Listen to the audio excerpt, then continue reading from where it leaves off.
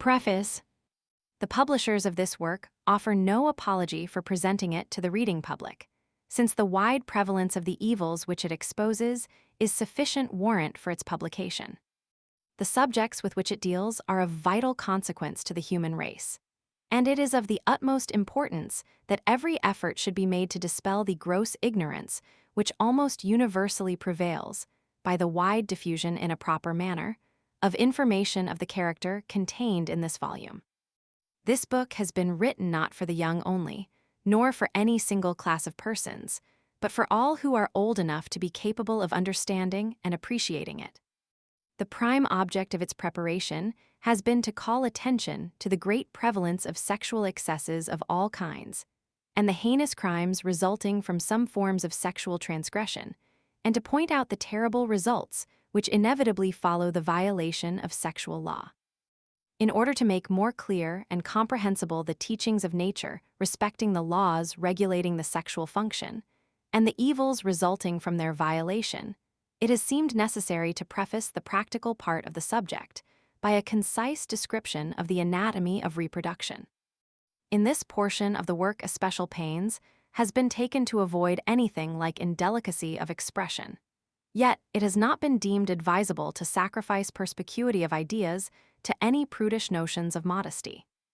It is hoped that the reader will bear in mind that the language of science is always chaste in itself, and that it is only through a corrupt imagination that it becomes invested with impurity. The author has constantly endeavored to impart information in the most straightforward, simple, and concise manner. The work should be judiciously circulated, and to secure this, the publishers will take care to place it in the hands of agents competent to introduce it with discretion. Yet it may be read without injury by anyone who is sufficiently mature to understand it. Great care has been taken to exclude from its pages those accounts of the habits of vicious persons and descriptions of the mechanical accessories of vice, with which many works upon sexual subjects abound.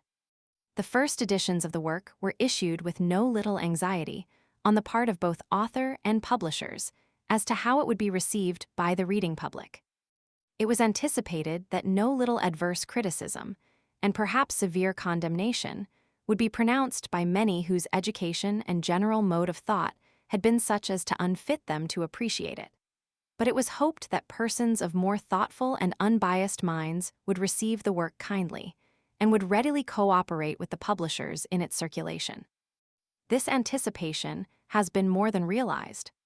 Wherever the book has been introduced, it has met with a warm reception, and of the several thousand persons into whose hands the work has been placed, hundreds have gratefully acknowledged the benefit which they have received from its perusal, and it is hoped that a large proportion have been greatly benefited. The cordial reception which the work has met from the press everywhere has undoubtedly contributed in great measure to its popularity. The demand for the work has exhausted several editions in rapid succession, and has seemed to require its preparation in the greatly enlarged and in every way improved form in which it now appears. The addition of 2 whole chapters for the purpose of bringing the subject directly before the minds of boys and girls in a proper manner adds greatly to the interest and value of the work, as there seemed to be a slight deficiency in this particular in the former editions. J. A. K. Battle Creek, MICH, October, 1879. Introduction. Books almost without number have been written upon the subject treated in this work. Unfortunately, most of these works are utterly unreliable, being filled with gross misrepresentations and exaggerations, and being designed as advertising mediums for ignorant and unscrupulous charlatans, or worse than worthless patent nostrums. To add to their power for evil, many of them abound with pictorial illustrations which are in no way conducive to virtue or morality, but rather stimulate the animal propensities and excite lewd imaginations. Books of this character are usually widely circulated, and their pernicious influence is fully as great as that of works of a more grossly obscene character. In most of the few instances in which the evident motive of the author is not of an unworthy character, the manner of presenting the subject is unfortunately such that it more frequently than otherwise has a strong tendency in a direction exactly the opposite of that intended and desired. The writer of this work has endeavored to avoid the latter evil by adopting a style of presentation quite different from that generally pursued. Instead of restricting the reader's attention rigidly to the sexual function in man, his mind is diverted by frequent references to corresponding functions in lower animals and in the vegetable kingdom. By this means, not only is an additional fund of information imparted, but the sexual function in man is divested of its sensuality. It is viewed as a fact of natural history, and is associated with the innocence of animal life and the chaste loveliness of flowers. Thus, the subject comes to be regarded from a purely physiological standpoint, and is liberated from the gross animal instinct, which is the active cause of sensuality. There are so many well-meaning individuals who object to the agitation of this subject in any manner whatever, that it may be profitable to consider in this connection some of the principal objections which are urged against imparting information on sexual subjects, especially against giving knowledge to the young. Sexual matters improper to be spoken of to the young. This objection is often raised, it being urged that these matters are too delicate to be even suggested to children, that they ought to be kept in total ignorance of all sexual matters and relations until nature indicates that they are fit to receive them. It is doubtless true that children raised in a perfectly natural way would have no sexual thoughts until puberty, at least, and it would be better if it might be so.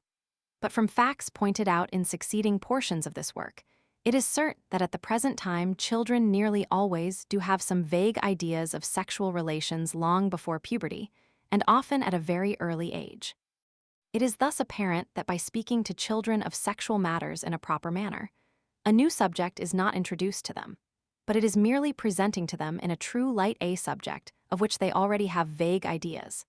And thus, by satisfying a natural curiosity, they are saved from supplying by their imaginations distorted images and exaggerated conceptions, and from seeking to obtain the desired information from evil sources whence they would derive untold injury. What reason is there that the subject of the sexual functions should be treated with such maudlin secrecy? Why should the function of generation be regarded as something low and beastly, unfit to be spoken of by decent people on decent occasions? We can conceive of no answer, except the worse than beastly use to which the function has been so generally put by man. There is nothing about the sexual organism which makes it less pure than the lungs or the stomach. Unto the pure all things are pure, may have been written especially for our times, when there is such a vast amount of mock modesty, when so much pretense of virtue covers such a world of iniquity and vice. The young lady who goes into a spasm of virtuous hysterics upon hearing the word leg is perhaps just the one who at home riots her imagination in voluptuous French novels, if she commits no grosser breach of chastity.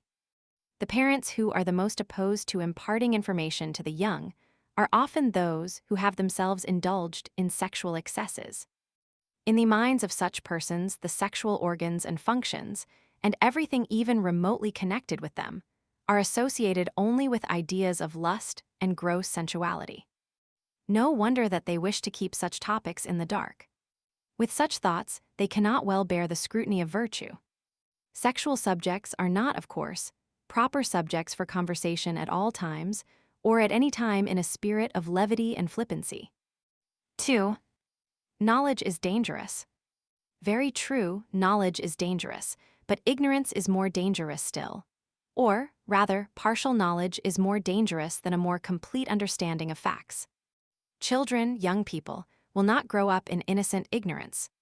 If, in obedience to custom, they are not encouraged to inquire of their parents about the mysteries of life, they will seek to satisfy their curiosity by appealing to older or better informed companions. They will eagerly read any book which promises any hint on the mysterious subject, and will embrace every opportunity, proper or improper and most likely to be the latter of obtaining the coveted information. Knowledge obtained in this uncertain and irregular way must of necessity be very unreliable. Many times generally, in fact it is of a most corrupting character, and the clandestine manner in which it is obtained is itself corrupting and demoralizing. A child ought to be taught to expect all such information from its parents, and it ought not to be disappointed. Again, while it is true that knowledge is dangerous, it is equally true that this dangerous knowledge will be gained sometime, at any rate. And as it must come, better let it be imparted by the parent, who can administer proper warnings and cautions along with it, than by any other individual. Thus may the child be shielded from injury to which he would otherwise be certainly exposed. 3. Young people should be left to find out these things for themselves. If human beings received much of their knowledge through instinct, as animals do, this might be a proper course. But man gets his knowledge largely by instruction. Young people will get their first knowledge of sexual matters mostly by instruction from some source. How much better, then, as we have already shown, to let them obtain this knowledge from the most natural and most reliable source. The following paragraph from Dr. Ware is to the point. But putting aside the question whether we ought to hide this subject wholly from the young if we could, the truth, it is to be feared, is that we cannot if we would. Admitting it to be desirable, every man of experience in life will pronounce it to be impracticable. If then, we cannot prevent the minds of children from being engaged in some way on this subject, may it not be better to forestall evil impressions by implanting good ones, or at least to mingle such good ones with the evil as the nature of the case admits? Let us be at least as wise as the crafty enemy of man, and cast in a little wheat with his tares. And among the most effectual methods of doing this is to impart to the young just and religious views of the nature and purposes of the relation which the Creator has established between the two sexes. When shall information be given? It is a matter of some difficulty to decide the exact age at which information on sexual subjects should be given to the young. It may be adopted as a safe rule, however, that a certain amount of knowledge should be imparted as soon as there is manifested a curiosity in this direction. If there is reason to believe that the mind of the child is exercised in this direction, even though he may have made no particular inquiries, information should not be withheld. How to impart proper knowledge? No little skill may be displayed in introducing these subjects to the mind of the young person in such a way as to avoid arousing his passions and creating sexual excitement. Perhaps the general plan followed in the first portion of this work will be found a very pleasant and successful method if studied thoroughly and well executed. All information should not be given at once. First, obtain the child's confidence and assure him by candor and unreserve that you will give him all needed information. Then, as he encounters difficulties, he will resort for explanation where he knows he will receive satisfaction. When the little one questions, answer truthfully and carefully. The following paragraph by Dr. Wilkinson is suggestive. When we are little boys and girls, our first inquiries about our whence are answered by the authoritative dogma of the silver spade. We were dug up with that implement. By degrees the fact comes forth. The public, however, remains for ages in the silver spade condition of mind with regard to the science of the fact. And the doctors foster it by telling us that the whole subject is a medical property. There is nothing wrong in the knowing, and, though the passions might be stimulated in the first moments by such information, yet in the second instance they will be calmed by it, and, ceasing to be inflamed by the additional goad of curiosity and imagination, they will cool down under the hydropathic influences of science. Well-stated knowledge did never yet contribute to human inflammation, and we much question whether the whole theory of the silver spade be not a mistake, and whether children should not be told the truth from the first, that before desire and imagination are born, the young mind may receive, in its cool innocency, a knowledge of the future objects of powers and faculties which are to be subject afterward to such strong excitements. The experience of hundreds in the circulation of this work has proven beyond all chance for question the truth of the foregoing remarks, and often in a most striking manner. Scores of persons have written us, "I would give all I possess in this world could I have had a copy of Plain Facts placed in my hands when I was a lad," or, "Words cannot express the gratitude I would now feel had some kind friend imparted to me the invaluable information which this book contains. It would have saved me a life of wretchedness." We have had the satisfaction of knowing in numerous instances that the virtue and happiness of whole families have been secured by the timely warnings of danger, which parents have obtained from this work. We are glad to be able to feel that it is now thoroughly demonstrated that intelligent persons who have given this subject thought universally approve of the objects of the work and the manner of presenting the subject adopted in it. Those who at first question the propriety of discussing the subject so freely and thoroughly as is here done lose their prejudice entirely upon giving the work a careful perusal. In numerous instances, it has occurred that those who were most decided in their denunciations have become the most zealous and efficient agents in its circulation after becoming more fully acquainted with it. Sex in Living FORMS. Life, in its great diversity of forms, has ever been a subject of the deepest interest to rational beings. Poets have sung of its joys and sorrows, its brilliant fantasies and harsh realities. Philosophers have spent their lives in vain attempts to solve its mysteries, and some have held and thought that life was nothing more than a stupendous farce, a delusion of the senses. Moralists have sought to impress mankind with the truth that life is real and teeming with grave responsibilities. Physiologists have busied themselves in observing the phenomena of life and learning, therefrom, its laws. The subject is certainly an interesting one, and none could be more worthy of the most careful attention. Living beings, man possesses life in common with other beings, almost infinite in number and variety. The hugest beast that roams the forest or plows the main is no more a living creature than the smallest insect or microscopic animalculum. The big tree of California and the tiny blade of grass which waves at its foot are alike imbued with life. All nature teems with life. The practiced eye detects multitudes of living forms at every glance. The universe of life presents the most marvelous manifestations of the infinite power and wisdom of the Creator to be found in all his works. The student of biology sees life in myriad forms, which are unnoticed by the casual observer. The microscope reveals whole worlds of life that were unknown before the discovery of this wonderful aid to human vision, whole tribes of living organisms, each of which, though insignificant in size, possesses organs as perfect and as useful to it in its sphere as do animals of greater magnitude. Under a powerful magnifying glass, a drop of water from a stagnant pool is found to be peopled with curious animated forms. Slime from a damp rock, or a speck of green scum from the surface of a pond, presents a museum of living wonders.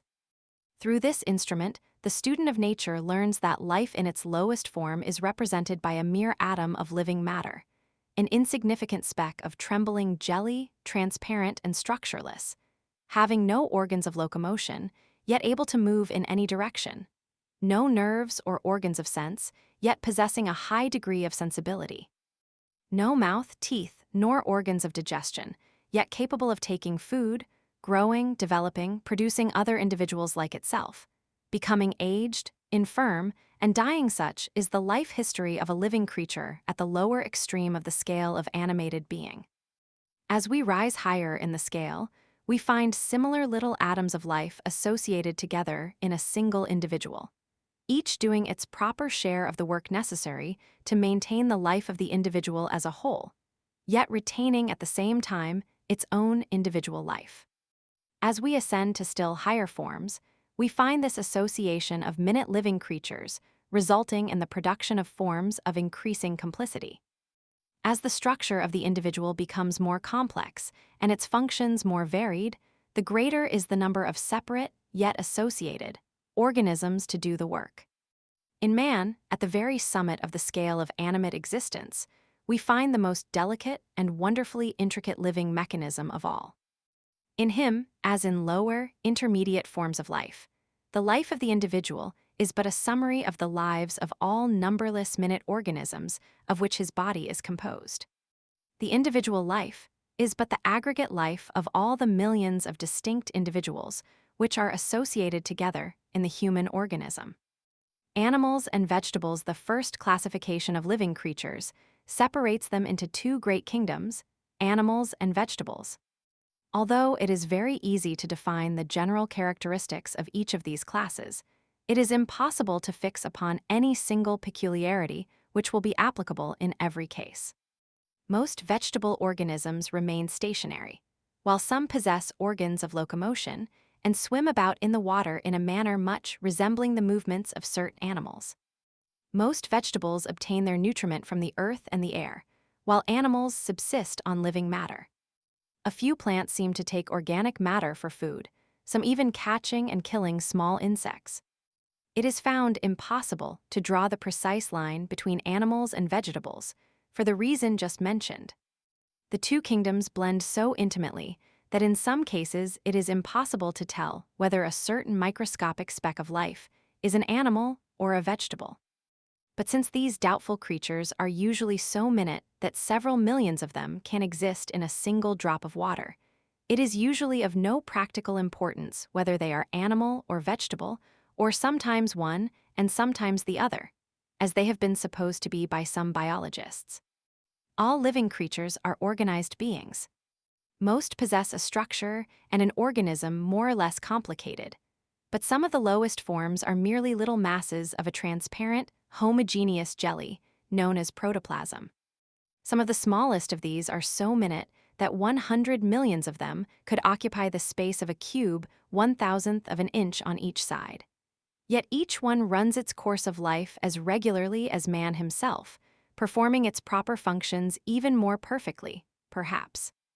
Life force to every thinking mind the question often recurs: what makes the fragrant flower so different from the dead soil from which it grows? The trilling bird, so vastly superior to the inert atmosphere in which it flies? What subtle power paints the rose and tunes the merry songster's voice?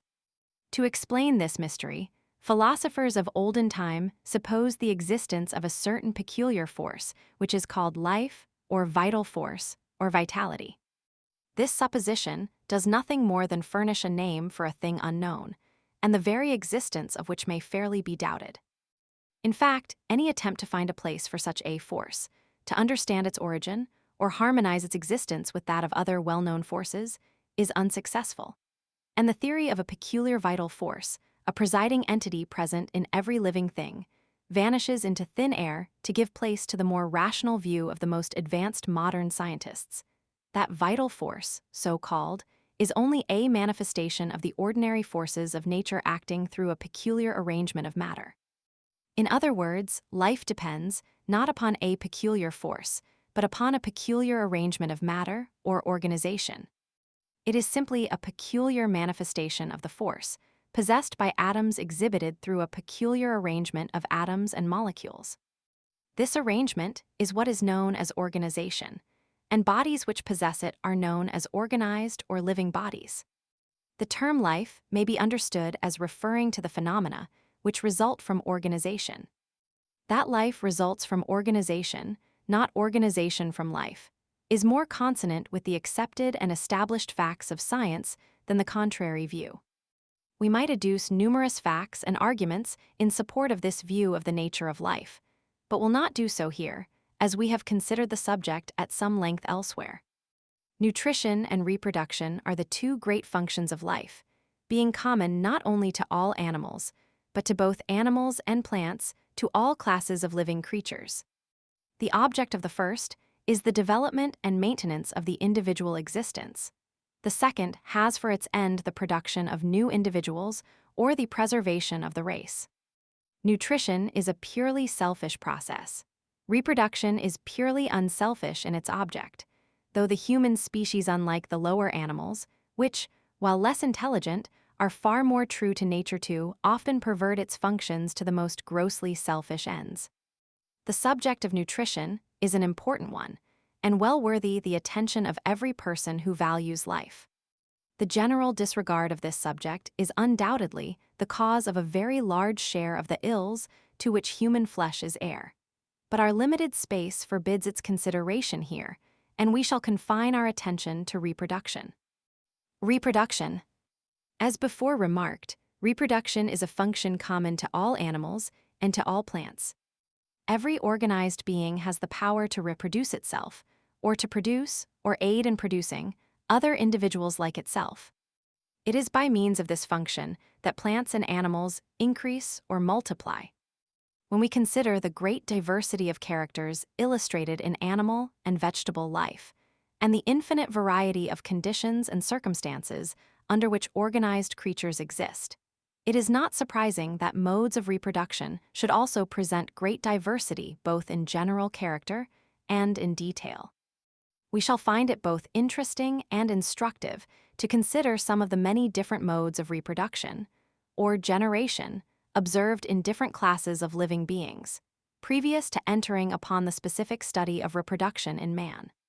Before doing thus, however, let us give brief attention to a theoretical form of generation, which cannot be called reproduction, known as spontaneous generation. By this term is meant the supposed formation of living creatures directly from dead matter, without the intervention of other living organisms. The theory is, in substance, an old one. The ancients supposed that the frogs and other small reptiles, so abundant in the vicinity of slimy pools and stagnant marshes, were generated spontaneously from the mud and slime in which they lived. This theory was, of course, abandoned when the natural history of reptiles became known. For several thousand years, the belief was still held that maggots found in decaying meat were produced spontaneously. But it was discovered, centuries ago, that maggots are not formed if the flesh is protected from flies, since they are the larvae or young of a species of this insect.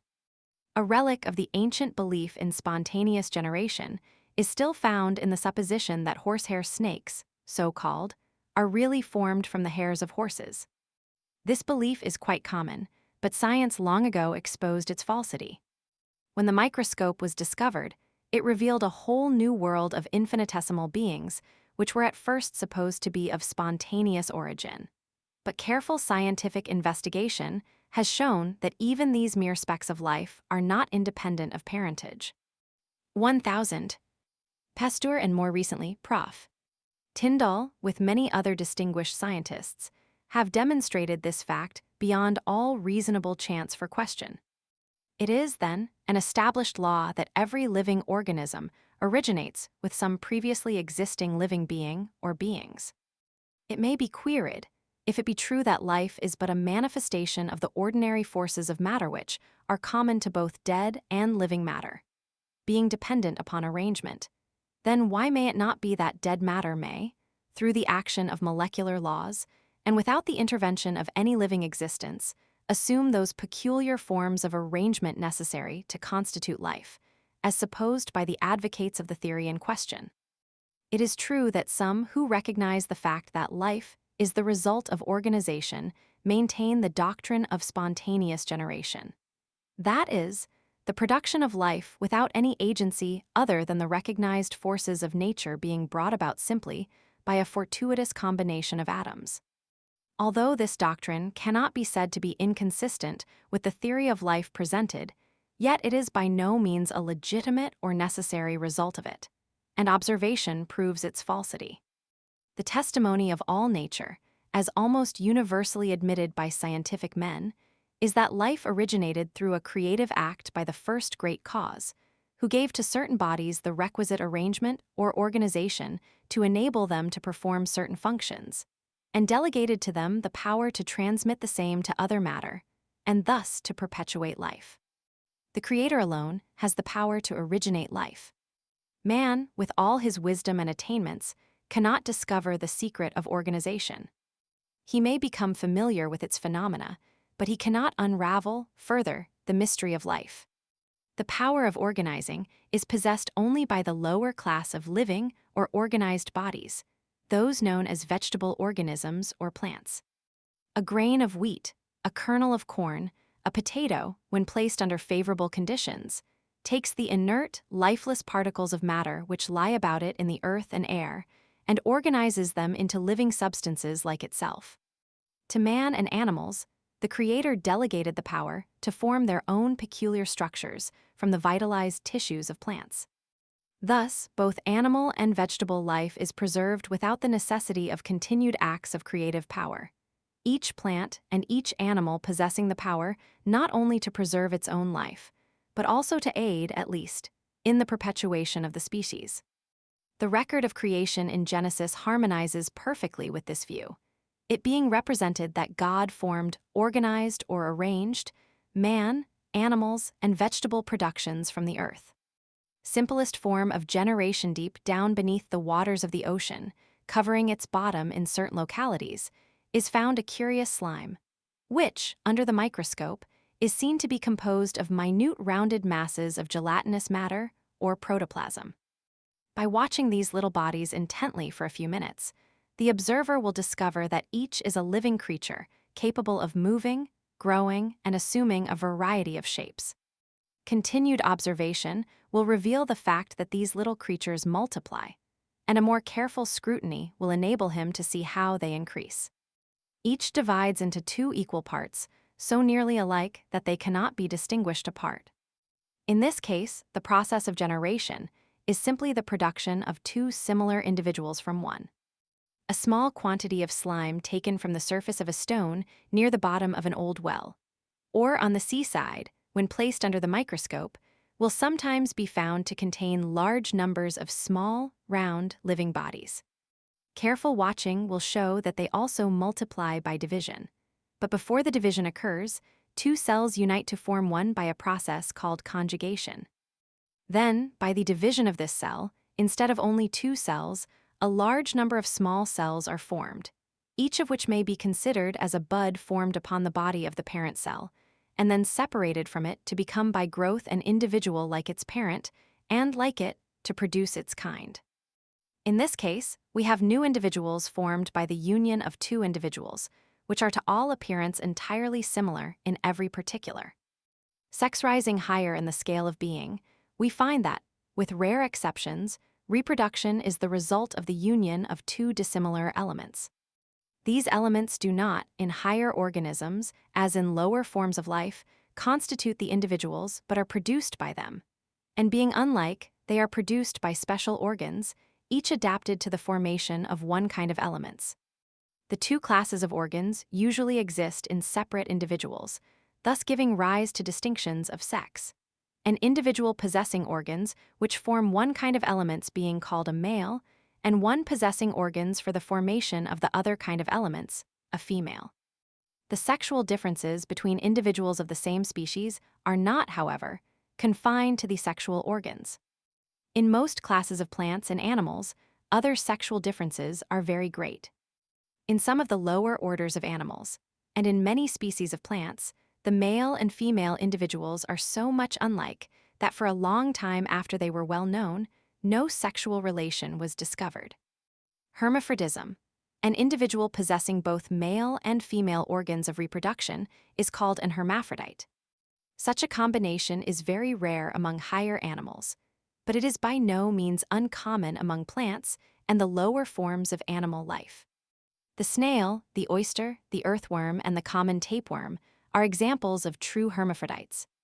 So-called human hermaphrodites are usually individuals in whom the sexual organs are abnormally developed so that they resemble those of the opposite sex, though they really have but one sex, which can usually be determined with certainty. Only a very few cases have been observed in which both male and female organs were present.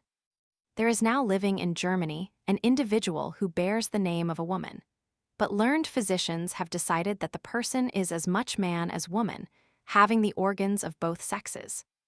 What is still more curious, this person has the feelings of both sexes, having loved at first a man and afterward a woman. There have been observed, also, a very few instances of individuals in whom the sexual organs of neither sex were present. It thus appears that a person may be of both sexes or of no sex at all. Sex in plantsta, one unacquainted with the mysteries of plant life and growth, the idea of attaching sexuality to plants seems very extraordinary. But the botanist recognizes the fact that the distinctions of sex are as clearly maintained in the vegetable as in the animal kingdom. The sexual organs of the higher orders of plants are flowers. That part of the flower which produces seeds answers to the female. Another part, which is incapable of forming seeds, answers to the male. The fertile and sterile flowers are sometimes produced on separate plants. Very frequently, they are produced upon separate parts of the same plant, as in the oak, walnut, and many other forest trees and Indian corn. In the latter plant, so familiar to everyone, the tassel contains the male flowers, and the part known as the silk, with the portion to which it is attached which becomes the ear the female or fertile flowers. In a large number of species, the male and female organs are combined in a single flower, making a true hermaphrodite. Sex in animals. As previously remarked, individuals of opposite sex usually differ much more than in the character of their sexual organs only. Among higher animals, the male is usually larger, stronger, and of coarser structure than the female. The same contrast is observed in their mental characters. With lower animals, especially insects, the opposite is often observed. The female spider is many times larger than the male. The male ant is small in size when compared with the female. Nevertheless, in all classes of animals, the difference in the structure and the functions of the sexual organs is the chief distinguishing character. These differences are not so great, however, as they might at first appear. The male and female organs of reproduction in man and other animals, which seem so dissimilar when studied in the light shed upon this subject by the science of embryology, are found to be wonderfully alike in structure, differing far more in appearance than in reality, and being little more than modifications of one general plan. Every organ to be found in the one sex has an analog in the other which is complete in every particular, corresponding in function, in structure, and usually in position.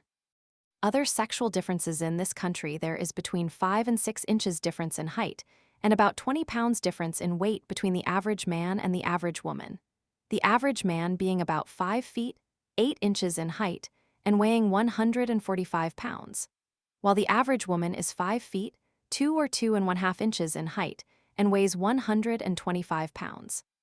The relation of the sexes in height and weight varies in degree in different countries, but is never changed. The average height and weight of American men and women is considerably above that of the average human being. Men and women differ in form. The differences in form are so marked that it is possible for the skilled anatomist to determine the sex of a human being who has been dead for ages, by an examination of the skeleton alone. In man, the shoulders are broad, the hips narrow, and the limbs nearly straight with the body.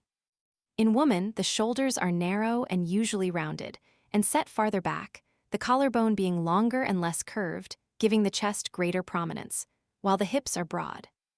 The consequence of these differences is that woman is generally less graceful and naturally less skillful in the use of the extremities than man, and hence less fitted for athletic sports and feats requiring great dexterity. A girl throws a stone awkwardly, less from want of practice than from a natural peculiarity of physical structure. A woman walks less gracefully than a man, owing to the greater relative breadth of her hips, requiring a motion of the body together with that of the limbs. In consequence of this peculiarity, a woman is less fitted for walking long distances. Modern mania for female pedestrianism nothing could be much more inhuman than the exhibitions made in satisfying the mania for female pedestrianism, which has recently arisen. Not long since, in walking down one of the principal streets of Boston, we passed, in going a distance of 30 rods, 3 illuminated placards announcing to the public that in as many different public halls, 4 female pedestrians were exhibiting their walking talents for the gratification of the crowds of bawdy loafers and jockeys who congregated to criticize their several points, and bet on their walking capacity, as though they were horses on a race course or hounds on a fox hunt. 3,000 quarter miles in 3,000 quarter hours. We visited the halls and ascertained that 2 of these misguided women were attempting the feat of walking respectively 2,700 and 3,000 quarter miles in an equal number of successive quarter hours. This would require almost incessant exertion for nearly 28 days in one case, and for more than 31 days in the other, without at any time a period of unbroken rest longer than 10 minutes. Such a procedure, in the light of physiology, is a greater inhumanity than the most merciless Boston teamster would inflict upon his dumb brutes. Why does not Mr. Berg exercise his function in such cases? We did not wonder that the poor women looked pale and suffering, and trudged along with a limping gait. A female walking match. At another hall, we found 2 women engaged in a walking match. The hall was so crowded with spectators, with very few exceptions of the male sex, that it was with difficulty the narrow track could be kept clear. The 60 hours for which the walk was to be continued had nearly expired, and the excitement grew more intense each moment. One of the walkers, who was a few miles in advance, strode on at a pace almost marvelous, constantly stimulated to greater efforts by the coarse shouts of the masculine audience, who evidently took the same sort of interest in the proceeding that they would in a dog race or a cockfight. The other was pale and spiritless, and it seemed with difficulty that she dragged herself along to keep upon the track until the last. At times, she seemed to be almost fainting, as the result of the long-continued excitement and fatigue. But she managed to keep going until 9 minutes before the slow-moving clock had measured off the 60 hours, when she became too ill to be longer able to stand, and was carried off the track. The cheers for the winner were as vigorous as though a rebel fort had been captured, 1,000,000 people emancipated from slavery, or some great and noble deed of honor or daring had been done. But no one thought of the injury which had been done the contestant. We turned away in disgust. The ancient Greeks and Romans amused themselves with witnessing the gladiatorial contests of their male slaves, but it was left for civilized America to introduce woman into the ring and make her show her paces on the racecourse. An ungraceful figure she cuts, and a repulsive spectacle she presents, and worst of all is the havoc which she makes with her health. At the very time that these 4 female pedestrians were making their disgraceful exhibit in Boston, in another part of the same city lay a helpless invalid who was once as noted a female walkist as any of them, made hopelessly ill by the same disregard of the plainest laws of nature. The male and the female brain butt there are other important physical differences to which we must call attention. Man possesses a larger brain than woman, but she makes up the deficiency in size by superior fineness in quality. The female brain differs from the masculine organ of mentality in other particulars, so marked that one who has given the subject attention can determine with perfect ease the probable sex of the owner of almost any skull which might be presented to him. This difference in the conformation of the skull is undoubtedly due to a difference in mental character, which, in turn, depends upon a difference in cerebral development. Faculties which are generally largely developed in one are usually smaller in the other, and the reverse. Vital organs of man and woman the anatomist also observes an interesting difference in the size of the various vital organs. For example, while a woman has a heart proportionally smaller than the same organ in man, she has a larger liver. Thus, while less well fitted for severe physical exertion by less circulatory power, she has superior excretory powers. Woman less muscular, more enduring this peculiarity of structure, is perfectly harmonious with the fact which experience has established so often as to make the matter no longer a question, that woman is less fitted for severe muscular exertion than man, but possesses in a superior degree the quality known as endurance. With a less robust frame, a more delicately organized constitution, she will endure for months what would kill a robust man in as many weeks. More perfect elimination of the wastes of the body secures a higher grade of vitality. On no other hypothesis could we account for the marvelous endurance of the feminine part of the civilized portion of the human race, ground down under the heel of fashion for ages, stayed, corseted, laced, and thereby distorted and deformed in a manner that would be fatal to almost any member of the masculine sex. A pathological difference. Most physiologists mention another particular in which woman differs materially from man, viz., in naturally employing, in respiration, chiefly the upper part of the lungs, while man breathes chiefly with the lower part of the lungs. For several years, we have carefully studied this question, and we have been unable to find any physiological or anatomical reason sufficient to account for this fact, if it be such. Why a woman does not breathe like a man?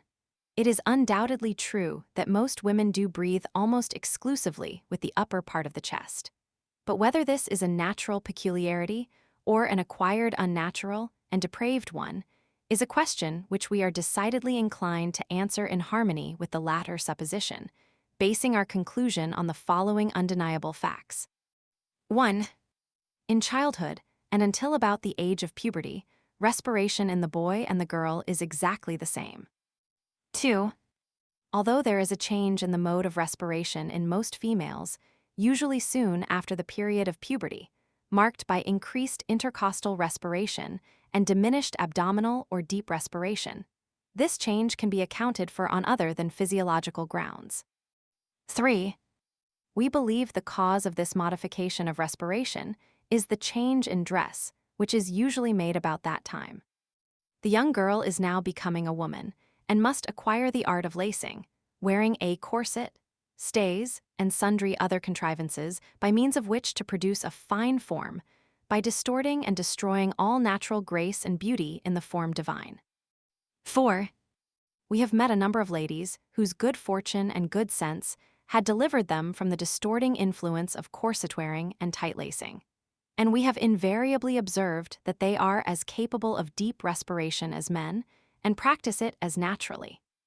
We are thoroughly convinced that this so-called physiological difference between man and woman is really a pathological rather than a natural difference, and is due to the evils of fashionable dress, which we have exposed at some length in another work exclusively devoted to that subject. In short, we believe that the only reason why women do not, under ordinary circumstances, breathe as do men, is simply because they cannot breathe naturally.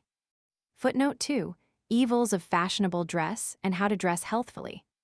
The reproductive elements, as has been previously observed, in all except the very lowest forms of life. 2 elements are necessary to the production of a new individual, or a reproduction of the species, a male element and a female element.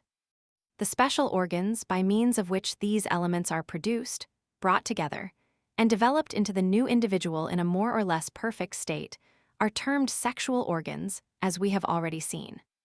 As an introduction to the specific study of the sexual organs in the human species, let us briefly consider the sexual organs of plants. As already remarked, flowers are the sexual organs of plants. Nothing is more interesting in the natural world than the wonderful beauty, diversity, and perfect adaptability to various conditions and functions, which we see in the sexual parts of plants. An exceedingly interesting line of study, which has occupied the attention of many naturalists, is the wonderful perfection displayed in the adaptability of the male and female parts of plants to each other. Without burdening the reader with unnecessary technicalities of detail, we will briefly notice the principal parts of vegetable sexual organs as illustrated in flowers. Complete flowers are made up of 4 parts, 2 of which, the stamen and pistil, are essential, while the other 2, the calyx and corolla, are accessory. The calyx is that part which surrounds the flower at its outer and lower part. It varies greatly in form and color, but is most frequently of a green or greenish color. Just within the calyx is the corolla, which usually forms the most attractive, showy, and beautiful part of the flower. The beautifully colored petals of the rose, geranium, dahlia, and other similar flowers form their corollas. Vegetable husbands within the cup formed by the calyx and corolla are placed the stamens and pistils of the flower, the first being the male organs proper, and the second the female organs of the flower. The stamen is composed of a stem or filament, at the summit of which are placed 2 little sacs called the anther, which contain a fine microscopic dust, the pollen, which contains the male reproductive element of the flower. This part of the plant corresponds to the male organ of reproduction in animals. A stamen has been called, not inaptly, a vegetable husband. Some flowers have many stamens or vegetable husbands, which reminds us of the custom in Thibet and some other Eastern countries which allows a woman to have several husbands. Polygamous flowers. The great naturalist, Linnaeus, whose name was immortalized by his careful study and classification of organized life, made the number of stamens possessed by various flowers the basis of a systematic classification. For example, a flower having but 1 stamen was classed as menandria, which means, literally, 1 husband. One having 2 stamens was classified as diandria. Flowers having a large number of male organs were termed polyandria or many husbands. The female organ of flowers, the pistil, occupies the very center of the flower. It produces and contains in a cell the female element termed the ovule. It is surmounted by the style and the stigma. A series of plants in which the sexual organs are not visible to the eye are termed cryptogamia, which means literally hidden marriages. As we proceed to study the anatomy of the human sexual apparatus, we shall be constantly struck with the remarkable correspondence between animals and vegetables in the structure and functions of the sexual apparatus. Sexual organs of animals, the male reproductive element, is called a spermatozoon or zoosperm. The female element is called an ovum, literally an egg. The spermatozoon, the male reproductive element of animals, is formed by an organ called the testis, or testicle, of which each male possesses two. They are elastic, glandular bodies, and are formed within the cavity of the abdomen near the kidneys, but usually pass out of the abdominal cavity and descend to their permanent position before birth. The opening in the abdominal wall is usually completely closed in a short time, but occasionally it remains open, giving rise to congenital hernia, an accident in which a loop of intestine follows the testicle down into the scrotum, either completely or partially. In a few animals, as in the porcupine, the opening is never fully closed, and the testis remains in the cavity of the body most of the time, passing out only at certain periods. We also occasionally meet cases of human beings in which the testes have never descended from their place in the abdominal cavity, giving the individuals the appearance of eunuchs. This condition, however, though an abnormal one, does not in any way interfere with the function of the organs, as those who happen to possess it often imagine. We have also met with cases in which the organs were movable and could readily be pressed up into the abdominal cavity through the unclosed inguinal cavity, which afforded them a passage downward in the process of development. As before remarked, these peculiarities do not affect the functions of the organs in any appreciable degree, although they not infrequently give rise to some apprehension on the part of those subject to them. The left testicle is sometimes a little smaller than the right, another fact which is seized upon by quacks as a means of exciting the fears of young men who have been addicted to bad habits, although the peculiarity is generally without important significance. The testicles are connected with the urinary passage by means of two ducts which terminate near the base of the bladder, at which point they connect with the urethra. We need not dwell at further length upon the structure of the testicles, as this subject receives fuller attention elsewhere. Human spermatozoa are about 1/600 of an inch in length. Those of reptiles are very much larger. One of the remarkable features of these minute elements is their peculiar movements. While alive, the filamentous tail is in constant action in a manner strongly resembling the movements of the caudal appendage of a tadpole. This wonderful property led the earlier observers to believe that they were true animalcula. But they are not to be regarded as such, though one can scarcely make himself believe otherwise while watching their lively evolutions and apparent volitionary movement from one point to another. Spermatozoa originate in the testis as cells, which are filled with granules. After a time, each granule acquires a long appendage, and then the cell has become converted into a bundle of small zoosperms. Development still continues, until finally the thin pellicle on the outside of the bundle is ruptured, thus liberating the young spermatozoa, which speedily complete their full development. The spermatozoon is pure protoplasm, which is the basis of all life, and its power of spontaneous motion is due to this fact. In man, the formation of spermatozoa continues with greater or less rapidity from puberty to old age, though at the two extremes of existence they are imperfectly developed. When not discharged from the body, they are said to be absorbed. Some physiologists claim that they are composed of a substance identical with nerve tissue, and that by absorption they play a very important part in the development and maintenance of the nervous system.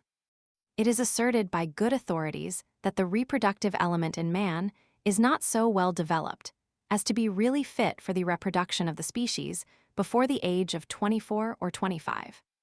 After the age of 45 or 50, the reproductive elements deteriorate in quality and become again unfitted for vigorous procreation. The fully developed zoosperms are suspended in a transparent, gelatinous fluid, which, mingled with the secretion of the prostate gland and other fluids which it meets during its expulsion from the body, constitutes the semen. The ovum, the female element of generation, the ovum, is produced by an organ called the ovary, of which there are two in each individual. In size and form, the ovary closely resembles the testicle. Like the latter organ, also, it is formed within the body early in the process of development. But instead of passing outward and downward, as does the testicle, it remains within the abdominal cavity, suspended in place by ligaments. It is connected with a duct which receives the ovum as it is discharged and conveys it to the uterus. The human ovum varies in size from 1/240 to 1/120 of an inch in diameter and consists of a single cell. Ova are not formed in such large numbers as zoosperms. As a general rule, in the human female, a single ovum is developed and discharged once in about 4 weeks during the period of sexual activity. Fecundation it is often asked, and the question has elicited some discussion, which is the principal reproductive element, the zoosperm or the ovum. The ancients supposed the male element to be the essential element, being simply nourished and developed by the female.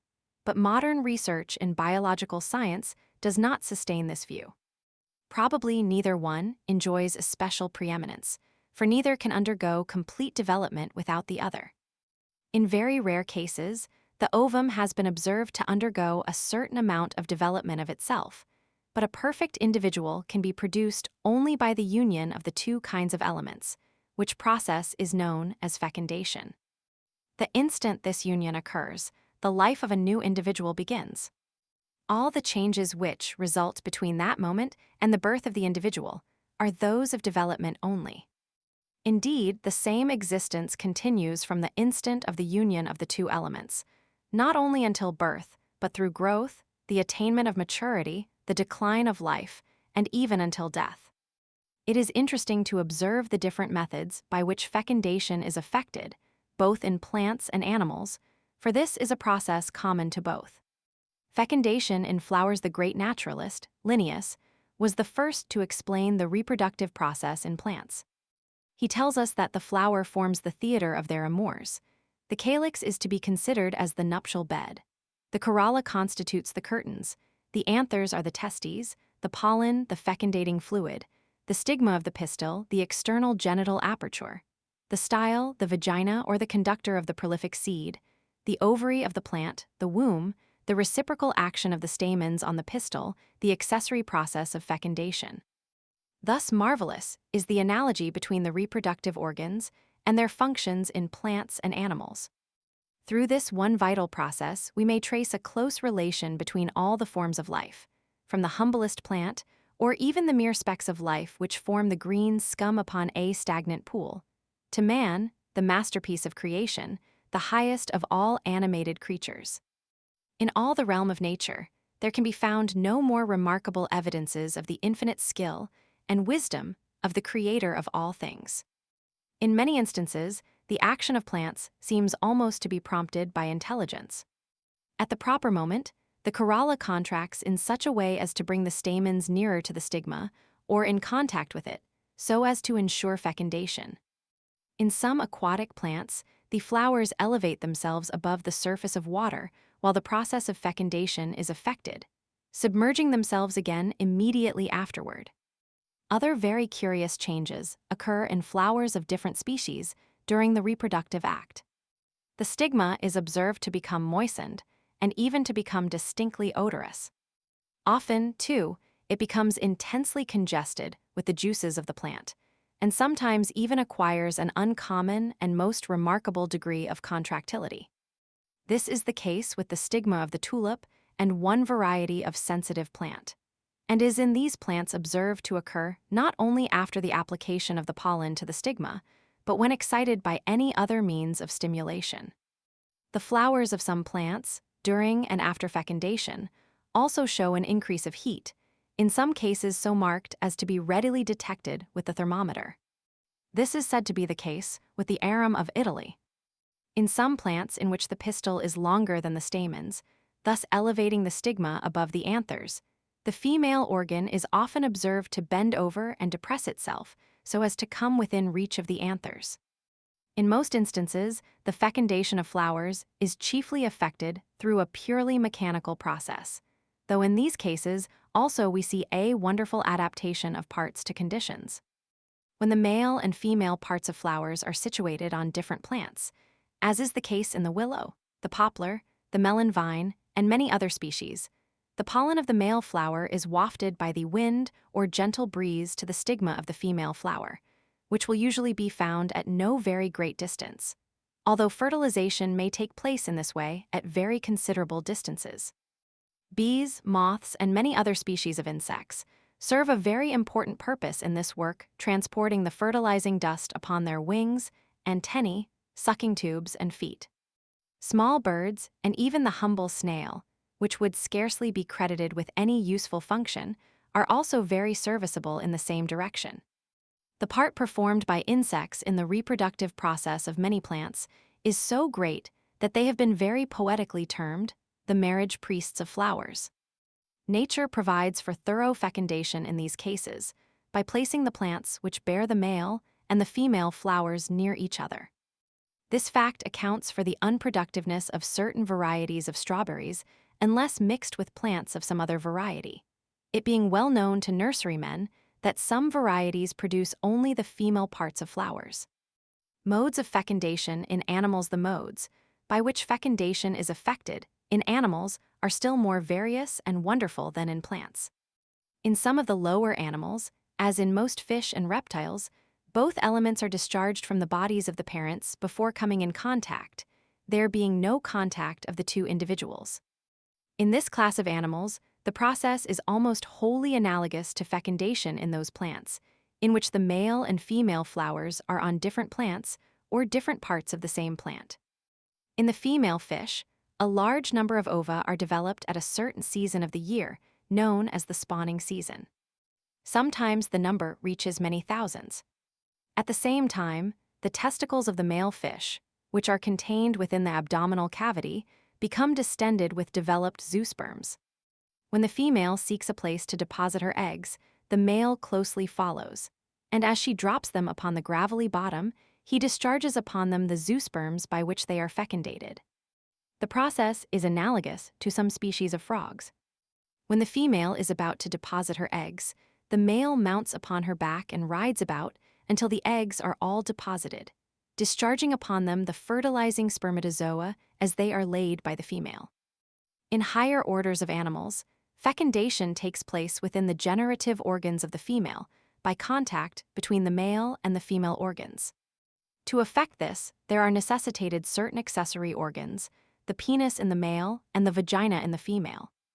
Nothing in all the range of nature is more remarkable than the adaptation of the two varieties of sexual organs in each species.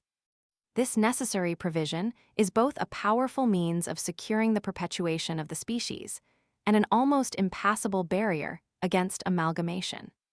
The act of union or sexual congress is called coitus or copulation. It is accompanied by a peculiar nervous spasm due to excitement of special nerves principally located in the penis in the male, and in an extremely sensitive organ, the clitoris, in the female. The nervous action referred to is more exhausting to the system than any other to which it is subject. Union of the ovum and zoosperm. The zoosperms not only come in contact with the ovum, but penetrate the thin membrane which encloses its contents and enter its interior, where they disappear, becoming united with its substance. In the ova of certain fishes, small openings have been observed through which the spermatozoa find entrance. Whether such openings exist in human ova is an undecided question, but it is probable that they do. Curious modes of reproduction. A peculiar kind of reproduction is observed in a variety of polyp, a curious animal which very much resembles a shrub in appearance. It attaches itself to some solid object, and then, as it grows, sends out little protuberances resembling buds. Some of these separate and fall off, swimming about as separate animals. These never become like the parent polyp, but they lay eggs, which hatch and become stationary polyps like their grandparent, and in their turn throw off buds to form swimming polyps. In this case, we have two kinds of generation combined, alternating with each other. Plant lice afford a curious illustration of a similar generation. Males and females unite and produce eggs. The creatures produced by the hatching of eggs are neither males nor perfect females. They are imperfect females. They are all alike, so that no sexual union occurs.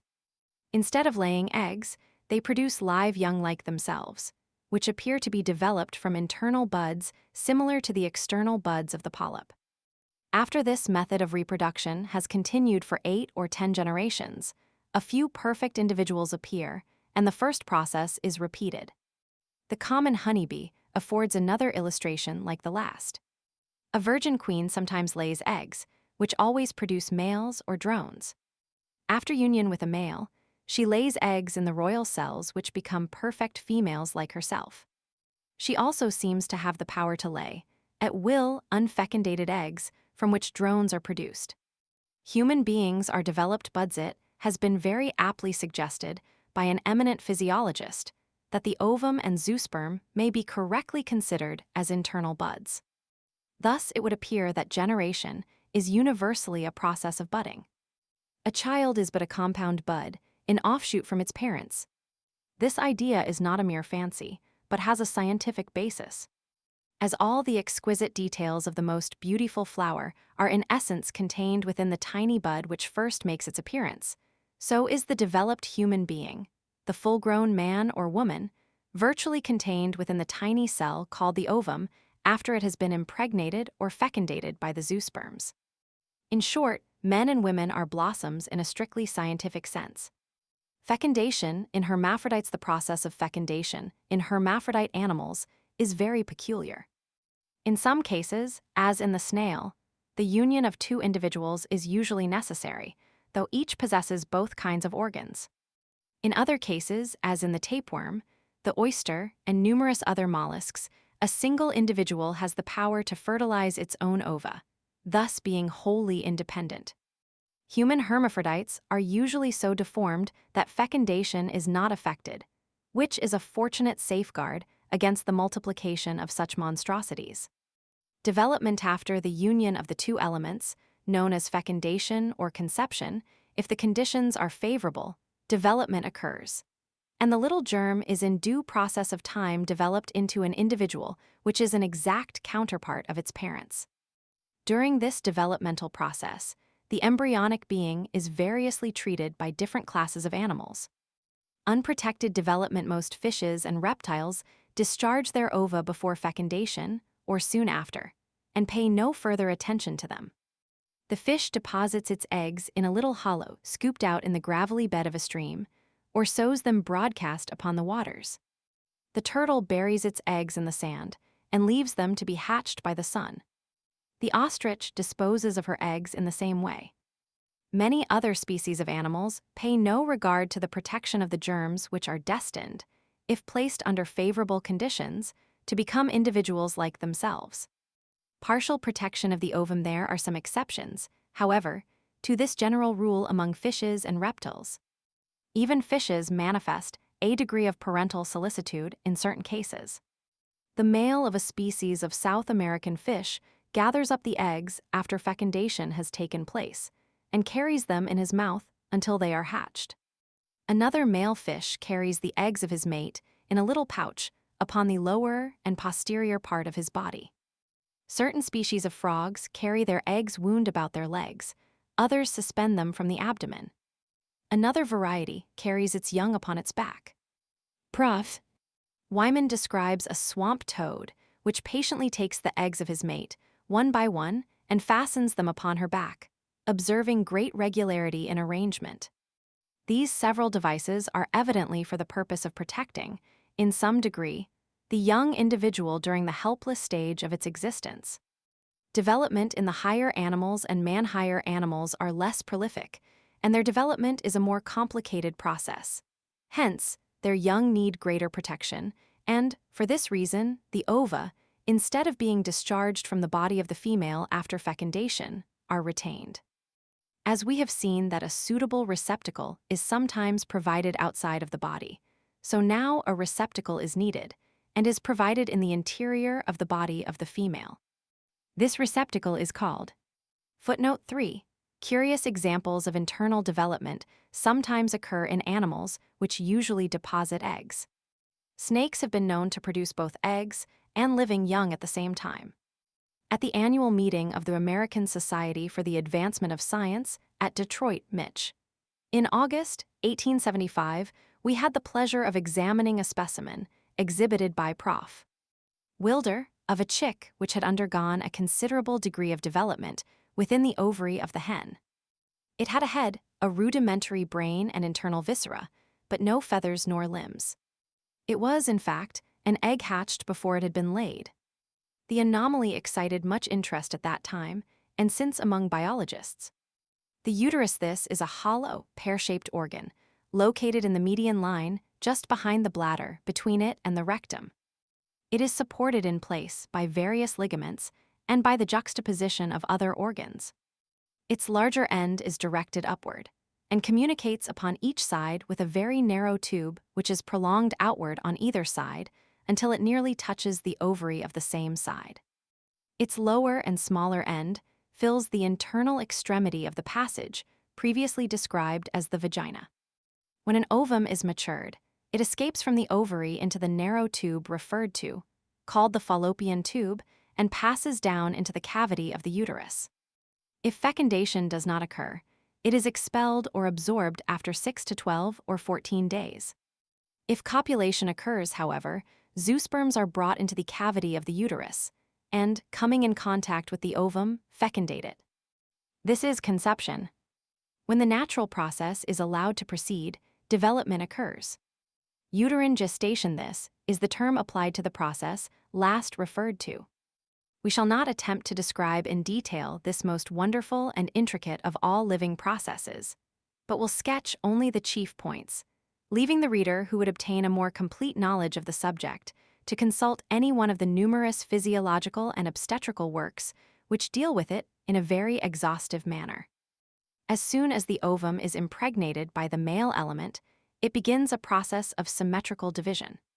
The first division produces 2 cells out of the single one which first existed.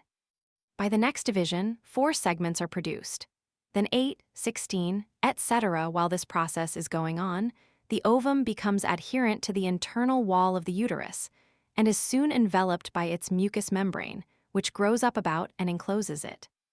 The primitive trace, when the process of segmentation has advanced to a certain point, the cells are aggregated together in a compact layer at the surface. Soon a straight line appears upon this layer, which is called the primitive trace.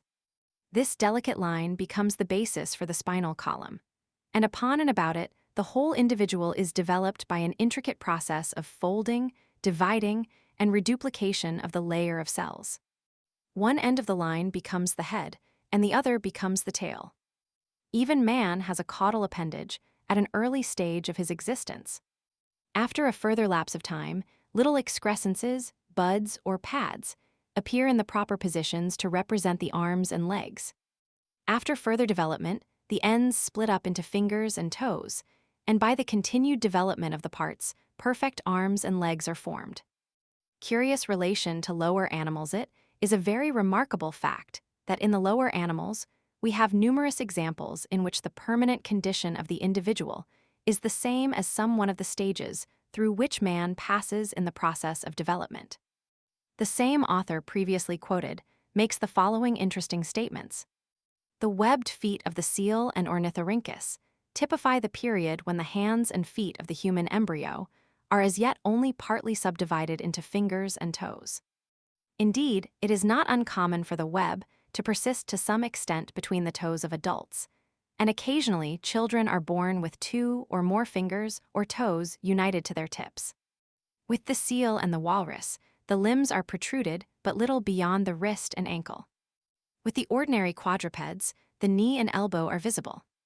The cats, the lemurs, and the monkeys form a series in which the limbs are successively freed from the trunk, and in the highest apes they are capable of nearly the same movements as the human arm and leg, which, in their development, passed through all these stages. Simplicity of early structures. The first structures formed are exceedingly simple in form. It is only by slow degrees that the great complicity which characterizes many organs is finally attained. For example, the heart is at first only a straight tube. By enlargement and the formation of longitudinal and transverse partitions, the fully developed organ is finally produced. The stomach and intestines are also at first but a simple straight tube. The stomach and large intestine are formed by dilatation, and by a growth of the tube in length while the ends are confined, the small intestines are formed. The other internal organs are successively developed by similar processes. The stages of growth at first insignificant in size a simple cell, the embryonic human being steadily increases in size, gradually approximating more and more closely to the human form, until, at the end of about 9 calendar months or 10 lunar months, the new individual is prepared to enter the world and begin a more independent course of life. The following condensation of a summary quoted by Dr. Austin Flint, Jr., will give an idea of the size of the developing being at different periods and the rate of progress. At the end of the 3rd week, the embryon is a little less than 1/4 of an inch in length. At the end of the 7th week, it is 3/4 of an inch long. The liver, lungs, and other internal organs are partially formed. At the 8th week, it is about 1 inch in length. It begins to look some like a human being, but it is impossible to determine the sex. At the 3rd month, the embryon has attained the length of 2 to 2½ inches. Its weight is about 1 ounce. At the end of the 4th month, the embryon is called a fetus. It is from 4 to 5 inches long and weighs 5 ounces. At the 5th month, the fetus is nearly a foot long and weighs about half a pound. At the 6th month, the average length of the fetus is about 13 inches, and its weight 1½ to 2 pounds. If born, life could continue a few minutes. At the 7th month, the fetus is from 14 to 15 inches long and weighs 2 to 3 pounds. It is now viable, may live if born. At the 8th month, the length of the fetus is from 15 to 16 inches, and its weight from 3 to 4 pounds. At the 9th month, the fetus is about 17 inches long and weighs from 5 to 6 pounds. At birth, the infant weighs a little more than 7 pounds, the usual range being from 4 to 10 pounds, though these limits are sometimes exceeded. Duration of gestation. The length of time required for the development of a human being is usually reckoned as about 40 weeks. A more precise statement places it at about 278 days. This limit is often varied from. Cases have occurred in which a much longer time has been required, and numberless cases have occurred in which human beings have been born several weeks before the expiration of the usual time, as stated. There is some uncertainty respecting the exact length of the period of gestation, which grows out of the difficulty of determining, in many cases, the exact time when conception takes place. Uterine life. The uterine life of the new individual begins with the impregnation of the ovum, which occurs the instant it is brought in contact with the zoosperms of the male. While in the uterus, the young life is supported wholly by the mother. She is obliged to provide not only for her own sustenance, but for the maintenance of her child. And she must not only eat for it, but breathe for it as well, since it requires a constant and adequate supply of oxygen before birth as much as afterward. How the unborn infant breathes oxygen and nutriment are both supplied to it through the medium of an organ called the placenta, which is a spongy growth composed almost entirely of blood vessels, and is developed upon the inner wall of the uterus, at the point at which the ovum attaches itself after fecundation. The growing fetus is connected with this vascular organ by means of a sort of cable, called the umbilical cord. The cord is almost entirely composed of blood vessels, which convey the blood of the fetus to the placenta and return it again. The fetal blood does not mix with that of the mother, but receives oxygen and nourishment from it by absorption through the thin walls which alone separate it from the mother's blood. The umbilical cord contains no nerves, as there is no nervous connection between the mother and the child. The only way in which the child can be influenced by the mother is through the medium of the blood, to changes in which it is very susceptible, as we shall see more clearly hereafter.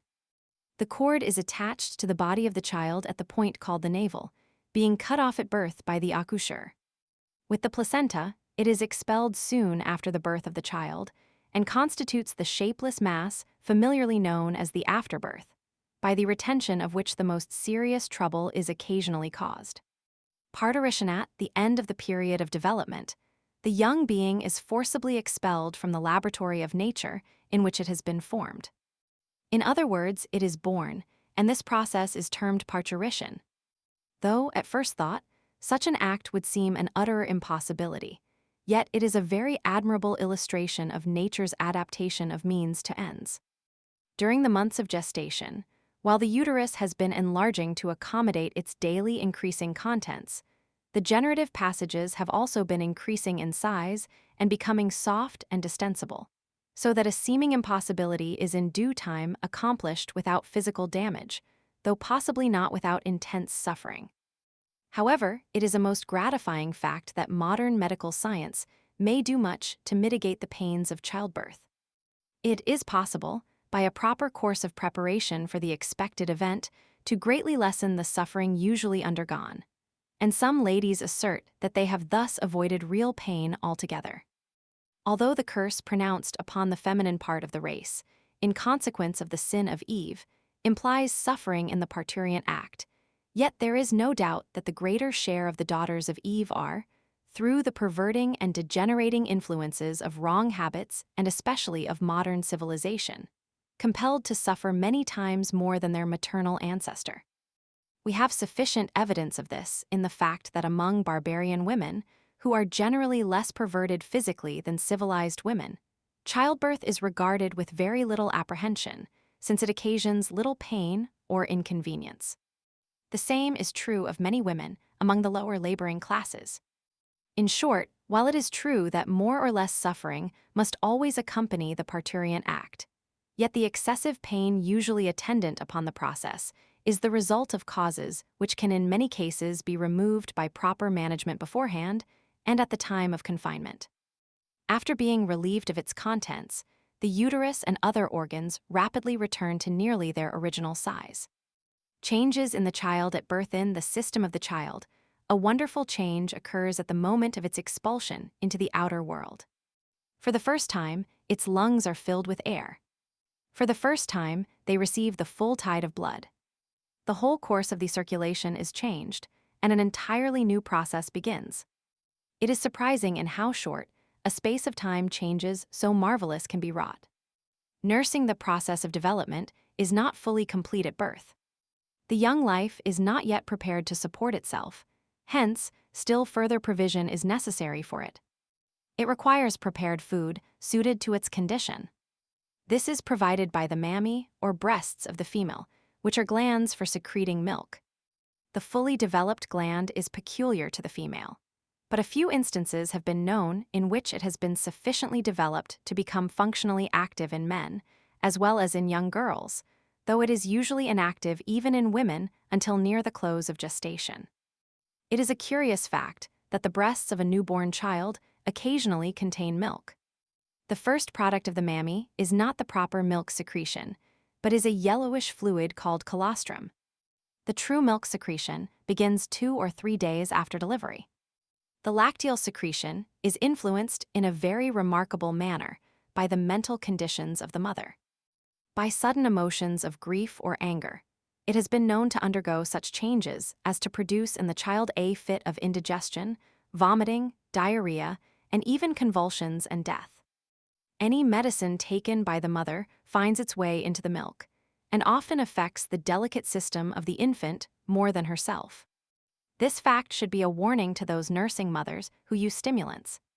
Cases are not uncommon in which delicate infants are kept in a state of intoxication for weeks by the use of alcoholic drinks by the mother. The popular notion that lager beer, ale, wine, or alcohol in any other form is in any degree necessary or beneficial to a nursing woman is a great error, which cannot be too often noticed and condemned. Not only is the mother injured, instead of being benefited by such a practice, but great injury, sometimes lifelong in its consequences, is inflicted upon the babe at her breast who takes the intoxicating poison at second hand, and is influenced in a fourfold degree from its feebleness and great susceptibility. Anatomy of the reproductive organs. Having now considered the functions and somewhat of the structures of the principal organs of reproduction, we may obtain a more definite idea of the relation of the several organs of each class by a connected review of the anatomy of the parts. Male organs. As previously stated, the external organs of generation in the male are the penis and the testicles, the latter being contained in a pouch called the scrotum. The penis is the organ of urination as well as copulation. Its structure is cellular, and it contains a vast number of minute coils of blood vessels which become turgid with blood under the influence of sexual excitement, producing distension and erection of the organ. A canal passes through its entire length, called the urethra, which conveys both the urine and the seminal fluid. The organ is protected by a loose covering of integument which folds over the end. This fold is called the foreskin or prepuce. The fluid formed by each testicle is conveyed by the vas deferens, a curved tube about 2 feet in length, to the base of the bladder. Here the vas deferens joins with another duct which communicates with an elongated pouch, the vesicula seminalis, which lies close upon the underside of the bladder. The single tube thus formed, the ejaculatory duct, conveys the seminal fluid to the urethra, from which it is discharged. As the production of seminal fluid is more or less constant in man and some animals, while its discharge is intermittent, the vesiculae seminales serve as reservoirs for the fluid, preserving it until required or allowing it to undergo absorption. Some claim that the zoosperms are matured in these organs. They always contain seminal fluid after the age of puberty. During coition, their contents are forcibly expelled by a spasmodic contraction of the muscles which surround them and the ducts leading from them. The prostate gland surrounding the ejaculatory ducts and their openings into the urethra at the base of the bladder is the prostate gland, which produces a peculiar secretion which forms a considerable portion of the seminal fluid, being mingled with the secretion of the testes during its ejaculation. This gland sometimes becomes the seat of somewhat serious disease. In old age, it usually becomes somewhat indurated, and often to such an extent as to seriously affect the health and comfort of the individual by interference with urination and by occasioning pain. Anterior to this organ in the urethra is a curious little pouch, the utriculus, which corresponds to the vagina and uterus in the female. Just in front of the prostate gland are 2 small bodies known as Cowper's glands. They secrete a fluid which combines with the seminal secretion. Female organs, the ovaries, uterus or womb, fallopian tubes, and vagina have already been described in part. The external organs of the female are included in the term vulva or pudenda.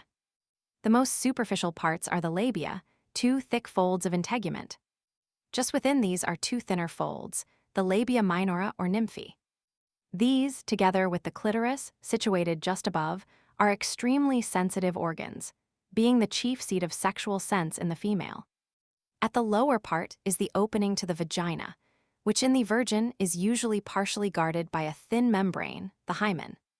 This is not always a reliable test of virginity, however, as commonly regarded, since it may be destroyed by disease or accident and may exist even after the occurrence of pregnancy. The vagina extends from the vulva to the lower end of the uterus, which it encloses, passing between the bladder and the rectum. The lower extremity of the uterus presents a small opening which leads into its interior. Upon either side, at its upper and larger end, is a minute opening, the mouth of the fallopian tube. The latter organs extend from the uterus outward nearly to the ovaries, toward which they present a number of small filaments, one of which is in contact with each ovary. These filaments, together with the interior of the tubes, are covered with a peculiar kind of cells, upon which are minute cilia or hairs in constant motion. Very curiously, they all move in the same direction toward the cavity of the uterus. When an ovum escapes from the ovary in connection with menstruation, it is by these delicate hairs propelled along a filament of tissue to the fallopian tube, and thence by the same means is conveyed to the uterus. It may come in contact with the zoosperms at any point between the ovary and the lower orifice of the uterus, and thus undergo fecundation. Puberty. For a certain period after birth, the sexual organs remain in a partially developed condition. This period varies in duration with different animals, in some cases being very brief, in others comprising several years. Upon the attainment of a certain age, the individual becomes sexually perfect and is then capable of the generative act. This period is called puberty. In man, puberty commonly occurs between the ages of 10 and 15 years, varying considerably in different climates. In this country, and in other countries of about the same latitude, puberty usually occurs at the age of 14 or 14.5 years in females, and a few months later in males. In cooler climates, as in Norway and Siberia, the change is delayed to the age of 18 or 19 years. In tropical climates, it is hastened, occurring as early as 9 or 10 years. In warm climates, it is no uncommon thing for a girl to be a mother at 12, and it is stated that one of the wives of Mahomet was a mother at 10. Other causes besides climate tend to hasten the occurrence of this change, as habits, temperament, constitutional tendency, education, and idiosyncrasy. Habits of vigorous physical exercise tend to delay the access of puberty. For this reason, together with others, country boys and girls generally mature later than those living in the city by several months, and even a year or two. Anything that tends to excite the emotions hastens puberty.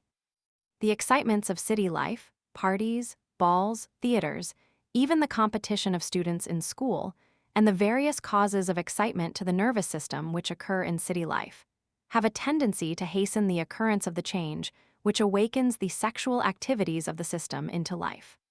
Hence, these influences cannot but be considered prejudicial to the best interests of the individual mentally, morally, and physically, since it is in every way desirable that a change which arouses the passions and gives to them greater intensity should be delayed rather than hastened.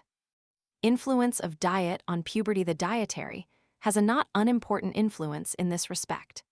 Stimulating food, such as pepper, vinegar, mustard, spices, and condiments generally, together with tea and coffee, and an excess of animal food have a clearly appreciable influence in inducing the premature occurrence of puberty. On this account, if on no other, should these articles be prohibited to children and youth, or used very sparingly. Those who advocate the large use of meat by children and youth have not studied this matter closely in all its bearings. While it is true that children and growing youth require an abundance of the nitrogenous elements of food, which are found abundantly in beefsteak, mutton, fish, and other varieties of animal food, it is also true that in taking those articles of food, they take along with the nutrient elements properties of a stimulating character, which exert a decidedly detrimental influence upon the susceptible systems of children and youth.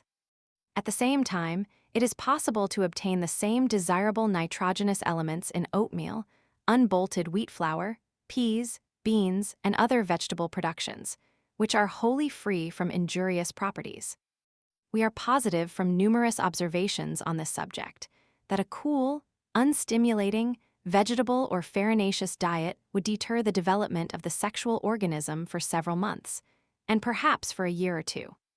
While it might not be in all cases desirable to do this, it would at least be wise to adopt such measures in cases in which the child is unavoidably exposed to influences which have a tendency to hasten the change. It is important to add in this connection a word of caution against the adoption of a dietary too abstemious in character. It is necessary that an abundance of good, wholesome food, rich in the elements of nutrition, should be taken regularly. There is no doubt that many young ladies have induced conditions of serious disease by actual starvation of the system. A young woman who attempts to live on strong tea or coffee, fine flour bread, and sweet cake is as certainly starving herself as though she were purposely attempting to commit suicide by means of starvation, and with as much certainty of the same result.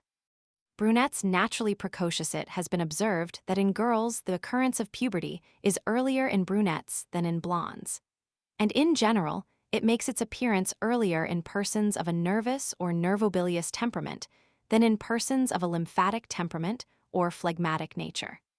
Certain nationalities and families are marked by the earlier occurrence of puberty than in others.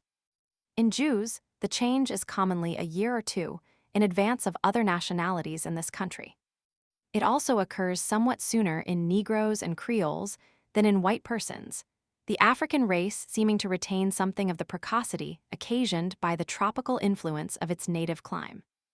Remarkable precocity cases occasionally occur in which puberty makes its appearance at the age of 3 or 4 years. Indeed, a case has been reported in this country in which a female child possessed all the characteristics which are usually developed at puberty, from birth.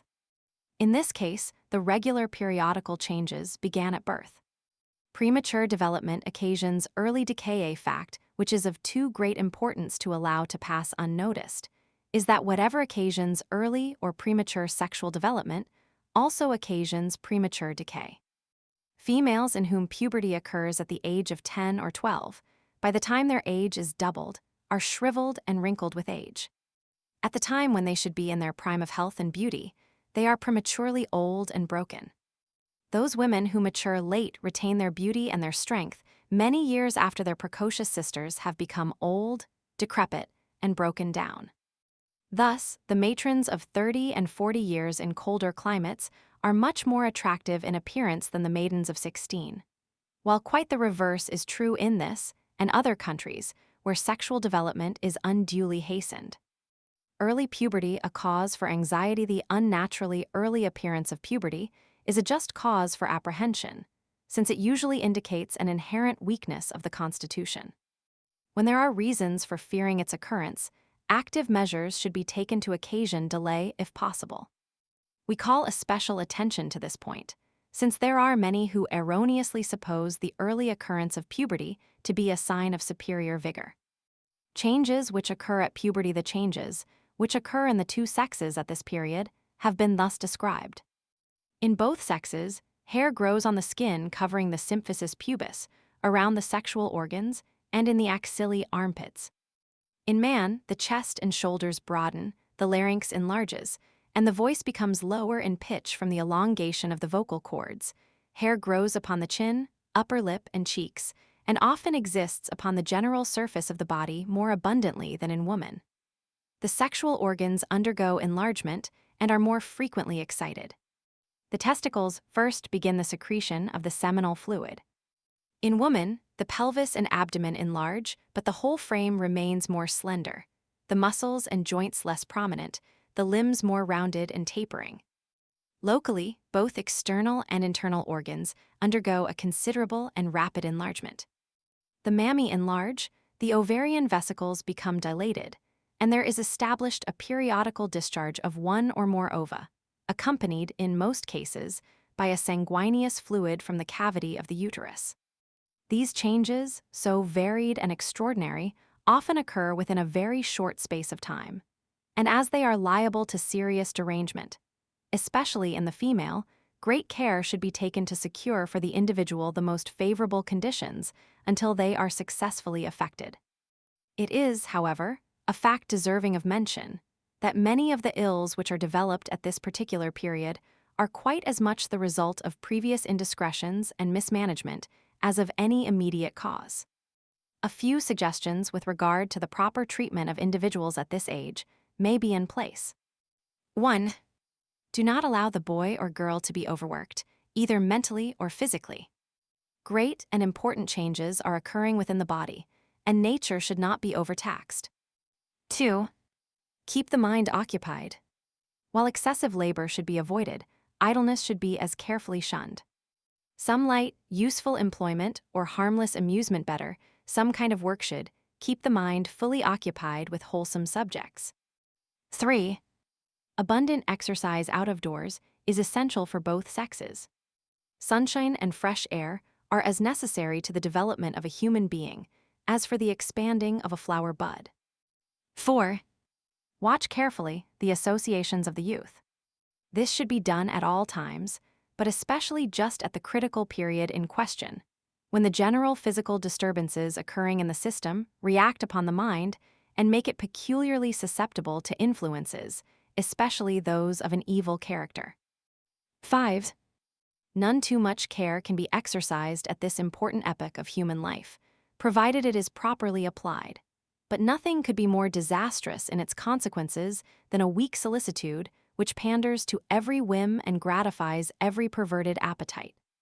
Such care is a fatal error. Menstruation, the functional changes which occur in the female, are much more marked than those of the male. As already intimated, the periodical development and discharge of an ovum by the female, which occurs after puberty, is accompanied by the discharge of a bloody fluid, which is known as the flowers, menses, or catamenia. The accompanying symptoms together are termed the process of menstruation, or being unwell.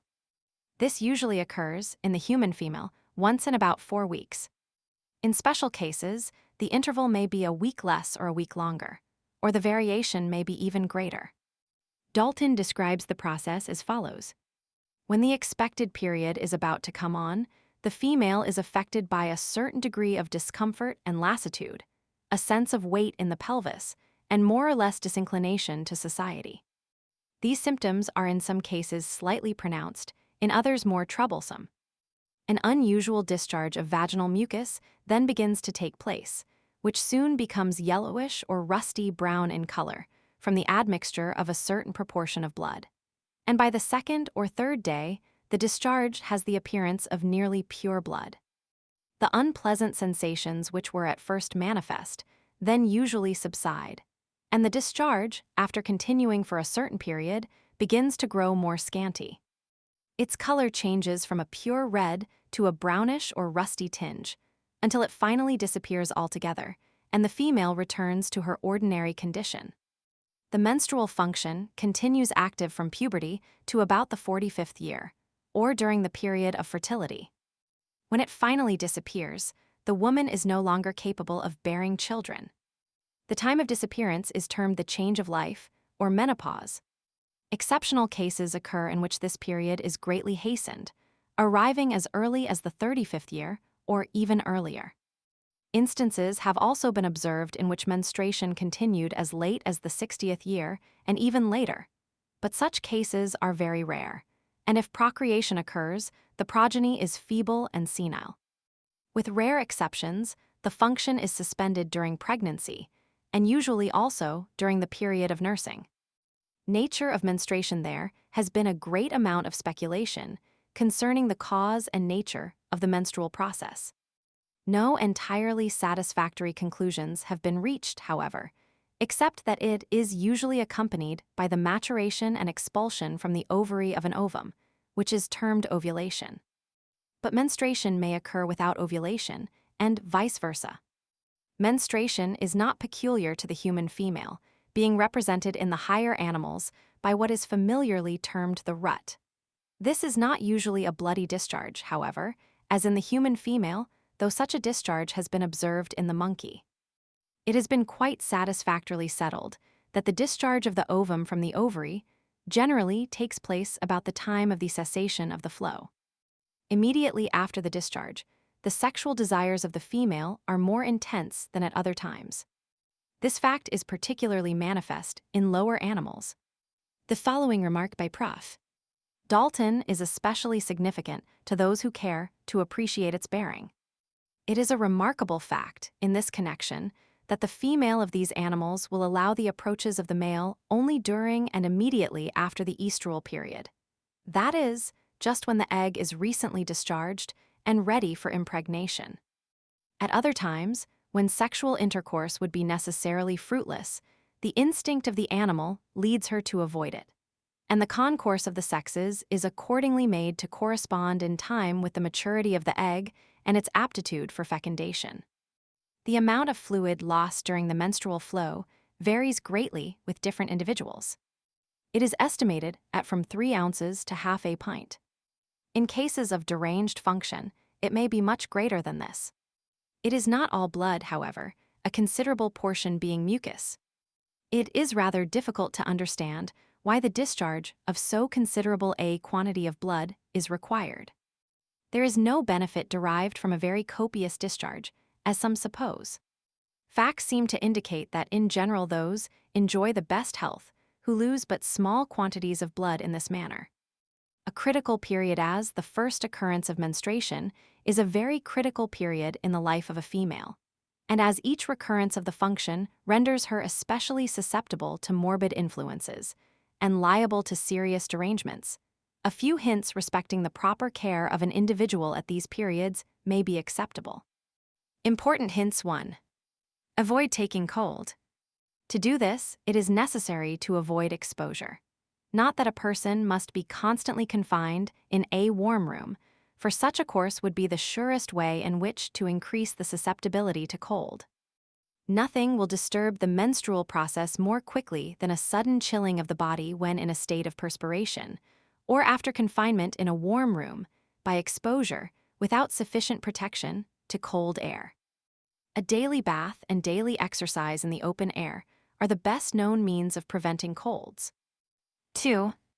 Intense mental excitement, as well as severe physical labor, is to be sedulously avoided during this period.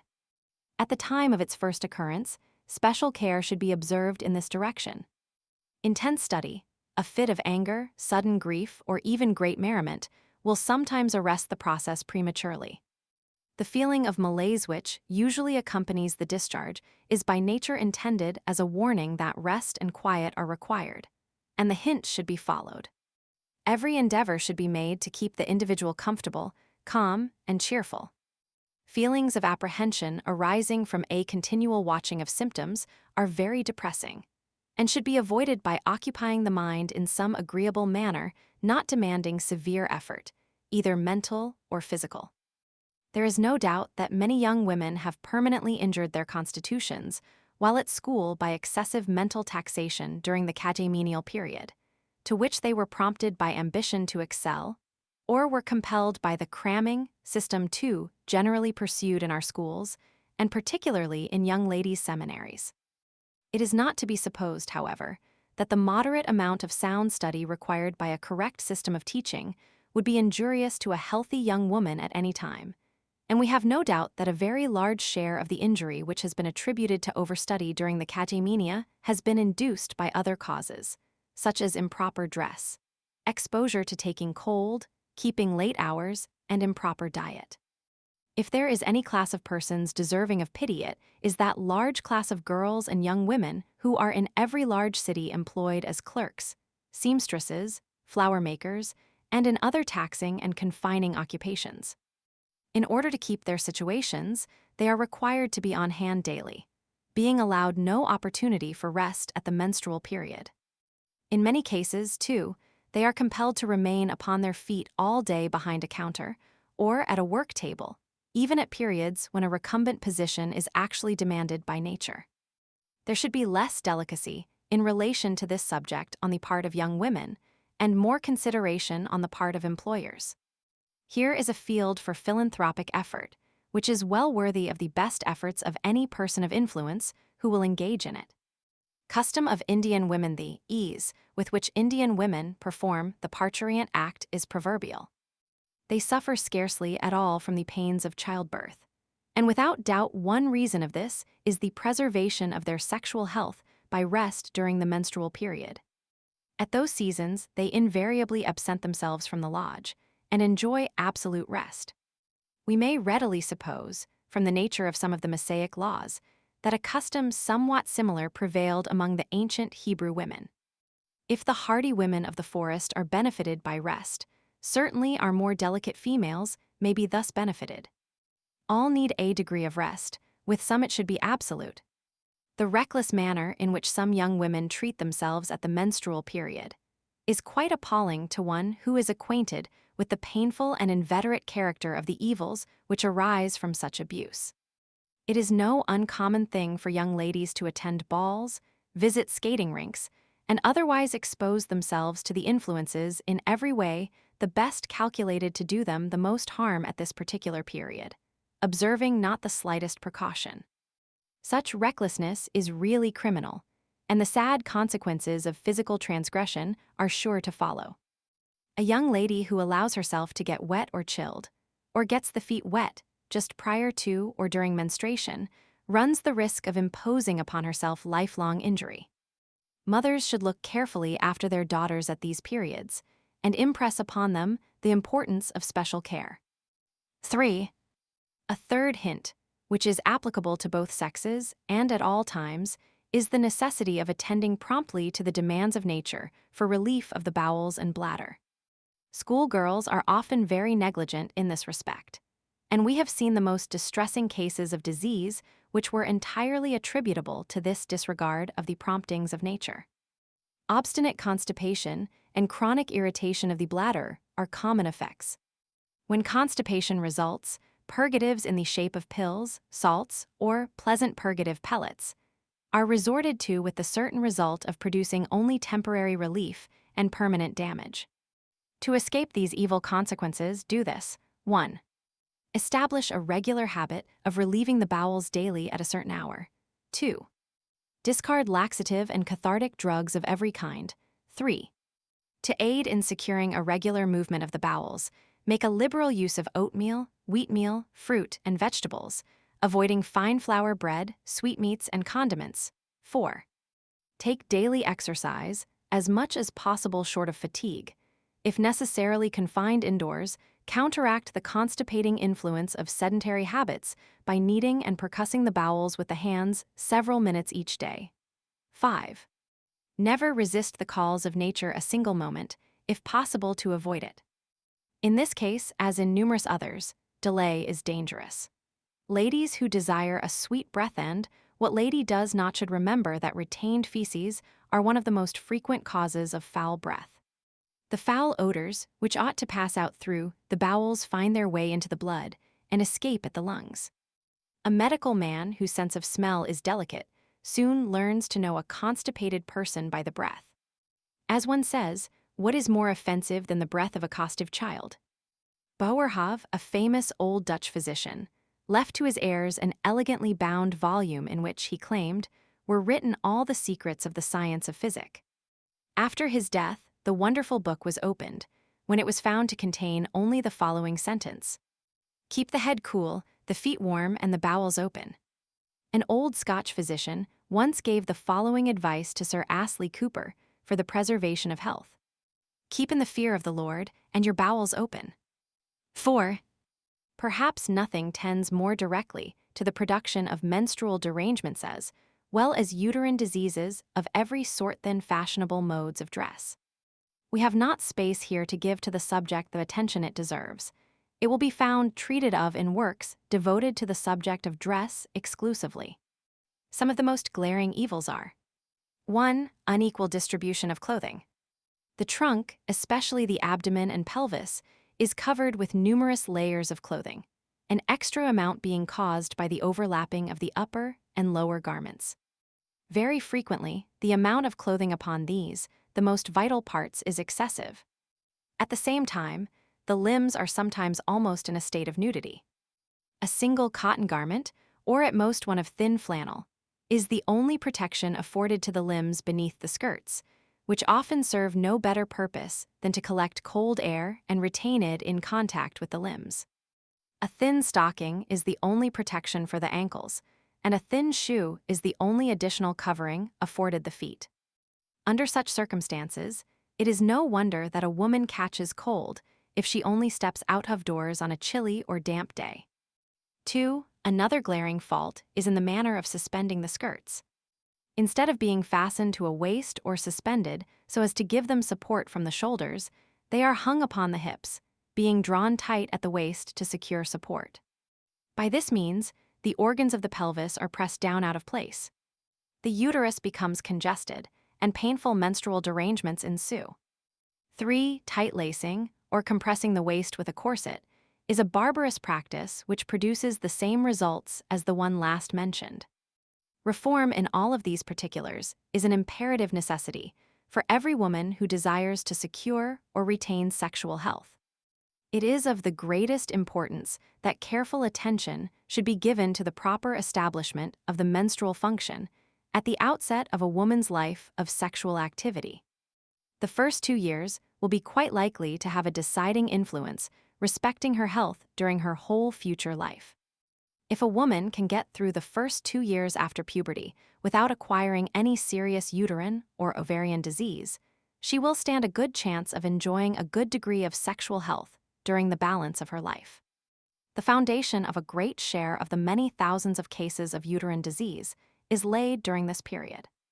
At this early period, the daughter is usually too young to appreciate the importance of observing slight deviations from the standard of health, even if she were able to recognize them. Hence, it is a duty which no mother should neglect, to inquire into the exact frequency of the periods, the amount and character of the discharge, and other points necessary to ascertain whether or not there is any deviation from the natural condition of health. If there is pain, it is a certain evidence of something seriously wrong. If there is irregularity in any particular, it is a matter well deserving of serious attention. Menorrhagia, this condition, is that in which there is a too profuse discharge of blood. The system is weakened by the loss, and so much so, in many cases, that the individual does not recover her accustomed strength before the occurrence of the next period, when she becomes weakened still more. By a continuance of this periodical loss, the person may be reduced to a state of almost utter helplessness. A deathly pallor of the countenance, extreme emaciation, loss of strength, and general debility mark the effects of the constant drain upon the system. Thousands of young women continue to suffer in this way year after year, until their constitutions are almost hopelessly wrecked, being deterred by false notions of modesty or delicacy from consulting a proper medical advisor and finding relief. The observance of a few simple precautions and the application of proper remedies will check the unnatural loss in most of these cases very promptly. In the first place, absolute rest, chiefly in a supine position, must be observed not only during the menstrual period, but for a few days previous to its commencement.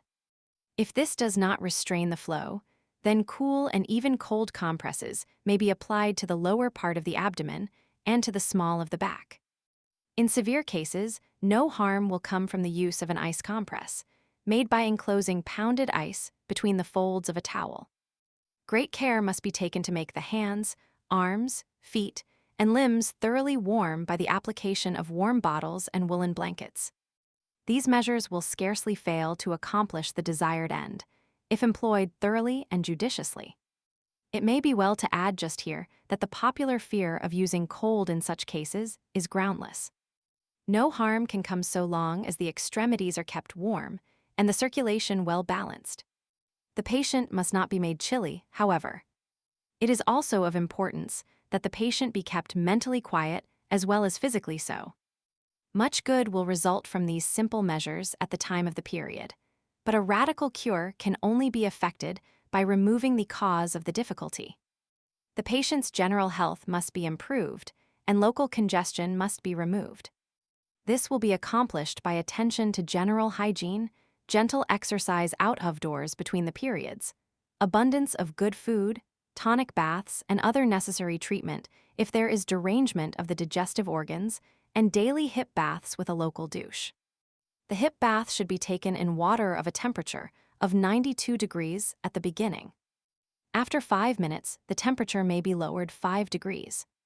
After 5 minutes more, it may be lowered a few degrees more.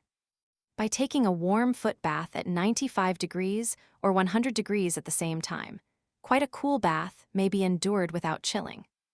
The bath should be continued 15 minutes to 30 minutes, according to the strength of the patient. A shorter bath than this will do little good, as the sedative effect will not be obtained. The douche may be taken at the same time with the bath, or before, as is most convenient. The fountain or siphon syringe should be employed, and the water used should range from 95 degrees to 105 degrees, as best suits the sensations of the patient, being cooled a little toward the last. In general, the hot douche, of a temperature from 100 degrees to 115 degrees, or even 120 degrees, is not only more agreeable, but much more beneficial. By these simple remedies alone, we have successfully treated scores of cases of this sort. In some cases, other remedies may be required, and in nearly all, accessory remedies can be employed to advantage. But the measures described are the main features of the most successful mode of treatment. Dysmenorrhea. This condition is that in which there is more or less pain and difficulty in connection with the menstrual process. The causes are various, as congestion of the uterus, malformation, and displacement or distortion of the organ. Some of these conditions require the attention of a skilled physician to remedy, but all will be palliated more or less by a course of treatment similar to that described for the previous condition. A warm sitz or hip bath just at the beginning of the period will often give almost magical relief. The application of fomentations over the lower part of the abdomen and the corresponding portion of the spine, or of hot bags, bottles, etc. in the same localities, is a measure of great utility. The patient should be covered warm in bed, should keep quiet, and great care should be used to keep the extremities well warmed. The use of electricity is a very valuable aid in numerous cases, but this requires the services of a physician who should always be employed in severe cases when within reach. In many cases of this form of disease, the suffering is so great that the constant dread of its periodical repetition becomes a source of great unhappiness and casts a gloom over the life of an individual who would otherwise be as happy as could be desired. Amenorrhea and chlorosesthese are serious disorders which require prompt and vigorous attention. They depend less frequently on disorder of the sexual organs themselves than upon some disorder of the general system. They usually demand the attention of a competent physician and require a more accurate description of their nature and of proper modes of treatment than we have space to give here. Hysteria from the most remote ages of medical history, this disease has been regarded as intimately connected with morbid states of the female organs of generation, especially the uterus. That it is not exclusively produced by causes of this kind is evidenced by the fact that men also sometimes suffer from this curious malady. The phases which it assumes are so numerous that we shall not attempt an accurate description of it. Neither is this required, as there are few who are not familiar with its peculiar manifestations. It simulates almost every disease. Even consumption and other formidable maladies have been so completely simulated by this disorder as to deceive physicians of long experience. We have met cases in which young ladies were supposed to be in the last stages of pulmonary disease, were apparently gasping almost their last breath, panting, coughing, and experiencing the usual symptoms which accompany tuberculous disease of the lungs. When, upon making a thorough physical examination of the chest, we could find no evidence of pulmonary disease.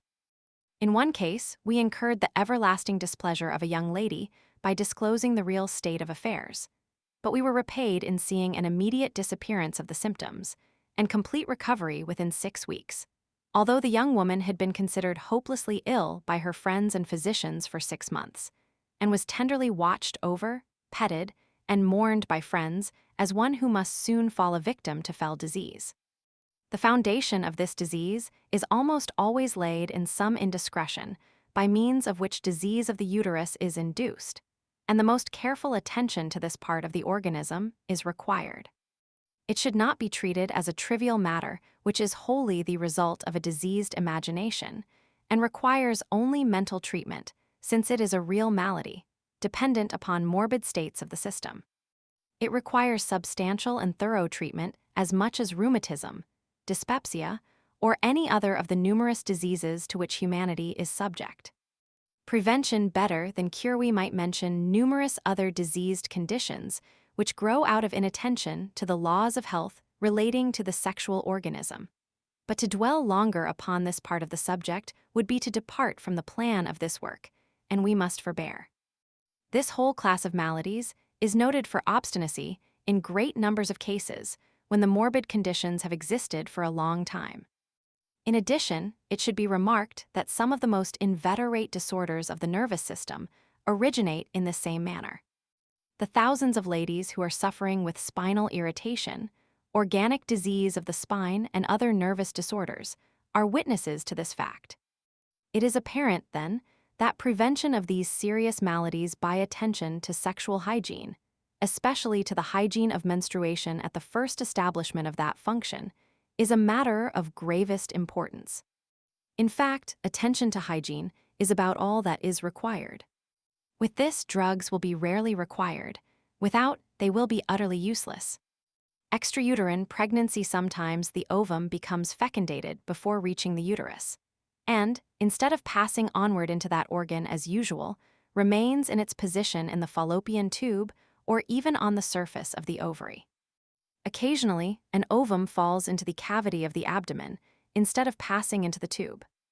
Even in this situation, it may be fecundated. Impregnated ova, thus left in abnormal positions, undergo a greater or lesser degree of development. They commonly result in the death of the mother. Twins, the human female usually matures, but one ovum at each menstrual period, the two ovaries acting alternately. Occasionally, two ova are matured at once. If fecundation occurs, the result will be a development of two embryos at the same time. In rare cases, 3 or even 4 ova are matured at once, and by fecundation produce a corresponding number of embryos. As many as 5 children have been born alive at one birth, but have not lived more than a few minutes. The occurrence of multiple pregnancies may be explained by the supposition that ova matured subsequent to the first fecundation are also fecundated. In lower animals, the uterus is often divided into 2 long segments, which afford room for the development of a number of young at once. Some ancient writers make most absurd statements with regard to the fecundity of females. One declares that the simultaneous birth of 7 or 8 infants by the same mother was an ordinary occurrence with Egyptian women. Other statements, still more extravagant, are made by writers. For example, a traveler in the 17th century wrote that he saw, in the year 1630, in a church near The Hague, a tablet on which was an inscription stating that a certain noted countess gave birth at once, in the year 1276, to 365 infants, who were all baptized and christened, the males being all called John and the females Elizabeth. They all died on the day of their birth, with their mother, according to the account, and were buried in the church, where a tablet was erected to their memory. Monsters' defects and abnormalities in the development of the embryon produce all degrees of deviation from the typical human form. Excessive development may result in an extra finger or toe, or in the production of some peculiar excrescence. Deficiency of development may produce all degrees of abnormality from the simple hairlip to the most frightful deficiency, as the absence of a limb or even of a head. It is in this manner that those unfortunate individuals known as hermaphrodites are formed. An excessive development of some parts of the female generative organs gives them a great degree of similarity to the external organs of the male. A deficient development of the male organs renders them very similar in form to those of the female. Redundant development of the sexual organism sometimes results in the development of both kinds of organs in the same individual in a state more or less complete. Cases have occurred in which it has become necessary, for legal purposes, to decide respecting the sex of an individual suffering from defective development, and it has sometimes been exceedingly difficult to decide in a given case whether the individual was male or female.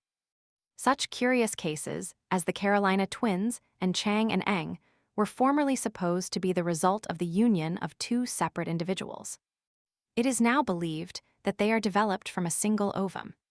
It has been observed that the primitive trace described in a previous section sometimes undergoes partial division longitudinally.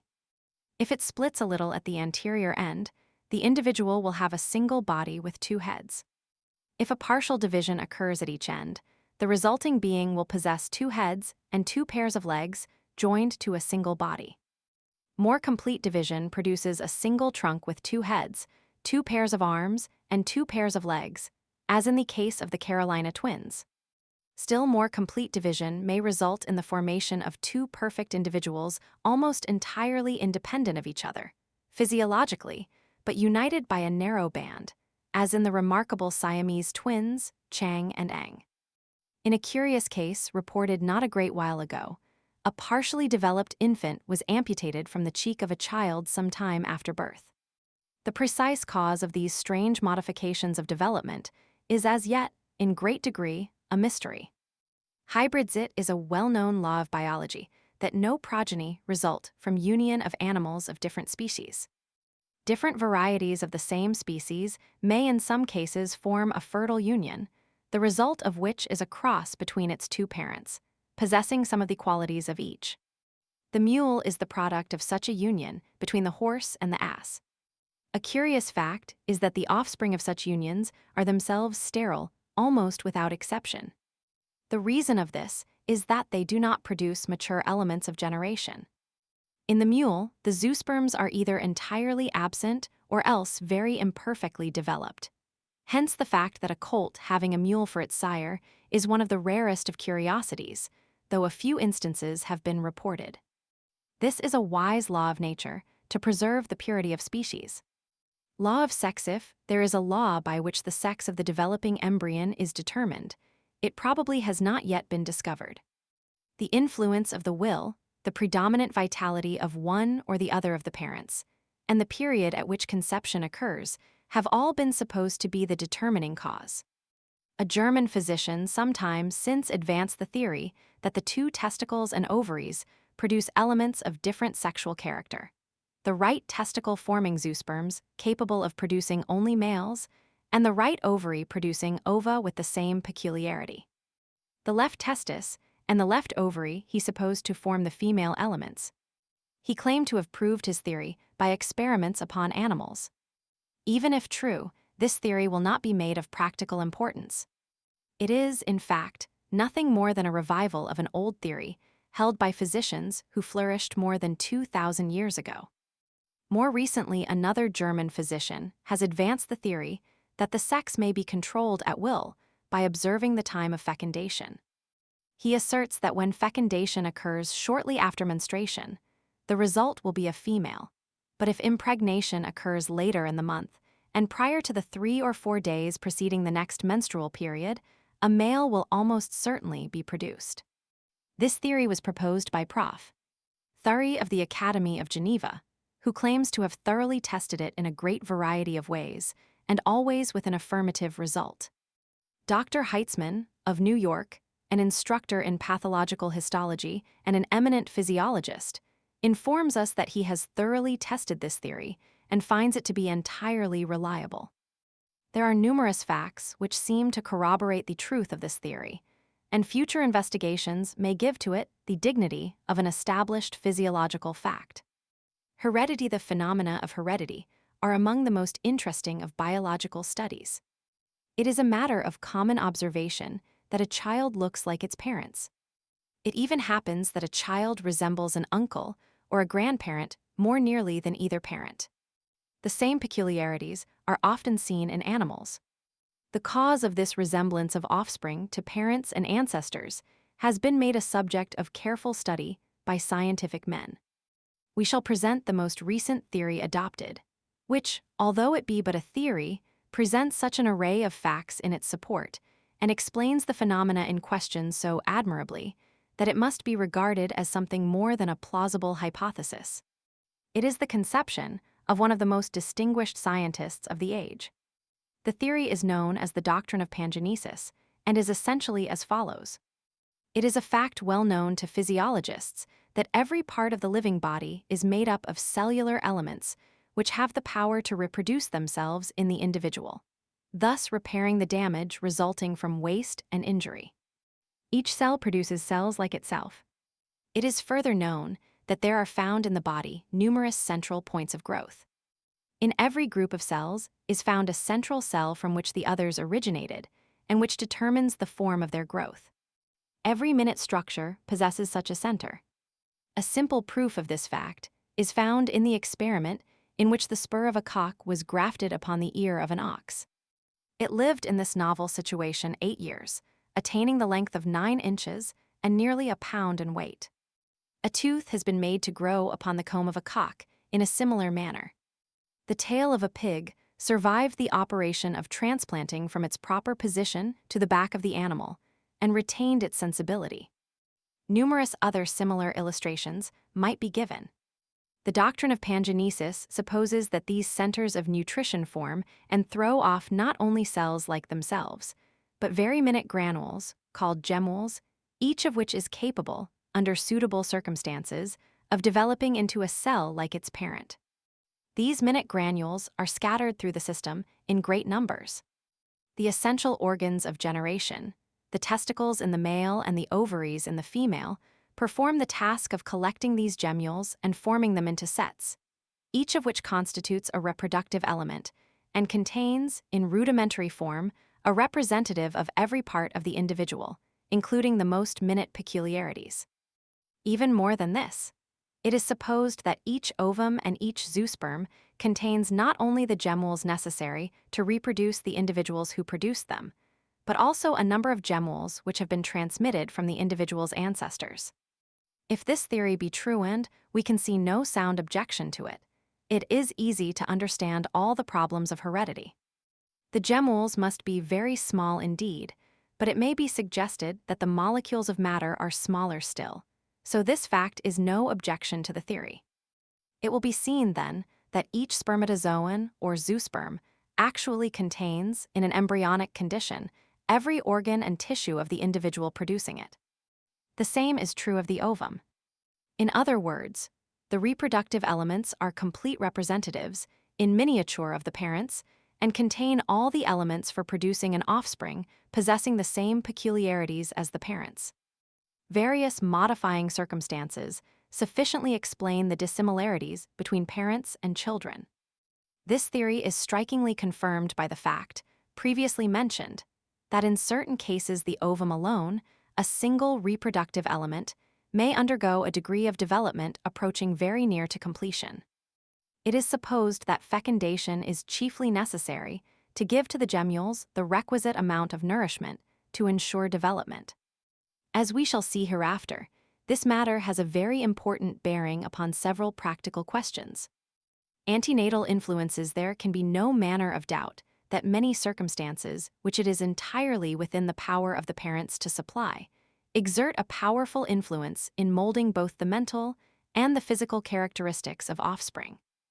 By carefully availing himself of the controlling power given him by a knowledge of this fact, the stock raiser is enabled to produce almost any required quality in his young animals. Pigeon fanciers show wonderful skill in thus producing most curious modifications in birds. The laws of heredity and development are carefully studied and applied in the production of superior horses, cows, dogs, and pigeons. But an application of the same principles to the improvement of the human race is rarely thought of. Human beings are generated in as haphazard and reckless a manner as weeds are sown by the wind. No account is taken of the possible influence which may be exerted upon the future destiny of the new being by the physical or mental condition of parents, at the moment when the germ of life is planted, or by the mental and physical conditions and surroundings of the mother while the young life is developing. Indeed, the assertion of a modern writer that the poor of our great cities virtually spawn children, with as little thought of influences and consequences as the fish that sow their eggs broadcast upon the waters, is not so great an exaggeration as it might at first sight appear to be.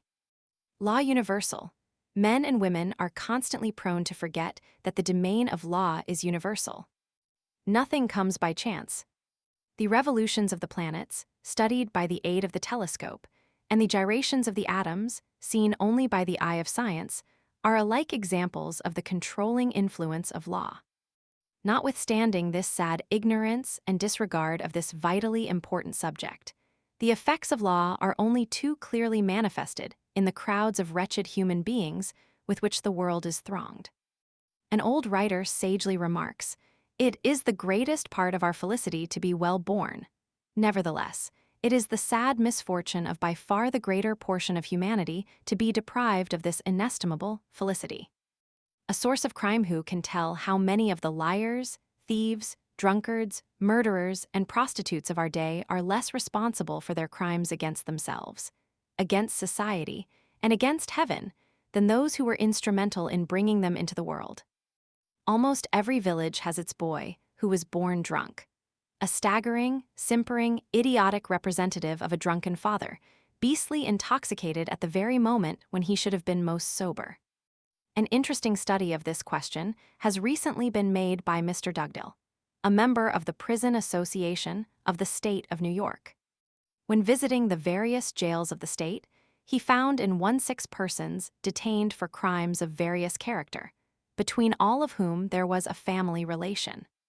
Upon further inquiry, he found that of the same family there were 29 relatives in the vicinity, 17 of whom were criminals. Still further investigation developed the following facts. Within 75 years, a family of 1,200 persons have sprung from 5 sisters, several of whom were illegitimate, and 3 of whom were known to be unchaste, and who married men whose father was an idle, thriftless hunter, a hard drinker, and licentious. Of this family, the history of but 709 was traced. Of these, the facts set forth in the following incomplete summary were found to be true. Paupers.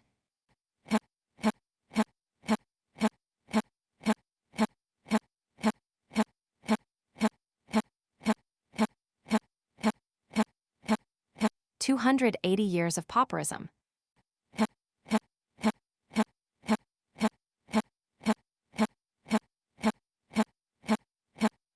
798 criminals.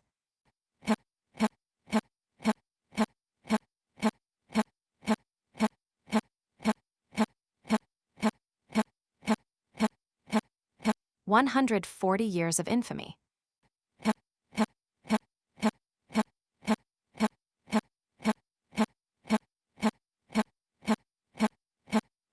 750 thieves.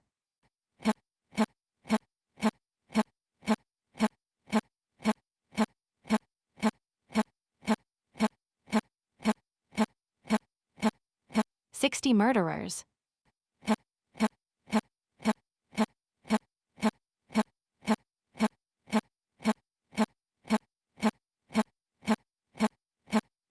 7 prostitutes and adulteresses.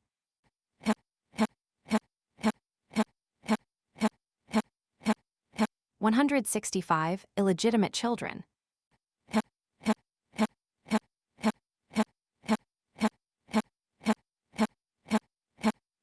91 no. Of persons contaminated by syphilitic disease. 480 cost to the state in various ways. $1,308,000. Without doubt, a complete summary would make this showing still more appalling, since of the 709 whose histories were traced, it was in many instances impossible to determine whether the individuals were guilty of crime or unchastity or not, even where there were grounds for suspicion. Such cases were not included in the summary. No amount of argument on this question could be so conclusive as are these simple facts concerning the Juke family. It is certainly high time that our legislators began to awaken to this subject and consider whether it would be an unprofitable experiment to make some attempt to prevent the multiplication of criminals in this manner. We are not prepared to offer a plan for securing such an end, but it is very clearly important that something should be done in this direction. It is an established physiological fact that the character of offspring is influenced by the mental as well as the physical conditions of the parents at the moment of the performance of the generative act. In view of this fact, how many parents can regard the precocious or even mature manifestations of sexual depravity in their children without painful smitings of conscience at seeing the legitimate results of their own sensuality? By debasing the reproductive function to an act of selfish animal indulgence, they imprinted upon their children an almost irresistible tendency to vice. Viewing the matter from this standpoint, what wonder that licentiousness is rife? That true chastity is among the rarest of virtues. Prof. O.W. Holmes remarks on this subject. There are people who think that everything may be done if the doctor, be he educator or physician, be only called in season. No doubt, but in season would often be 100 or 2 years before the child was born, and people never send so early as that. Each of us is only the footing up of a double column of figures that goes back to the first pair. Every unit tells, and some of them are plus and some minus. If the columns don't add up right, it is commonly because we can't make out all of the figures. It cannot be doubted that the throngs of deaf, blind, crippled, idiotic unfortunates who were born so, together with a still larger class of dwarfed, diseased, and constitutionally weak individuals, are the lamentable results of the violation of some sexual law on the part of their progenitors. If parents would stop a moment to consider the momentous responsibilities involved in the act of bringing into existence a human being, If they would reflect that the qualities imparted to the new being will affect its character to all eternity. If they would recall the fact that they are about to produce a mirror, in which will be reflected their own characters, divested of all the flimsy fabrics which deceive their fellow men, revealing even the secret imaginings of their hearts, there would surely be far less of sin, disease, and misery born into the world than at the preset day. But we dare not hope for such a reform. To effect it would require such a revolution in the customs of society, such a radical reform in the habits and characters of individuals, as nothing short of a temporal millennium would be able to effect. It is quite probable that some writers have greatly exaggerated the possible results, which may be attained by proper attention to the laws under consideration. All cannot be equally beautiful. Every child cannot be a genius. The influence of 6,000 years of transgression cannot be effaced in a single generation. But persevering, conscientious efforts to comply with every requirement of health, purity, morality, and the laws of nature will accomplish wonders in securing healthy children with good dispositions, brilliant intellects, and beautiful bodies. This is not the proper place to describe in detail a plan to be pursued, but the few hints given, if rightly appreciated, may enable those interested in the subject to plan for themselves a proper course. In concluding the subject, we may summarize its chief points as follows, for the purpose of impressing them more fully upon the mind. 1. If a child is begotten in lust, its lower passions will as certainly be abnormally developed as peas will produce peas, or potatoes produce potatoes. If the child does not become a rake or a prostitute, it will be because of uncommonly fortunate surroundings or a miracle of divine grace. But even then, what terrible struggles with sin and vice, with foul thoughts and lewd imaginations the product of a naturally abnormal mind must such an individual suffer. If he is unsuccessful in the conflict, is he alone to blame? Society, his fellow men, will censure him alone. But he who knoweth all the secrets of human life will pass a more lenient judgment on the erring one, and mete out punishment where it most belongs. 2. The same remarks apply, with equal force, to the transmission of other qualities. If the interest of the parents is only for self, with no thought for the well-being of the one whose destiny is in their hands, they can expect naught but a selfish character, a sordid, greedy disposition in the child. 3. The influence of the father is, at the outset, as great as that of the mother. The unhappy or immoral thoughts of one alone at the critical moment when life is imparted may fix for eternity a foul blot upon a character yet unformed. 4. If during gestation the mother is fretful, complaining, and exacting, if she requires to be petted and waited upon, if she gratifies every idle whim and indulges every depraved desire and perverted appetite as thousands of mothers do, the result will surely be a peevish, fretful child that will develop into a morose and irritable man or woman, imperious, unthankful, disobedient, willful, gluttonous, and vicious. If such undesirable results would be avoided, the following suggestions should be regarded. 1. For the beginning of a new life, select the most favorable time, which will be when the bodily health is at its height, when the mind is free from care and anxiety, when the heart is joyous, cheerful, and filled with hope, love, high aspirations, pure and beautiful thoughts. If, as one writer says, it is the duty of every human pair engaging in the reproductive act to bring into existence the most perfect specimen of the race of which they are capable, then it becomes a monstrous crime to enter into relations which may produce a contrary result. This may be a truth hard to accept, but who is prepared to dispute it on logical or moral grounds? 2. If a child has been properly conceived, the duty then devolves upon the mother to secure its proper development.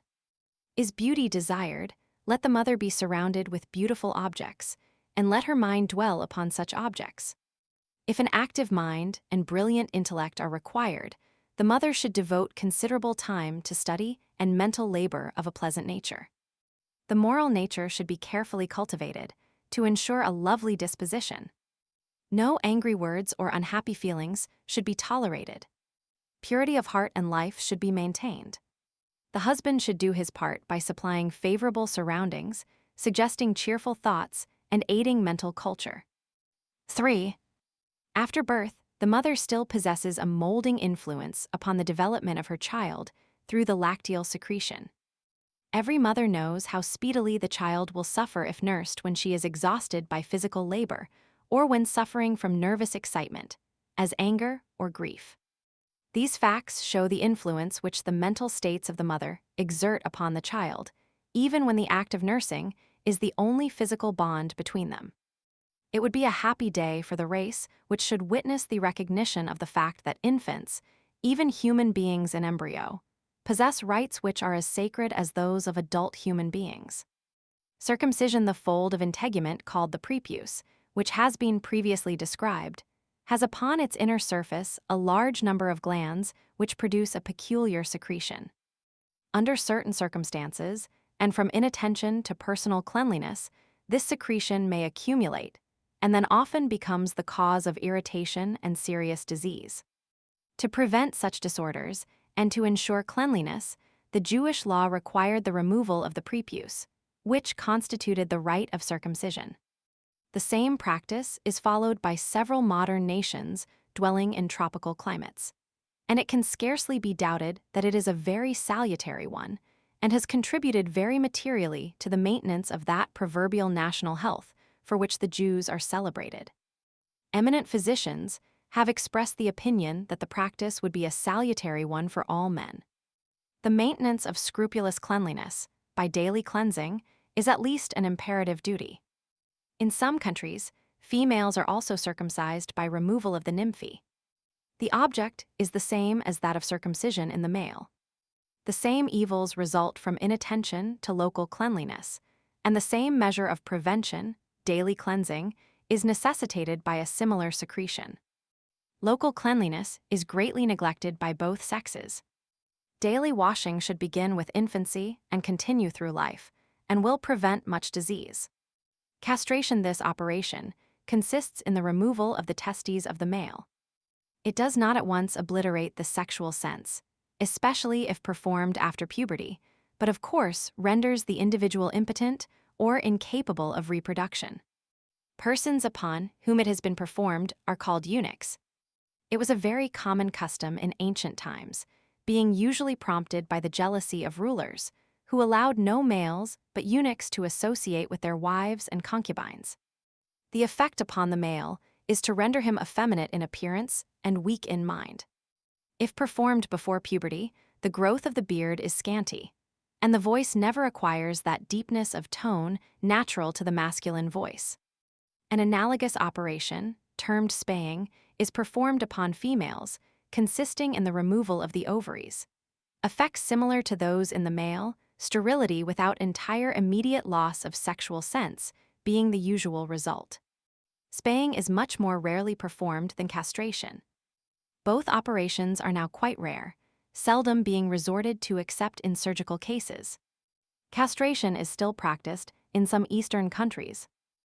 The sexual relations, just in proportion as the perpetuation of the race is more important than the existence of any single individual, the organs of reproduction may in a certain sense be said to rank higher than any other organs of the human frame, since to them is entrusted the important duty of performing that most marvelous of all vital processes, the production of human beings. That this high rank in the vital economy is recognized by nature is shown by the fact that she has attached to the abuse of the generative function the most terrible penalties which can be inflicted upon a living being.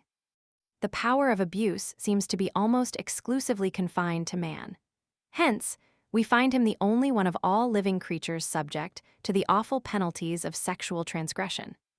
The use of the reproductive function is perhaps the highest physical act of which man is capable. Its abuse is certainly one of the most grievous outrages against nature which it is possible for him to perpetrate. No observing person can doubt that the sexual relations of men and women determine, in a great degree, their happiness or misery in life. This subject, then, deserves due attention and careful consideration. It is of no use to scout it, for it will inevitably obtrude itself upon us, no matter how sedulously we attempt to avoid it. It can be rightly considered only with the most perfect candor, with the mind unbiased by passion and prayerfully anxious to know and do what is right. In the following paragraphs of this section are considered some of the evils out of which grows much of the sexual suffering of men and women. Sexual precocity. There are two periods in human life when the sexual instincts should be totally dormant, and they are so when nature is not perverted.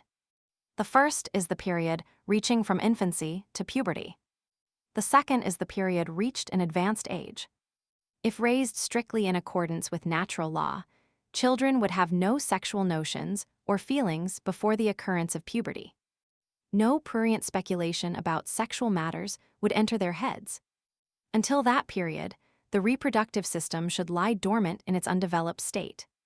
No other feeling should be exhibited between the sexes than that brotherly and sisterly affection which is so admirable and becoming. Fortunate, indeed, would it be for humanity if this natural state always existed, but it is a lamentable fact that it is rarely seen in modern homes. Not infrequently, evidences of sexual passion are manifested before the child has hardly learned to walk. It has been suggested that this precocity is nothing remarkable or unnatural, since it is often seen in little lambs and other young animals. To this, it is only necessary to reply that the development of the sexual instincts perfectly corresponds with the longevity of the animal. If short-lived, like the sheep, only a short period intervenes between birth and the attainment of the sexual appetite and virility. If the animal is intended for long life, as is the case with man, these manifestations are delayed until a much later period, or should be. Certain insects perform the sexual act as soon as they acquire their perfect form, but they perish as soon as the act is completed. Astonishing ignorance. It is astonishing how ignorant and indifferent the majority of people are upon this subject. A friend related to us an incident which fairly illustrates the terrible apathy which prevails among parents. While teaching a country school, he learned that a large number of children, boys and girls, of ages varying from 8 to 12 and 14 years, were in the habit of collecting together in barns and other secluded places, and in a state of nudity imitating the black crook, with all possible additional nastiness. Horrified at such a monstrous evil, he hastened to inform the parents of the corruption in their midst. Imagine his astonishment when he was met with an indifferent laugh and the response, "Pooh. It's only natural, perfectly harmless, just like little pigs," as though pigs were models for human beings. It is not pleasant to consider what must have been the moral status of parents who could hold such views, and it is no wonder that they should produce such children. Doubtless they learned, too late, that those natural manifestations were the outgrowth of incipient vices, planted and fostered by themselves, which in later years destroyed shame and gave loose rein to lust. Often the manifestation of sexual precocity is less gross, but almost equally fraught with danger, nevertheless. Dr. Acton, a distinguished English surgeon whom we shall frequently quote, makes the following excellent remarks upon this subject. Slight signs are sufficient to indicate when a boy has this unfortunate tendency. He shows marked preferences. You will see him single out one girl and evidently derive an unusual pleasure for a boy in her society. His penchant does not take the ordinary form of a boy's good nature, but little attentions that are generally reserved for a later period prove that his feeling is different and sadly premature. He may be apparently healthy and fond of playing with other boys. Still there are slight, but ominous, indications of propensities fraught with danger to himself. His play with the girl is different from his play with his brothers. His kindness to her is a little too ardent. He follows her, he does not know why. He fondles her with a tenderness painfully suggestive of a vague dawning of passion. No one can find fault with him. He does nothing wrong. Parents and friends are delighted at his gentleness and politeness, and not a little amused at the early flirtation. If they were wise, they would rather feel profound anxiety, and he would be an unfaithful or unwise medical friend who did not. If an opportunity occurred, warn them that such a boy, unsuspicious and innocent as he is, ought to be carefully watched and removed from every influence calculated to foster his abnormal propensities. The premature development of the sexual inclination is not alone repugnant to all we associate with the term childhood, but is also fraught with danger to dawning manhood.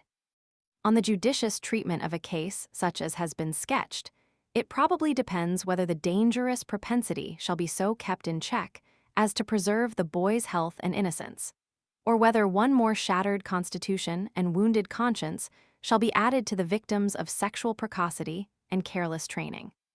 It ought not to be forgotten that in such cases, a quasi-sexual power often accompanies these premature sexual inclinations. Few, perhaps, except medical men, know how early in life a mere infant may experience erections. Frequently, it may be noticed that a little child, on being taken out of bed in the morning, cannot make water at once.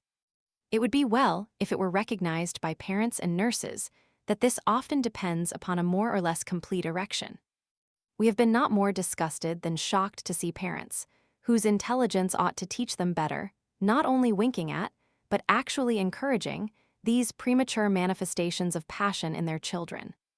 They may yet learn, by bitter experience, the folly of their course, unless they make the discovery in time to avert the calamitous results which threaten the future of their children, by careful reformatory training. Inherited passionate is important to inquire the cause of this precocity. Said a father of our acquaintance, when remonstrated with for encouraging his infant son in a ridiculous flirtation, "I did just so when I was of his age." In this case, the cause was evident. The child was only acting out the disposition bequeathed him by his parent. How often do the secret follies of parents stand out in bold relief in their children? Such a legacy is nothing to be proud of. We again quote from Dr. Acton some observations on the causes of this disorder. For a grave disorder it is as follows. I should specify hereditary predisposition as by no means the least common.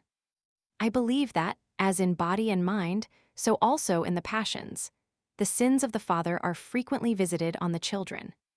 No man or woman, I am sure, can have habitually indulged the sexual passions, without, at least, running the risk of finding that a disposition to follow a similar career has been inherited by the offspring. It is in this way only that we can explain the early and apparently almost irresistible propensity in generation after generation, indulging similar habits and feelings. Various causes of sexual precocity. Another very powerful predisposing cause of sexual precocity will be alluded to under the head of marital excesses. The irritation caused by worms in the rectum, by local irritation or uncleanliness, or by irritation of the bladder, are exciting causes which are not infrequent. The latter cause is indicated by another symptom, the frequent wetting of the bed at night. Such a symptom doubly demands immediate attention. The juvenile parties so common nowadays, at which little ones of both sexes, of ages varying from 4 or 5 years to 10 or 12, with wonderful precocity and truthfulness, imitate the conduct of their elders at fashionable dinners, cannot be too much deprecated. Such associations of the sexes have a strong tendency to develop prematurely the distinctive peculiarities of the sexes. This is well evidenced by the fact that on such occasions, one of the most common and popular entertainments is sham marriages. Parents greatly err in encouraging or allowing their children to engage in amusements of so dangerous a character. They are productive of no good, and are almost without exception productive of positive and serious injury. Modern modes of life, improper clothing, the forcing system of cramming in schools, the immodest example of older persons, and especially the irritating, stimulating articles of diet which are daily set before children, as well as older people, undoubtedly have a powerful influence in stimulating the development of the sexual passions. This subject is again referred to under the heading, Chastity. Obscene books and papers, lewd pictures, and evil communications are telling causes which will be further noticed elsewhere. Senile sexuality. As with childhood, old age is a period in which the reproductive functions are quiescent unless unnaturally stimulated. Sexual life begins with puberty, and in the female, ends at about the age of 45 years, the period known as the menopause or turn of life. At this period, according to the plainest indications of nature, all functional activity should cease. If this law is disregarded, disease, premature decay, possibly local degenerations will be sure to result. Nature cannot be abused with impunity. The generative power of the male is retained somewhat longer than that of the female, and by stimulation may be indulged at quite an advanced age, but only at the expense of shortening life and running the risk of sudden death. Says Preface, one of the most important pieces of information which a man in years can attain is to learn to become old betimes, if he wishes to attain old age. Cicero, we are told, was asked if he still indulged in the pleasures of love. "Heaven forbid," replied he, "I have forsworn it as I would a savage and a furious master." Some learned physicians place the proper limit of man's functional activity at 50 years, if he would not render himself guilty of shortening his days by sensuality. Other reasons for this course will appear hereafter. When the passions have been indulged and their diminishing vigor stimulated, a horrid disease, satyriasis, not infrequently seizes upon the imprudent individual and drives him to the perpetration of the most loathsome crimes and excesses. Passions cultivated and encouraged by gratification through life will thus sometimes assert a total supremacy in old age. Marriage, the scope and plan of this work will allow of but the briefest possible consideration of this subject, upon which volumes have been written, much to no purpose other than the multiplication of books. We shall devote no space to consideration of the origin of the institution, its expediency, or varied relations, as these topics are foreign to the character of this work. The primary object of marriage was, undoubtedly, the preservation of the race, though there are other objects which, under special circumstances, may become paramount even to this. These latter we cannot consider, as only the relations of the reproductive functions in marriage come properly within our province. The first physiological question to be considered is concerning the proper age for marriage. Time to marry physiology fixes, with accuracy, the earliest period at which marriage is admissible. This period is that at which the body attains complete development, which is not before 20 in the female and 24 in the male. Even though the growth may be completed before these ages, ossification of the bones is not fully effected, so that development is incomplete. Among most modern nations, the civil laws fixing the earliest date of marriage seem to have been made without any reference to physiology, or with the mistaken notion that puberty and nubility are identical. It is interesting to note the different ages established by different nations for the entrance of the married state. The degenerating Romans fixed the ages of legal marriage at 13 for females and 15 for males. The Grecian legislator, Lycurgus, placed the ages at 17 for the female and 37 for the male. Plato fixed the ages at 20 and 30 years. In Prussia, the respective ages are 15 and 19, in Austria, 16 and 20, in France, 16 and 18, respectively. Says Mayer, in general, it may be established that the normal epoch for marriage is the 20th year for women and the 24th for men. Application of the law of heredity, moment's consideration of the physiology of heredity, will disclose a sufficient reason why marriage should be deferred until the development of the body is wholly complete. The matrimonial relation implies reproduction. Reproduction is effected through the union of the ovum with the zoosperm. These elements, as we have already seen, are complete representatives of the individuals producing them, being composed as supposed of minute gemmules, which are destined to be developed into cells and organs in the new being, each preserving its resemblance to the cell within the parent which produced it. The perfection of the new being, then, must be largely dependent on the integrity and perfection of the sexual elements. If the body is still incomplete, the reproductive elements must also be incomplete, and, in consequence, the progeny must be equally immature. Early marriage, the preceding paragraph, contains a sufficient reason for condemning early marriage, that is, marriage before the ages mentioned. It is probable that even the ages of 20 and 24 are too early for those persons whose development is uncommonly slow. But there are other cogent reasons for discountenancing early marriages, also drawn from the physiology of reproduction, to say nothing of the many reasons which might be urged on other grounds. 1. During the development of the body, all its energies are required in perfecting the various tissues and organs. There is no material to be spared for any foreign purpose. 2. The reproductive act is the most exhaustive of all vital acts. Its effect upon an undeveloped person is to retard growth, weaken the constitution, and dwarf the intellect. 3. The effects upon the female are even worse than those upon the male. 4. In addition to the exhaustion of nervous energy, she is compelled to endure the burdens and pains of childbearing when utterly unprepared for such a task, to say nothing of her unfitness for the other duties of a mother. With so many girl mothers in the land, is it any wonder that there are so many thousands of unfortunate individuals who never seem to get beyond childhood in their development?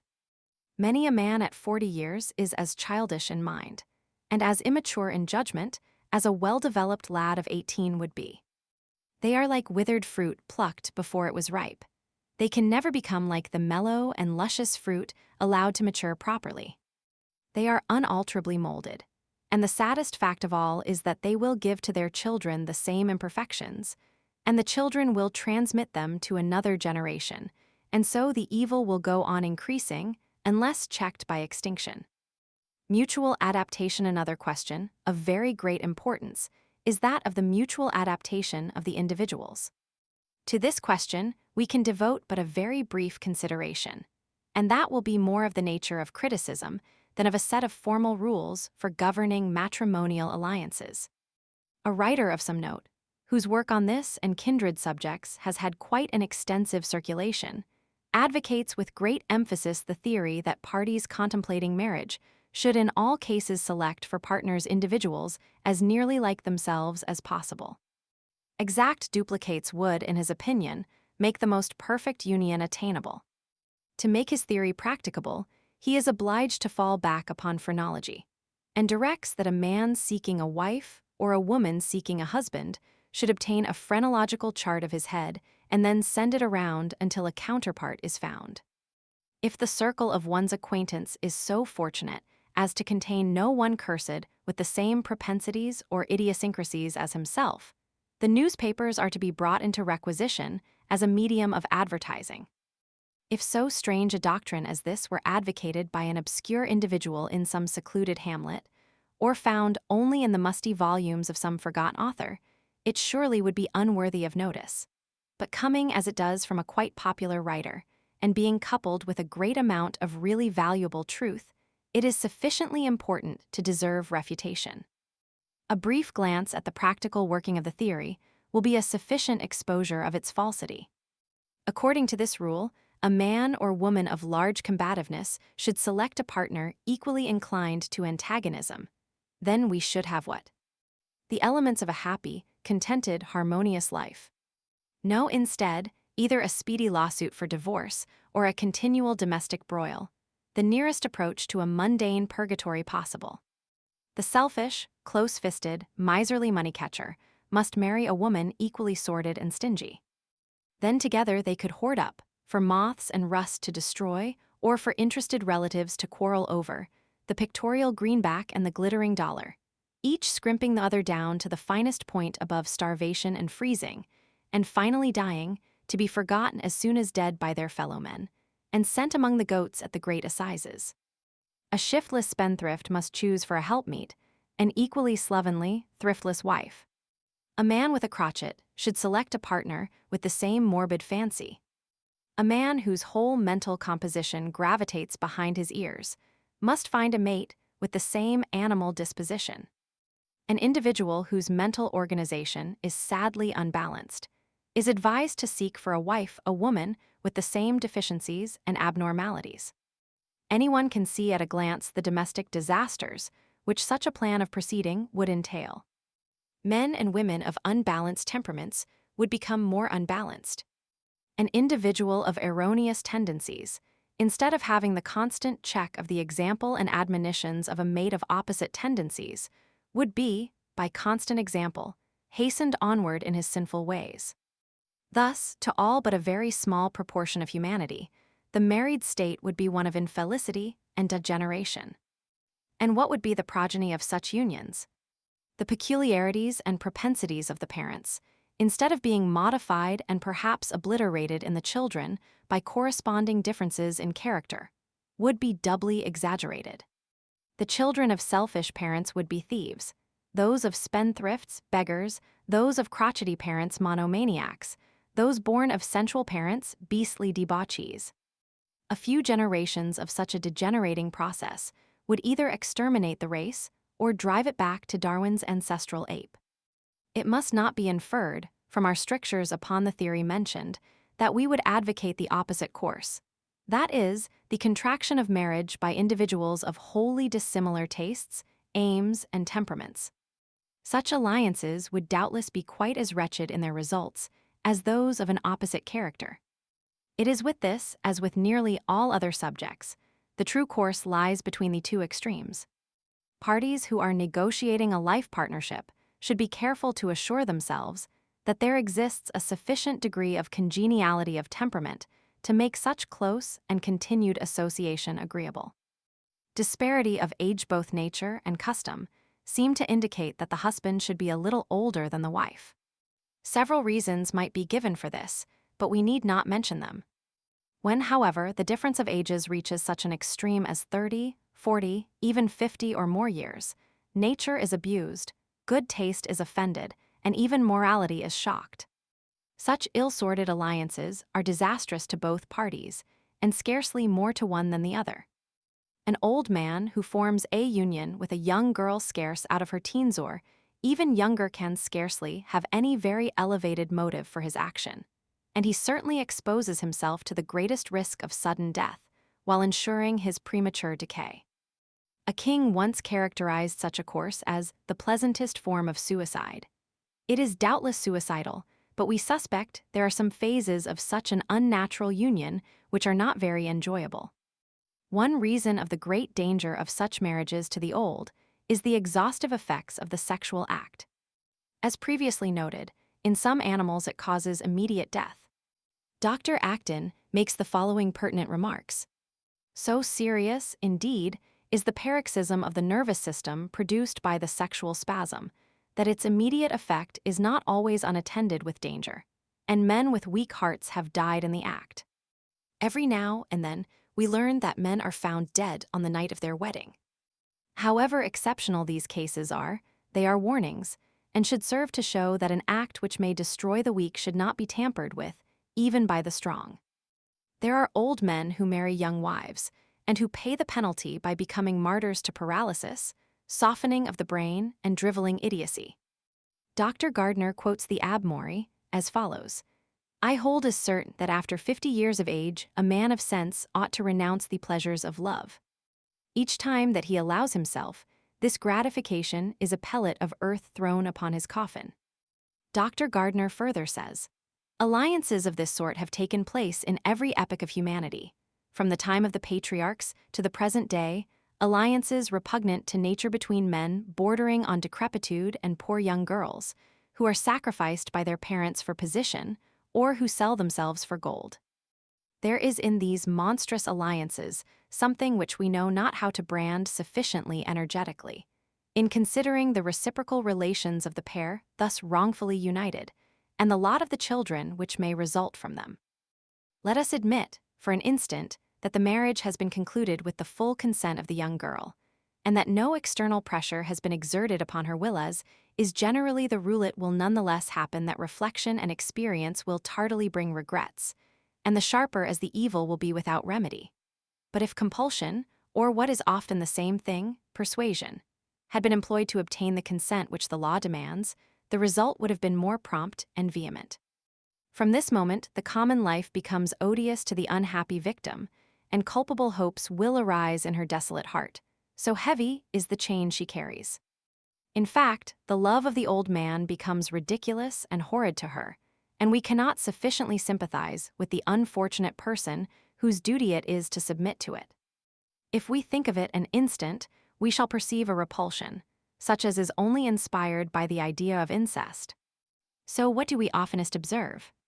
Either the woman violently breaks the cursed bands, or she resigns herself to them, and then she seeks to fill up the void in her soul by adulterous amours. Such is the somber perspective of the sacrilegious unions, which set at defiance the most respectable instincts, the most noble desires, and the most legitimate hopes.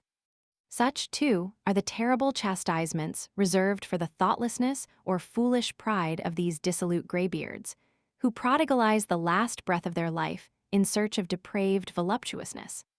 The parents, the perpetrators of such an outrage against nature, are not the only sufferers. Look at the children which they bring into the world. Let Dr. Gardner speak again. Children, the issue of old men, are habitually marked by a serious and sad air spread over their countenances, which is manifestly very opposite to the infantile expression which so delights one in the little children of the same age engendered under other conditions. As they grow up, their features take on more and more the senile character, so much so that every one remarks it, and the world regards it as a natural thing. The old mothers pretend that it is an old head on young shoulders. They predict an early death to these children, and the event frequently justifies the horoscope. Our attention has for many years been fixed upon this point, and we can affirm that the greater part of the offspring of these connections are weak, torpid, lymphatic, if not scrofulous, and do not promise a long career. In old age, the seminal fluid becomes greatly deteriorated. Even at the best, its component elements could only represent decrepitude and infirmity, degeneration and senility.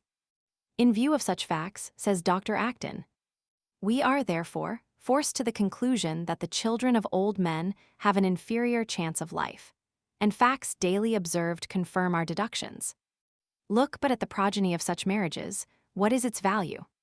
As far as I have seen, it is the worst kind spoilt childhood, feeble and precocious youth, extravagant manhood, early and premature death. Unions of an opposite character to those just considered, wherein a young man marries a woman much older than himself, are more rare than those of the other class. They are, perhaps, less deplorable in their physical effects, but still highly reprehensible. They are seldom prompted by pure motives and can be productive of no good. Children resulting from such unions are notably weak, unbalanced, and sorry specimens of humanity. We have scarcely referred to the domestic misery which may result from these disgraceful unions. If a young girl is brought home by a widower to preside over his grown-up daughters, perhaps old enough to be her mother, all the elements are provided for such a domestic hell as could only be equaled by circumstances precisely similar. If children are born, neither father nor mother is fit to act the part of a parent to them.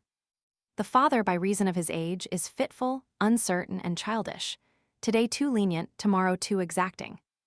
The mother is pettish, childish, indulgent, impatient, and as unskilled in government as unfit for motherhood. In the midst of all this misrule, the child grows up undisciplined, uncultivated, unsubdued. A misery to his parents, a disgrace to his friends, a dishonor to himself. What shall I do with him? And what will he do with me? Was the question asked by a girl of 18 whose parents were urging her to marry an old man, and every young woman would do well to propound it under similar circumstances. Were we disposed to define more specifically the conditions necessary to secure the most harmonious matrimonial unions, it would be useless to do so, for unions of this sort never have been, and never will be with rare exceptions formed in accordance with a prescribed method independent of any emotional bias. Nor is it probable that such a plan would result in remedying, in any appreciable degree, existing evils. It is a fact too patent to be ignored that a very large share of the unhappiness in the world arises from ill-mated marriages. But it is also true that nearly the whole of this unhappiness might be averted if the parties themselves would endeavor to lessen the differences between them by mutual approximation. Courtship we cannot well avoid devoting a few paragraphs to a part of the subject so important as this, especially as it affords an opportunity for pointing out some evils too patent and too perilous to be ignored. Courting, in the sense in which we use the word, is distinctly an American custom. The social laws of other civilized countries are such as to preclude the possibility of the almost unrestrained association of the sexes in youth, which we see in this country. We do not offer this fact as an argument in favor of foreign social customs, by any means, although in this one particular they often present great advantages, since in the majority of instances other evils as great or even greater are encouraged. We mention the fact simply for the purpose of bringing into bold relief the evils of the characteristic American looseness in this particular. A French matron would be horrified at the idea of a young man asking her daughter to accompany him alone on an evening ride to a lecture, concert, or other place of amusement, and much more should he ask the privilege of sitting up all night in the parlor with the light turned down, after the rest of the family had retired. Among respectable people in France, such liberties are not tolerated, and a young man who should propose such things would be dismissed from the house instantly, and would be regarded as unfit for association with virtuous people. If a young man calls upon a young lady for the purpose of making her acquaintance, he sees both her and her mother, or an aunt or older sister. He never sees her alone. If he invites her to ride, or to accompany him to an entertainment of any sort, he must always invite her lady friend also. She goes along at any rate. There is afforded no chance for solitary moonlight strolls or rides, nor any other of the similar opportunities made so common by American courting customs. We are no advocates of the formal modes of contracting matrimonial alliances common among many nations, and illustrations of which we find at all ages of the world. For example, among the ancient Assyrians it was a custom to sell wives to the highest bidder. At auction, the sums received for the handsomer one being given to the less favored ones as a dowry, to secure a husband for every woman. The same custom prevailed in Babylon in ancient times, and has been practiced in modern times in Russia. At St. Petersburg, not many years ago, an annual sale of wives was held on Whit Sunday, after the same plan followed by the Assyrians. Among the early Jews, it seems to have been the custom for parents to select wives for their sons. In the case of Isaac, this important matter was entrusted to an old and experienced servant, who was undoubtedly considered much more competent to select a wife for the young man than he was himself. The same custom has been handed down even to the present time among some Oriental nations. In many cases, the parties are not allowed to see each other until after the wedding ceremony is completed. The Hungarians often betroth their children while they are yet in their cradles, as did the Mexicans and Brazilians of the last century. In some countries, it has even been customary to betroth girls conditionally before they were born. The primitive Moravians seem to have adhered to the ancient Jewish custom in some degree, though making the selection of a wife a matter of chance. The old people did all the courting there was done, which was not much. When a young man desired a wife, a helpmeet was selected for him by casting lots among the marriageable young ladies of the community, and the young man was obliged to abide by the decision, it being supposed that Providence controlled the selection. We are not prepared to say that the young man ran any greater risk of getting an uncongenial or undesirable life companion by this mode of selection than by the more modern modes in vogue among us. As before remarked, we do not present these customs as illustrations of what might be considered a proper mode of conducting the preliminary steps of matrimonial alliances.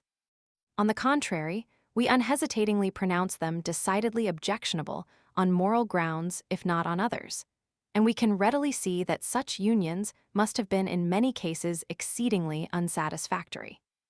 In various other countries, marriage customs quite the opposite from those described have been in vogue. In Irving's Knickerbocker's History of New York, a somewhat humorous account is given of a custom which has prevailed in some parts of this country as well as others, even within the memory of persons living at the present day, and is indeed said to be not yet altogether obsolete in Finland.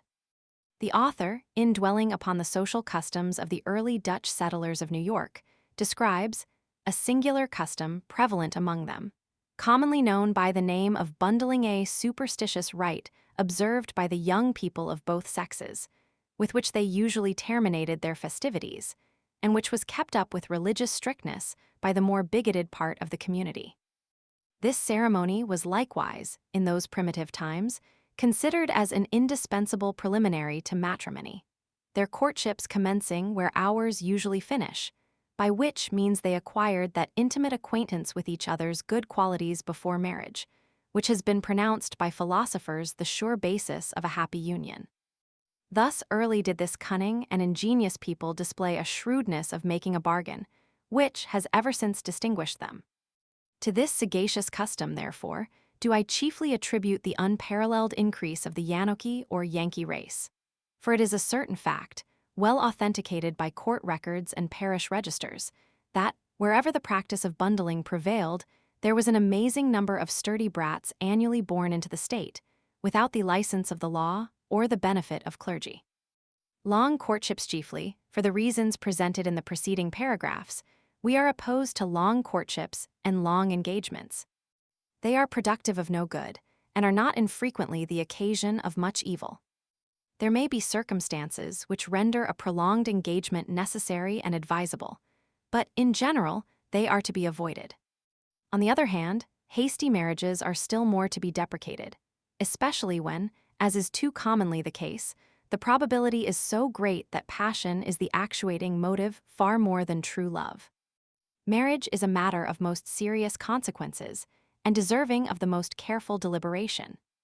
Too often matrimony is entered upon without any more substantial assurance of happiness, as the result than the individual has of securing a valuable prize who buys a ticket in a lottery scheme. In the majority of cases, young people learn more of each other's real character within 6 weeks after marriage than they discovered during as many months of courting. To every young man and woman we say, look well before you leap. Consider well, carefully, and prayerfully. A leap in the dark is a fearful risk, and will be far more likely to land you in a domestic purgatory than anywhere else. Do not be dazzled by a handsome face, an agreeable address, a brilliant or piquant manner. Choose, rather, modesty, simplicity, sincerity, morality, qualities of heart and mind, rather than exterior embellishments. It is folly, suggests a friend, to give advice on these subjects, for no one will follow advice on this point, no matter how sensible and reasonable he may be on all other subjects. The emotions carry the individual away, and the reason loses control. This is all too true in nearly all cases. We believe in affection. The emotions have their part to act. We have no sympathy with the theories of those who will have all marriages made by rule. But reason must be allowed a voice in the matter. And although there may be a time when the overwhelming force of the emotions may force the reason and judgment into the background, there has been a time previous when the judgment might have held control. Let every young man and woman be most scrupulously careful how he allows emotional excitement to gain the ascendancy. When once reason is stifled, the individual is in a most precarious situation. It is far better and easier to prevent the danger than to escape from it. Flirtation, we cannot find language sufficiently emphatic to express proper condemnation of one of the most popular forms of amusement indulged in at the present day in this country, under the guise of innocent association of the sexes.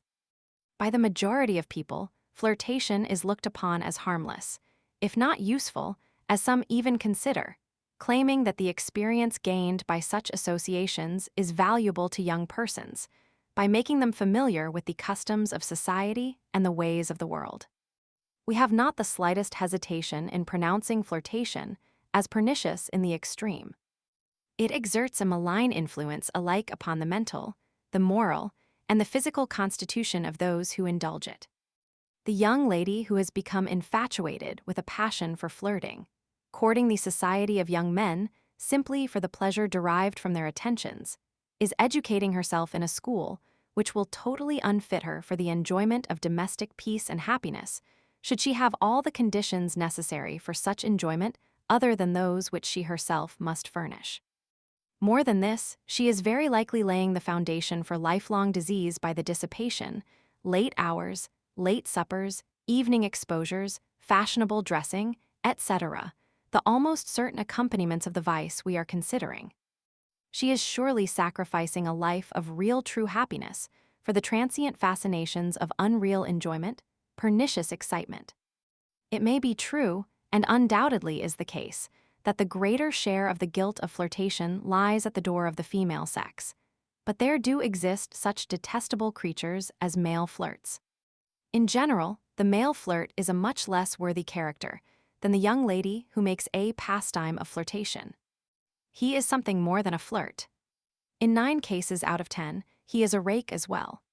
His object in flirting is to gratify a mean propensity at the expense of those who are pure and unsophisticated. He is skilled in the arts of fascination and intrigue. Slowly he winds his coils about his victim, and before she is aware of his real character, she has lost her own. Such wretches ought to be punished in a purgatory by themselves, made 7 times hotter than for ordinary criminals. Society is full of these lecherous villains. They insinuate themselves into the drawing rooms of the most respectable families. They are always on hand at social gatherings of every sort. They haunt the ballroom, the theater, and the church, when they can forward their infamous plans by seeming to be pious. Not infrequently, they are well supplied with a stock of pious cant, which they employ on occasion to make an impression.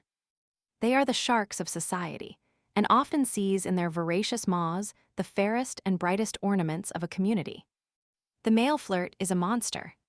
Every man ought to despise him, and every woman ought to spurn him as a loathsome social leper. Youthful flirting is not confined to young men and women. The contagion extends to little boys and girls, whose heads ought to be as empty of all thoughts of sexual relations as the vacuum of an air pump of air. The intimate association of young boys and girls in our common schools, and, indeed, in the majority of educational institutions, gives abundant opportunity for the fostering of this kind of a spirit, so prejudicial to healthful mental and moral development. Every educator who is alive to the objects and interests of his profession knows too well the baneful influence of these premature and pernicious tendencies. Many times has the teacher watched with a sad heart the withering of all his hopes for the intellectual progress of a naturally gifted scholar by this blighting influence. The most dangerous period for boys and girls exposed to temptations of this sort is that just following puberty, or between the ages of 12 and 18 or 20. This period, a prominent educator in one of our Western states once denominated, not inappropriately, the agonizing period of human puppyhood. If this critical period is once safely passed, the individual is comparatively safe, but how many fail to pass through the ordeal unseared? The most painful phase of this subject is the tacit, even, in many cases, active encouragement which too many parents give their children in this very direction, seemingly in utter ignorance of the enormity of the evil which they are winking at or fostering. Parents need enlightenment on this subject, and need to be aroused to the fact that it is one of the most momentous questions that can arise in the rearing and training of children.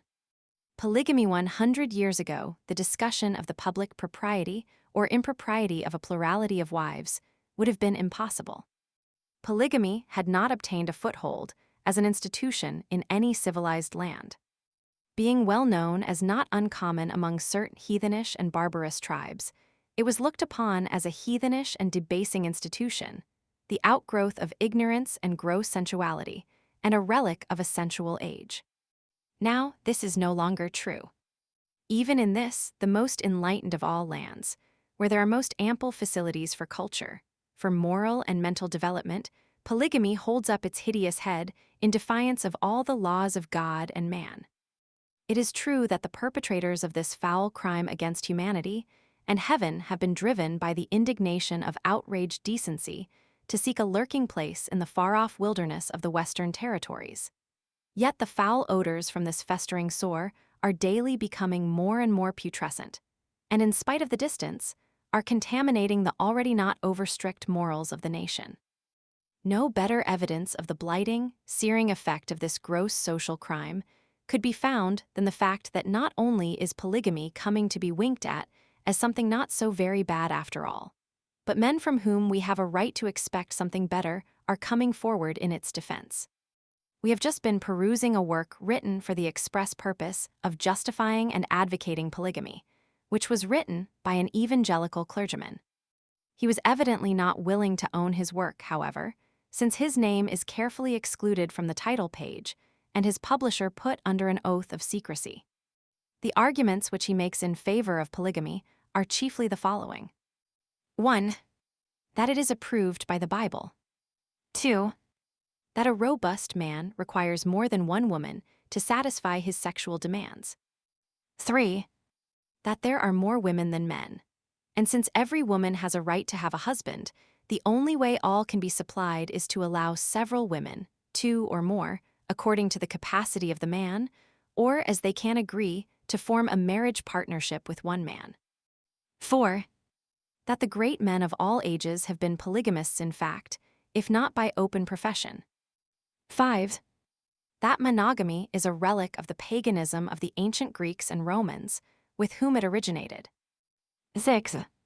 That it is the only proper and effective cure for the social evil, and all its attendant vices and dire diseases.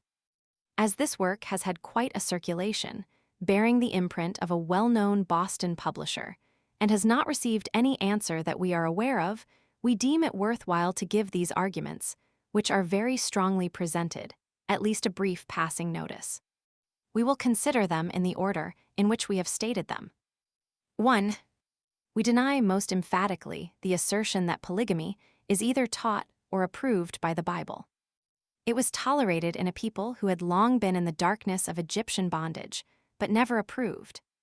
Indeed, the inspired writers have evidently taken pains to give numerous examples of the evils growing out of that violation of the law of God and nature. 2. The second argument is based upon the asserted fact that man naturally possesses stronger sexual demands than woman, that these demands are imperative, and that it is not only impossible, but in the highest degree injurious to restrain them. While it is true as a fact affirmed by constant observation that men have stronger passions than women, in general, and that many men demand of their wives a degree of sexual indulgence which is the cause of serious injury to them, and even impossible for them to grant without doing themselves the greatest wrong, it is by no means proven either that these demands are imperative, that they are natural, or that they are not injurious to the man as well as the woman, much less beneficial to either. On the contrary, there is as great a weight of evidence as could be required that restraint, self-control, and moderation in the exercise of the sexual instinct is in the highest degree beneficial to man, as well as to woman, and necessary for his highest development. 3. While it is true that there are a few more adult women than men, the difference is not sufficiently great to require the introduction of polygamy as a remedy for enforced celibacy. At any rate, this would be unnecessary until all bachelors had been provided with wives, when there would be found no necessity for further provision, since there are large numbers of women who are utterly unfit to marry, who would be injured by so doing, and would only serve to degenerate the race, besides making themselves more wretched than they already are. Again, it is a well-known fact that more males than females are born, the preponderance of adult females being caused by a greater mortality among male children, together with the losses from accidents and war. By a correct observance of the laws of health, together with the abolition of wars, the disparity in relative numbers of the sexes would disappear. Indeed, it might happen that men would be in the preponderance. Still again, it is only in a few very populous and long-settled communities that there are more women than men, as in the states of Massachusetts, Connecticut, and a few others of the eastern states, and a few countries of Europe.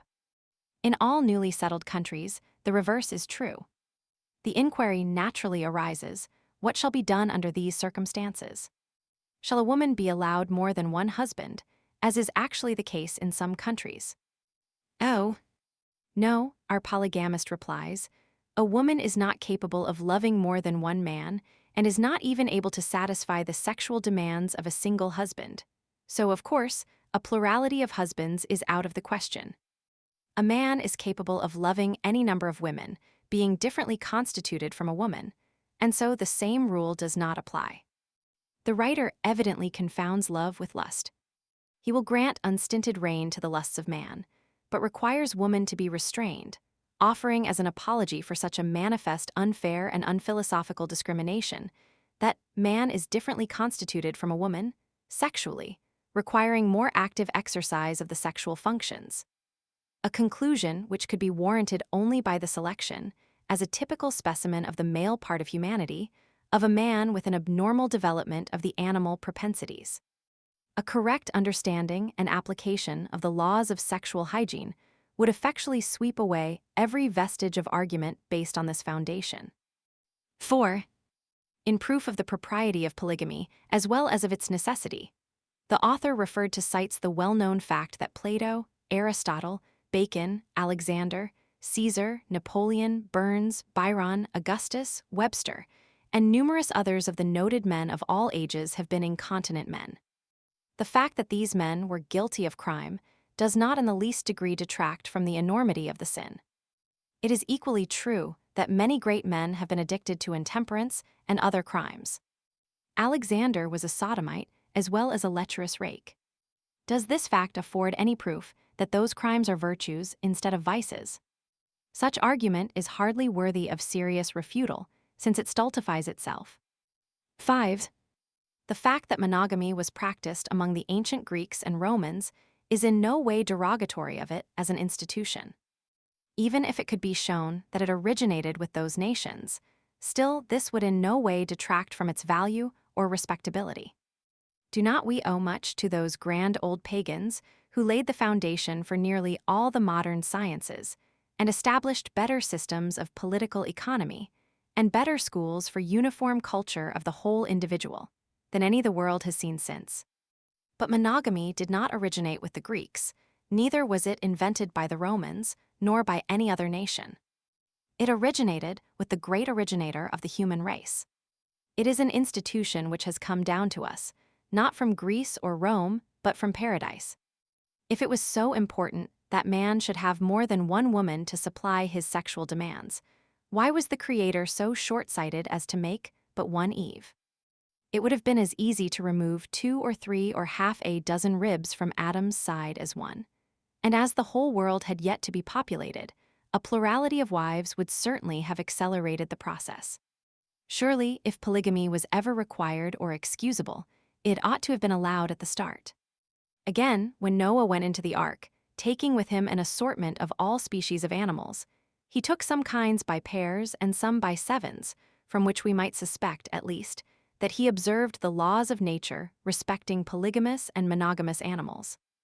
But he took only one wife for himself, and only one for each of his sons. Why not 2 or half a dozen instead? Polygamy would certainly have accelerated the repopulation of the earth most wonderfully, but Noah was monogamous. To say, in view of such facts, that monogamy originated with the paganism of ancient Greece and Rome is blasphemy. 6. The argument that polygamy will cure the social evil is exactly equivalent to the argument that the removal of all restraint from the sale and manufacture of intoxicating drinks, thus making them cheap and common, is the best remedy for intemperance. An equally good argument might be made for the cure of theft, murder, and every other vice and crime, by a similar plan. Such reasoning is the veriest sophistry. None but a biased mind could produce such flimsy arguments. But we forbear. We have already given this subject more attention than it is worthy of, though we have failed to characterize the vice of polygamy as it deserves. We leave this for the reader. Polyandry, perhaps we should add a word or two respecting this custom, which seems to be a still greater outrage against nature than that of polygamy, being the possession of a plurality of husbands by one woman. This practice is in vogue in several countries at the present time, being very common in Thibet, where it is not an unusual thing for a woman in marrying the eldest of a family of brothers to include in the contract all of the other brothers as well. Polyandry was also common among the ancient Medes. Indeed, the Medes practiced both polygamy and polyandry. A man was not considered respectable unless he had at least 7 wives. Neither were women considered worthy of general esteem unless they had as many as 5 husbands. In that country, the fact that a woman was already married was in no degree a barrier to subsequent marriages, even while the husband was living, and without the trouble of a divorce. Those who maintain the propriety of polygamy would do well to consider the historic facts respecting the opposite practice. There appear to be as good grounds for believing one to have a basis in the human constitution as the other. Divorce another of the crying evils of the day, and one which menaces in a most alarming manner the most sacred interests of society, is the facility with which divorces may be obtained. In some states, the laws regulating divorce are so notoriously loose that scores, and even hundreds of people visit the states referred to every year with no other object than to obtain a dissolution of the bonds of matrimony.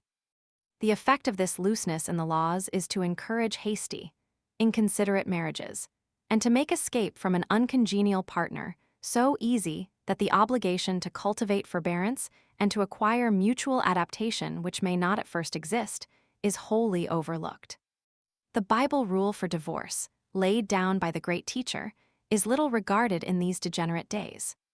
He made adultery the only legitimate cause for divorce, yet we now see married people breaking asunder their solemn marriage ties on the occurrence of the most trivial difficulties. If a couple become tired of each other and desire a change, all they have to do is to forward the fee to a New York or Chicago lawyer, and they will receive back in a short time the legal papers duly signed, granting them the desired annulment of their vows. Although countenanced by human laws, there can be no doubt that this shameless trifling with a divine institution is regarded by high heaven as the vilest abomination. In no direction is there greater need of reformatory legislation than in this. The marriage contract should be recognized in our laws as one which cannot be made and broken so lightly as it now is. It should be annulled only for the most serious offenses. The contrary course now pursued so frequently is most detrimental to morals. Our divorce laws virtually offer a premium for unchastity. Not infrequently, we see among the advertisements in the newspapers notices like the following. The undersigned is prepared to furnish divorces to parties desiring the same at moderate rates, in short time, and without publicity. The animus of these advertisements is fraud. The parties so engaged are the vilest scoundrels, and that they are allowed to continue to ply their nefarious vocation is a foul blot upon the enlightened civilization of a so-called Christian country. A publisher who will insert such a notice in his journal would advertise a brothel if he dared. While there is so much interest in the suppression of obscene literature, we would suggest that the proper authorities should direct their attention to the suppression of unlawful divorces, and the proper punishment of the villains engaged in forwarding this nefarious business. Who may not marry many writers devote much space in laying down rules, which are to be implicitly followed by those seeking life partners. We have attempted nothing of the sort, both from its impracticability and from the fact that such rules are never followed. And if the attempt should be made to follow the prescribed rules, we are not sure that more good than harm would be the result. Hence, we shall content ourselves with calling attention to a few facts of great importance respecting the conditions which imperatively forbid marriage, and which cannot be violated without the certain entailment of great suffering. 1.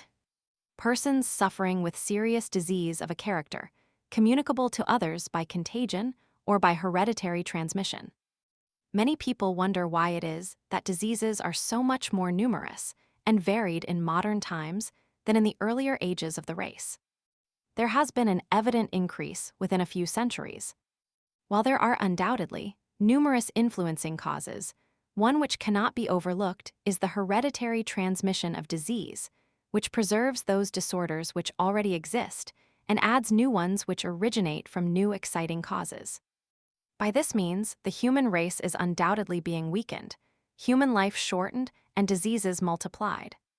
Compare the average age of human beings of the present day, less than 40 years, with the longevity of the early members of the race, who lived more than as many score of years. Some mighty deteriorating influence has been at work, and we hazard nothing in the assertion that the marriage of diseased persons and kindred violations of the laws of human hygiene have been not unimportant factors in producing this most appalling diminution in the length of human life. Among the diseases which are most certain to be transmitted are pulmonary tuberculosis, or consumption, syphilis, cancer, leprosy, epilepsy, and some other nervous disorders, some forms of skin disease and insanity. The list might be extended, but these are the more common. Persons suffering with these disorders have no right to marry, for at least 4 reasons.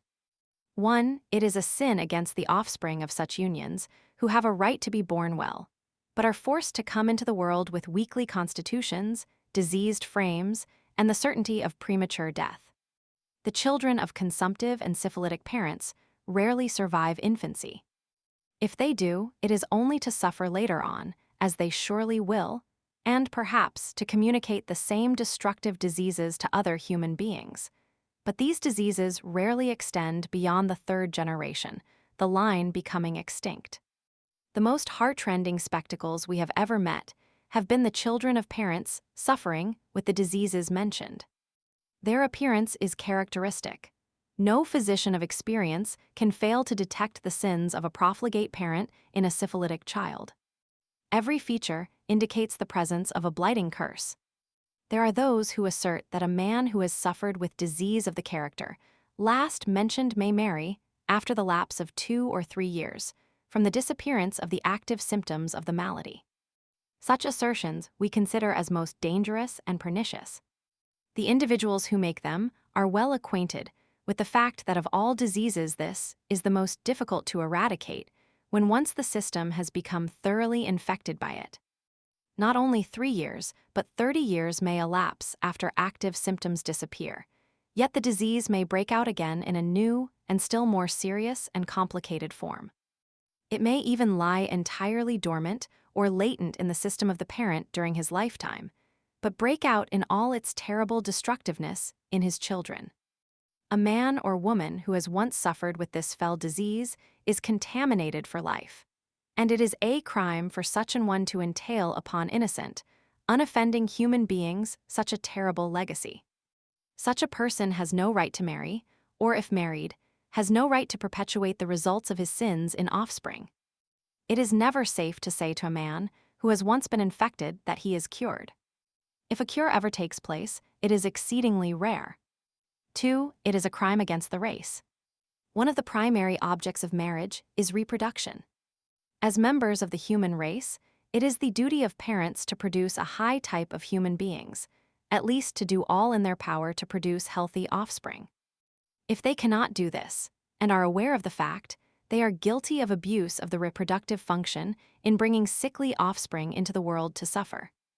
3. It is injurious to the contracting parties themselves. If a person has a communicable disease, as syphilis, leprosy, and some bad forms of skin disease, the disease will certainly be communicated to the wife or husband, and so a double amount of suffering will be entailed.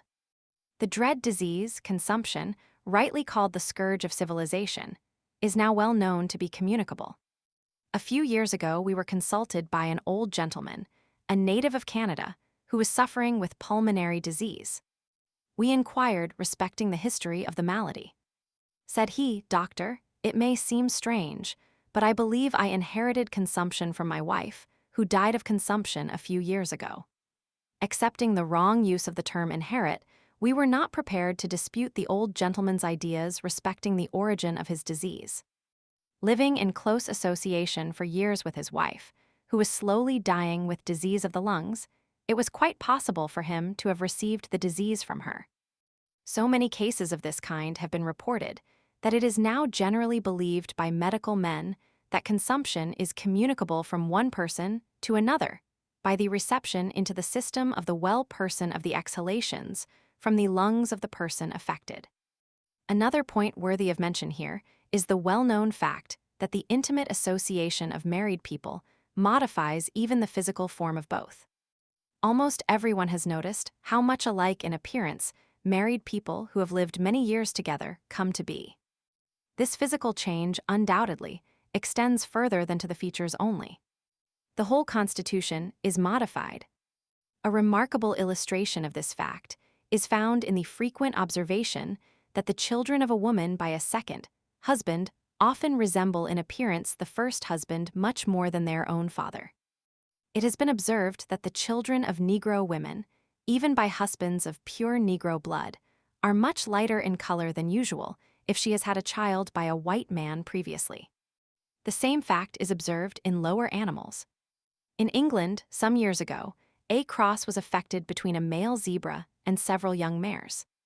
Not only the hybrid colts resulting from this union, but all the colts afterward foaled by the same mares from other horses were striped like the zebra.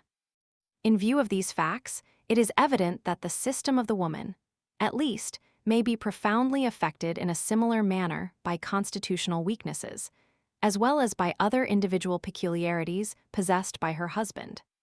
No person suffering with a contagious or infectious disease has any right to communicate the same to another. Indeed, it is the moral duty of every person so affected to do all in his power for the protection of others from the same cause of suffering. 2.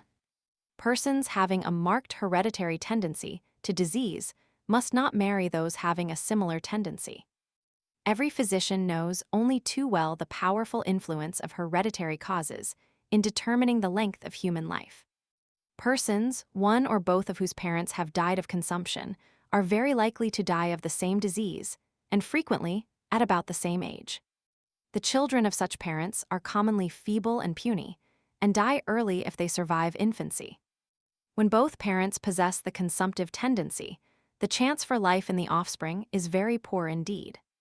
The same may be said of those suffering with cancer, epilepsy, insanity, etc. Persons with a strong tendency to any one of the diseases mentioned should in no case marry. If there is but a slight morbid tendency, marriage may be admissible, but only with a partner possessing robust health. 3. Should cousins marry? Writers have devoted a good deal of attention to this subject, and we have been shown statistics, reports of imbecile asylums, etc., for the purpose of proving that the marriage of cousins results in the production of idiots and other defectives. But the results of more careful examinations of the subject invalidate the views heretofore held, and it must be acknowledged that when both parties are healthy, there is no more liability of mental incompetency in the children of cousins than in the offspring of persons more remotely related. It must be added, however, that there are other reasons why the marriage of cousins is not to be generally recommended. Besides the fact that the feeling existing between cousins is often only that which is felt by brothers and sisters for each other, there is the still more important fact that on account of the blood relation, unions of this kind are more apt than others to bring together persons having similar morbid tendencies. 4. Persons having serious congenital deformities should not marry. The reason for this rule is obvious. Persons suffering with serious congenital defects, as natural blindness, deafness, deformity of the limbs, or defective development of any part, will be more or less likely to transmit the same deformities or deficiencies to their children. There are, of course, cases of natural blindness, as well as of disability in other respects, to which this rule does not apply, the natural process of development not being seriously defective. It has even been observed that there is a slight tendency to the reproduction in the offspring of deformity which has been artificially produced in the parents and has existed for a long time. Many ancient nations observed this rule. Infants born cripples were strangled at birth or left to die. A Spartan king was once required by his people to pay a heavy fine for taking a wife who was inferior in size.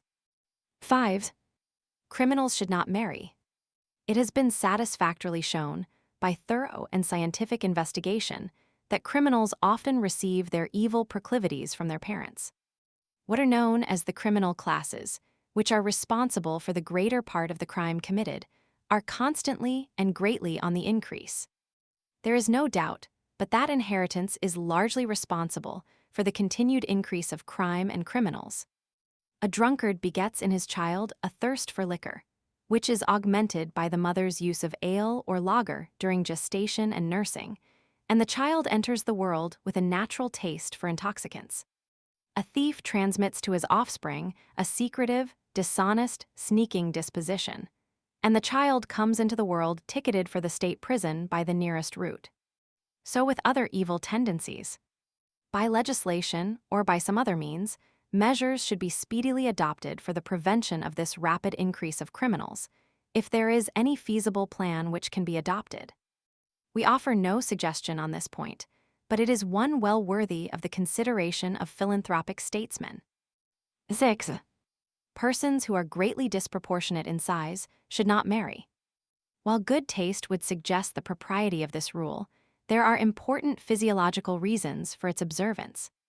While the lack of physical adaptitude may be the occasion of much suffering and unhappiness in such unions, especially on the part of the wife, being even productive of most serious local disease, and sometimes of sterility, it is in childbirth that the greatest risk and suffering is incurred.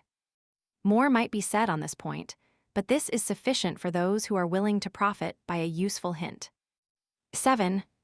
Persons between whom there is great disparity of age should not marry. The reasons for this have already been given at length, and we will not repeat. In general, the husband should be older than the wife, from 2 to 5 years. The husband may often be 10 or 12 years the senior of the wife. But when more than that, the union is not likely to be a profitable or happy one if it is not absolutely productive of suffering and unhappiness. The ancient Greeks required that the husband should be 20 years older than the wife. But this custom was no more reasonable than that of another nation, which required that only old and young should marry, so that the sobriety of the old might restrain the frivolity of the young. 8. Persons who are extremely unlike in temperament should not marry. Persons who are so unlike in temperament and tastes as to have no mutual enjoyments, no congeniality of feeling, will be incompatible as husband and wife, and the union of such persons will be anything but felicitous. No definite rule can be laid down, but those seeking a companion for life would do well to bear this caution in mind, at the same time remembering that too great similarity of character, especially when there are prominent defects, is equally undesirable. 9. Marriage between widely different races is unadvisable. While there is no moral precept directly involved in marriage between widely different nations, as between whites and blacks or Indians, experience shows that such marriages are not only not conducive to happiness, but are detrimental to the offspring. It has been proven beyond room for question that mulattoes are not so long-lived as either blacks or whites. 10. Persons who are unable to sustain themselves or a family should not marry. Both moral and social obligations, if the two obligations may exist independently, forbid marriage to a young man who is scarcely able to provide for himself, much less to support a wife and a family. The theory advocated by some that two can live almost as cheaply as one, so that a saving will be made by a union of two in marriage, is a most fallacious one. There may be occasional exceptions, but in general, young people who marry with this idea in their heads find that they have reasoned not wisely. It will not be disputed that a married couple may live upon what is often spent foolishly by a young man, but a young man can be economical if he will, and if he does not learn economy before marriage, it is likely that he never will learn it.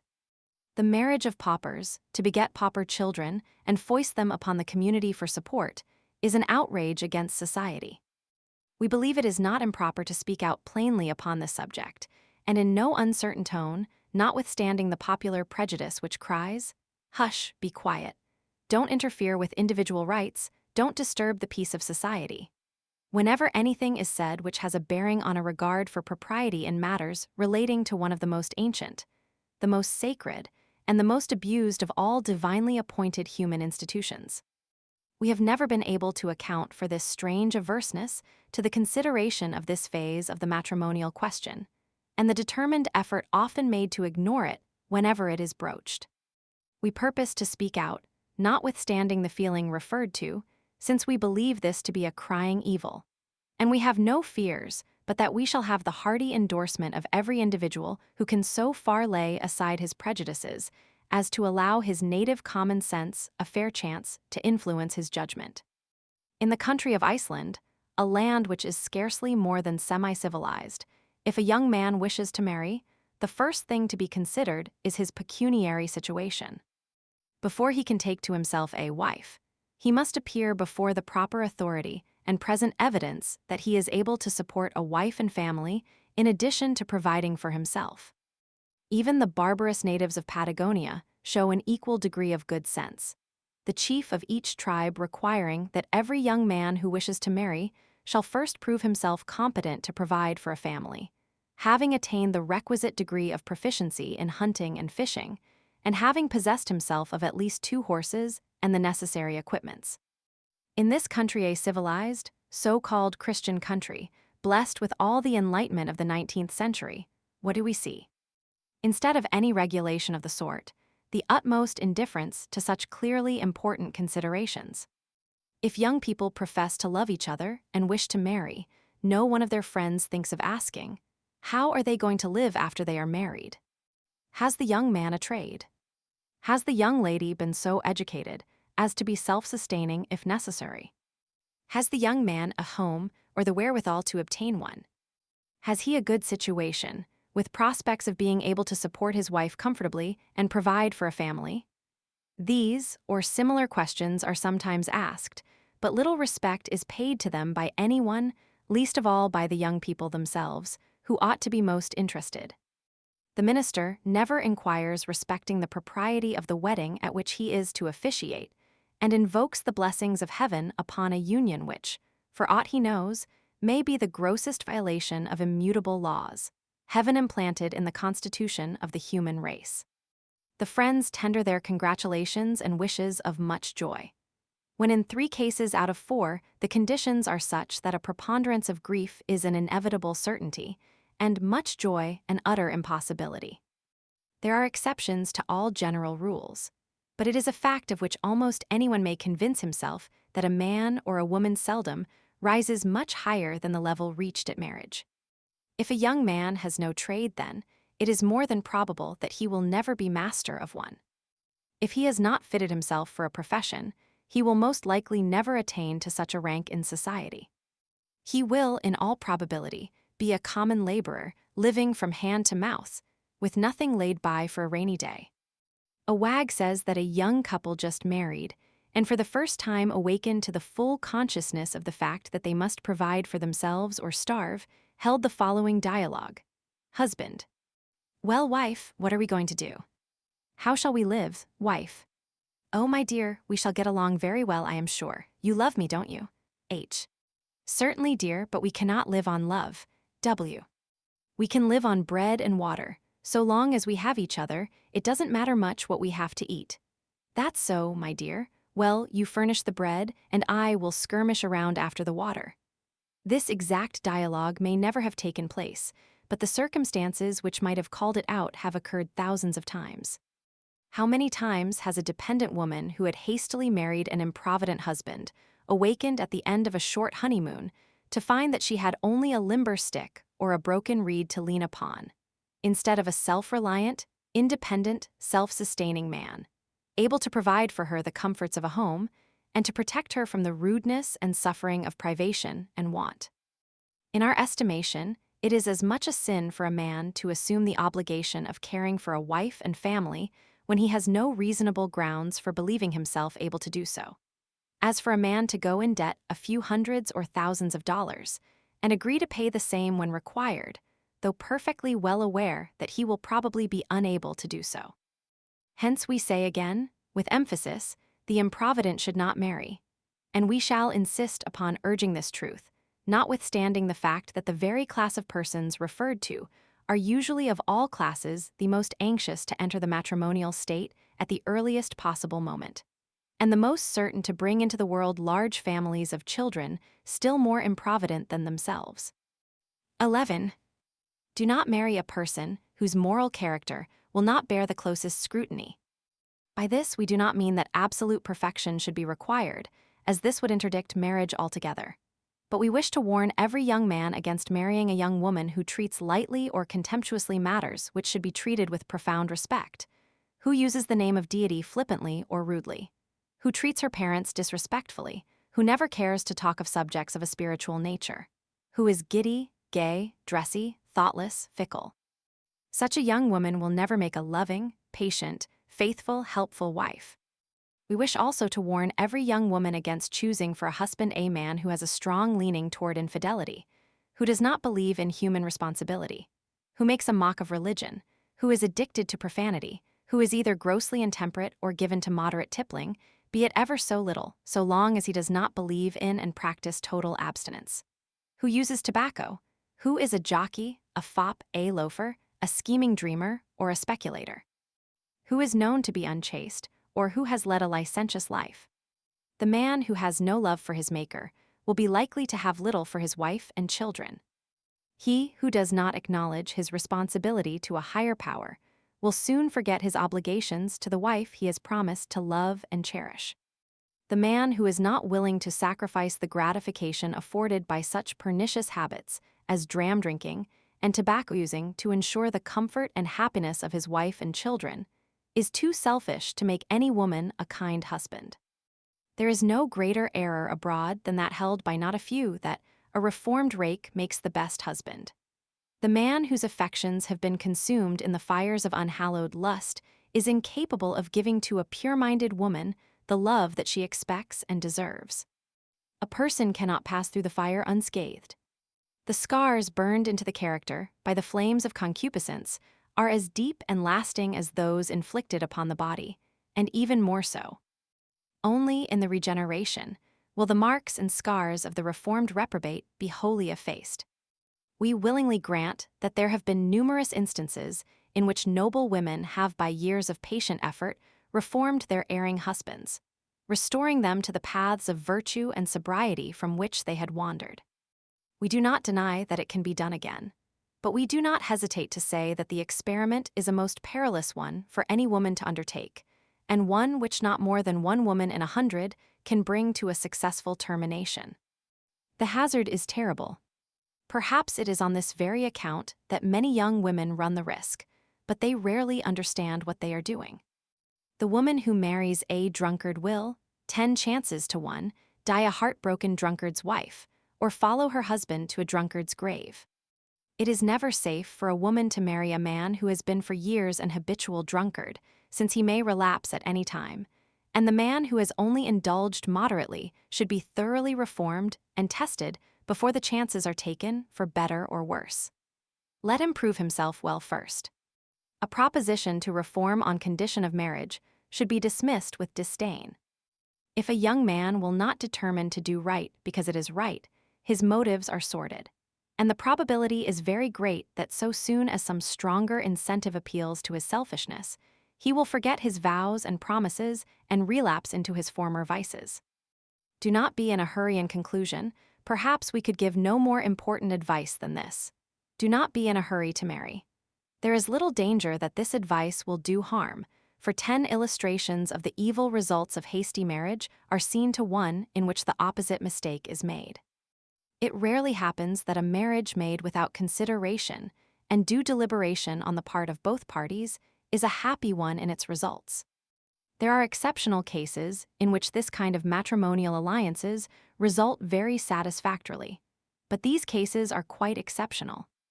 The business of selecting a partner for life, one who is expected to sustain the closest relation possible between human beings, who must be prepared to share in another's sorrows as well as joys, to sympathize with another's aspirations and appreciate another's motives and sentiments such. A task is certainly one of the most serious of an individual's life, and ought to be entered upon with calmness, deliberation, and unbiased judgment, and entire self-control. When making a decision which must affect seriously an individual's whole lifetime, passion, caprice, and all motives calculated to bias the judgment should be laid aside. The happiness and usefulness of a whole lifetime may be marred by a word. There is too much pending to be in a hurry. A certain philosopher once compared a man about to marry to one who was about to put his hand into a sack in which were 99 serpents and 1 eel, the moral of which is that there are 99 chances to 1 against a fortunate selection. If this is true of a man about to marry, it is probably equally true that a woman under the same circumstances has 999 chances against, for 1 in favor of, a fortunate selection. Chastity. Thou shalt not commit adultery. Whosoever looketh on a woman to lust after her hath committed adultery with her already in his heart. In these 2 scriptures, we have a complete definition of unchastity. The 7th commandment, with the Savior's commentary upon it, places clearly before us the fact that chastity requires purity of thought as well as of outward acts. Impure thoughts and unchaste acts are alike violations of the 7th commandment. As we shall see, also, unchastity of the mind is a violation of natural law as well as of moral law, and is visited with physical punishment commensurate to the transgression. Mental unchastity it is vain for a man to suppose himself chaste, who allows his imagination to run riot amid scenes of amorous associations. The man whose lips delight in tales of licentiousness, whose eyes feast upon obscene pictures, who is ever ready to pervert the meaning of a harmless word or act into uncleanness, who finds delight in reading vivid portrayals of acts of lewdness, such a one is not a virtuous man. Though he may never have committed an overt act of unchastity, if he cannot pass a handsome female in the street without, in imagination, approaching the secrets of her person, he is but one grade above the open libertine, and is as truly unchaste as the veriest debauchee.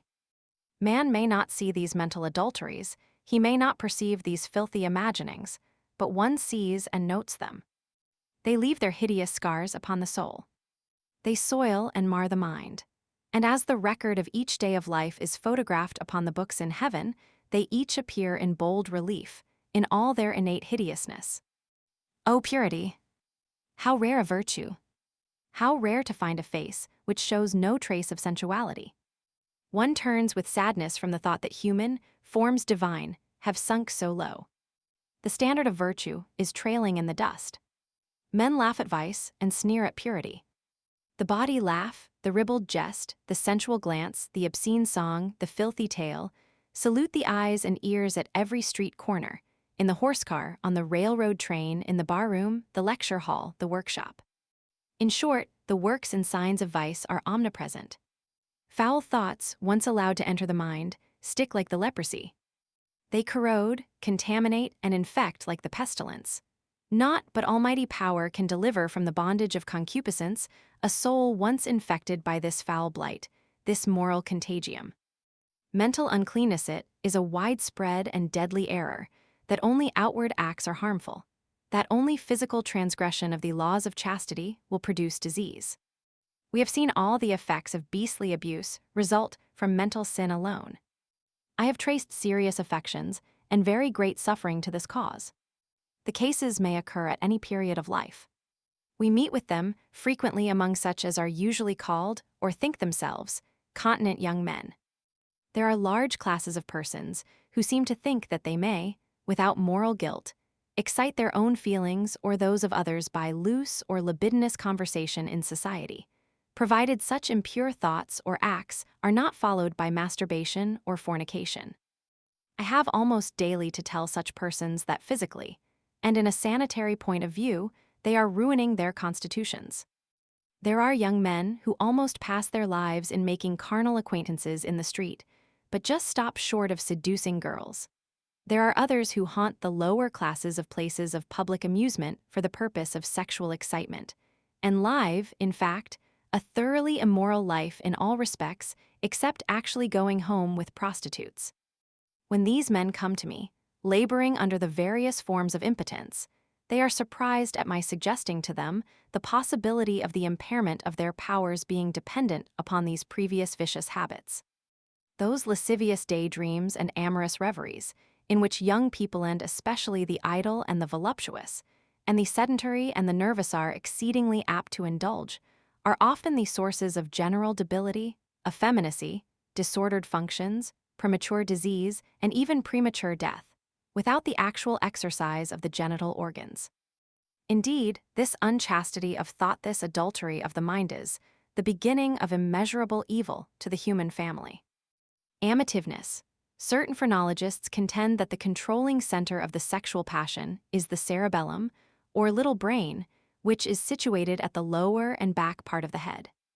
They apparently love to dwell upon the theme, and ride their hobby upon all possible occasions, often in the most disgusting manner, and always leaving the impression that they must be themselves suffering from perversion of the very function of which they speak. There may be some doubt whether the function called amativeness is located in the cerebellum at all. At least, it is perfectly certain that amativeness is not the exclusive function of the cerebellum. Says Carpenter, the learned physiologist, the seat of the sexual sensation is no longer supposed to be in the cerebellum generally, but probably in its central portion or some part of the medulla oblongata. The cerebellum is intimately connected with the principal vital organs. Hence, if it is largely developed, the individual will possess a well-developed physical organism and a good degree of constitutional vigor. He will have vigorous health and probably strong sexual powers, not, however, as a special function, but for the same reason that he will have a good digestion. To the majority of mankind, apparently, amativeness or sexual love means lust. The faculty has been lowered and debased until it might almost be considered practically synonymous with sensuality. The first step toward reform must be a recognition of a higher and purer relation than that which centers every thought upon the gratification of the animal in human nature. If one may judge from the facts which now and then come to the surface in society, it would appear that the opportunity for sensual gratification had come to be, in the world at large, the chief attraction between the sexes.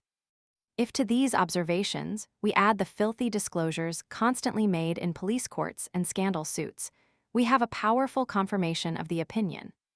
Even ministers, who ought to be ensamples to the flock, are rather blind leaders of the blind and fall into the same ditch with the rest.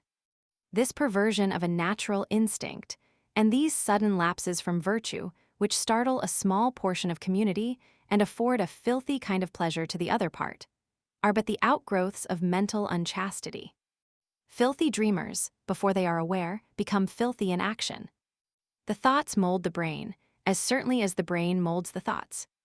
Rapidly down the current of sensuality is swept the individual who yields his imagination to the contemplation of lascivious themes. Before he knows his danger, he finds himself deep in the mire of concupiscence. He may preserve a fair exterior, but deception cannot cleanse the slime from his putrid soul. How many a church member carries under a garb of piety a soul filled with abominations? No human scrutiny can tell. How many pulpits are filled by whited sepulchres? Only the judgment will disclose. Unchaste conversation, out of the abundance of the heart the mouth speaketh. Every idle word that men shall speak, they shall give account thereof in the day of judgment. By thy words thou shalt be condemned. Matt. 12, 34, 36, 37. In these three brief sentences, Christ presents the whole moral aspect of the subject of this paragraph. To anyone who will ponder well his weighty words, no further remark is necessary. Let filthy talkers but consider for a moment what a multitude of idle, unclean words are waiting for account in the final day. And then let them consider what a load of condemnation must roll upon their guilty souls when strict justice is meted out to every one before the bar of omnipotence, and in the face of all the world of all the universe. The almost universal habit among boys and young men of relating filthy stories, indulging in foul jokes, making indecent allusions, and subjecting to lewd criticism every passing female is a most abominable sin. Such habits crush out pure thoughts, they annihilate respect for virtue, they make the mind a quagmire of obscenity, they lead to overt acts of lewdness. But boys and youths are not alone in this. More often than otherwise, they gain from older ones the phraseology of vice. And if the sin is loathsome in such youthful transgressors, what detestable enormity must characterize it in the old? And women, too, are not without their share in this accursed thing, this ghost of vice, which haunts the sewing circle and the parlor as well as the clubroom. They do not, of course, often descend to those black depths of vulgarity to which the coarser sex will go, but couch in finer terms the same foul thoughts, and hide in loose insinuations more smut than words could well express. Women who think themselves rare paragons of virtue can find no greater pleasure than in the discussion of the latest scandal, speculations about the chastity of Mistress A. or Mr. B, and gossip about the fall of this man's daughter or the amorous adventures of that woman's son. Masculine purity loves to regard woman as chaste in mind as well as in body, to surround her with conceptions of purity and impregnable virtue. But the conclusion is irresistible that those who can gloat over others' lapses from virtue, and find delight in such questionable entertainments as the most recent case of seduction or the newest scandal, have need to purify their hearts and reinforce their waning chastity. Nevertheless, a writer says, and perhaps truly, that the women comprise about all the real virtue there is in the world. Certainly, if they were one half as bad as the masculine portion of humanity, the world would be vastly worse than it is. Causes of unchastity travelers among the North American Indians have been struck with the almost entire absence of that abandonment to vice which might be expected in a race uninfluenced by the moral restraints of Christianity. When first discovered in their native wilds, they were free from both the vices and the consequent diseases of civilization. This fact points unmistakably to the conclusion that there must be something in the refinements and perversions of civilized life, which is unfavorable to chastity, notwithstanding all the restraints which religion and the conventionalisms of society impose. Can we find such influences? Yes, they abound on every hand and leave their blight in most unwelcome places, oft unsuspected, even till the work of ruin is complete. Early causes, the earliest of all causes, is hereditary predisposition. As we have shown, a child conceived in lust can no more be chaste by nature than a Negro can be a Caucasian. But back of this there is a deeper cause, as we shall see, one that affects parents as well as offspring. Between infancy and puberty are in operation all those influences mentioned under sexual precocity. The frequent custom of allowing children of the opposite sex to sleep together, even until 8 or 10 years of age, or longer, is a dangerous one. We have known of instances in which little boys of 7 or 8 have been allowed to sleep with girls of 14 or 16, in some of which most shameful lessons were taught, and by persons who would not be suspected of such an impropriety. In one instance, a little boy of 8, occupying the same bed with 3 girls several years older, was used for illustration by the older girl in instructing the younger ones in the modus operandi of reproduction. The sexes should be carefully separated from each other at least as early as 4 or 5 years of age, under all circumstances which could afford opportunity for observing the physical differences of the sexes, or in any way serve to excite those passions which at this tender age should be wholly dormant. Diet versus chastity from earliest infancy to impotent old age. Under the perverting influence of civilization, there is a constant antagonism between diet and purity. Sometimes rarely, we hope the helpless infant imbibes the essence of libidinous desires with its mother's milk, and thence receives upon its forming brain the stamp of vice. When old enough to take food in the ordinary way, the infant's tender organs of digestion are plied with highly seasoned viands, stimulating sauces, animal food, sweetmeats, and dainty tidbits in endless variety. Soon, tea and coffee are added to the list. Salt, pepper, ginger, mustard, condiments of every sort deteriorate his daily food. If, perchance, he does not die at once of indigestion, or with his weakened forces fall a speedy victim to the diseases incident to infancy, he has his digestive organs impaired for life at the very outset of his existence. Exciting stimulants and condiments weaken and irritate his nerves and derange the circulation. Thus, indirectly, they affect the sexual system, which suffers through sympathy with the other organs. But a more direct injury is done. Flesh, condiments, eggs, tea, coffee, chocolate, and all stimulants have a powerful influence directly upon the reproductive organs. They increase the local supply of blood, and through nervous sympathy with the brain, the passions are aroused. Overeating, eating between meals, hasty eating, eating indigestible articles of food, late suppers, react upon the sexual organs with the utmost certainty. Any disturbance of the digestive function deteriorates the quality of the blood. Poor blood, filled with crude, poorly digested food, is irritating to the nervous system, and especially to those extremely delicate nerves which govern the reproductive function. Irritation provokes congestion. Congestion excites sexual desires. Excited passions increase the local disturbance, and thus each reacts upon the other, ever increasing the injury and the liability to future damage. Thus, these exciting causes continue their insidious work through youth and more mature years. Right under the eyes of fathers and mothers, they work the ruin of their children, exciting such storms of passion as are absolutely uncontrollable. Clerical lapses our most profound disgust, is justly excited when we hear of laxity of morals in a clergyman. We naturally feel that one whose calling is to teach his fellow men the way of truth, and right, and purity should himself be free from taint of immorality. But when we consider how these ministers are fed, we cannot suppress a momentary disposition to excuse, in some degree, their fault. When the minister goes out to tea, he is served with the richest cake, the choicest jellies, the most pungent sauces, and the finest of fine flour breadstuffs.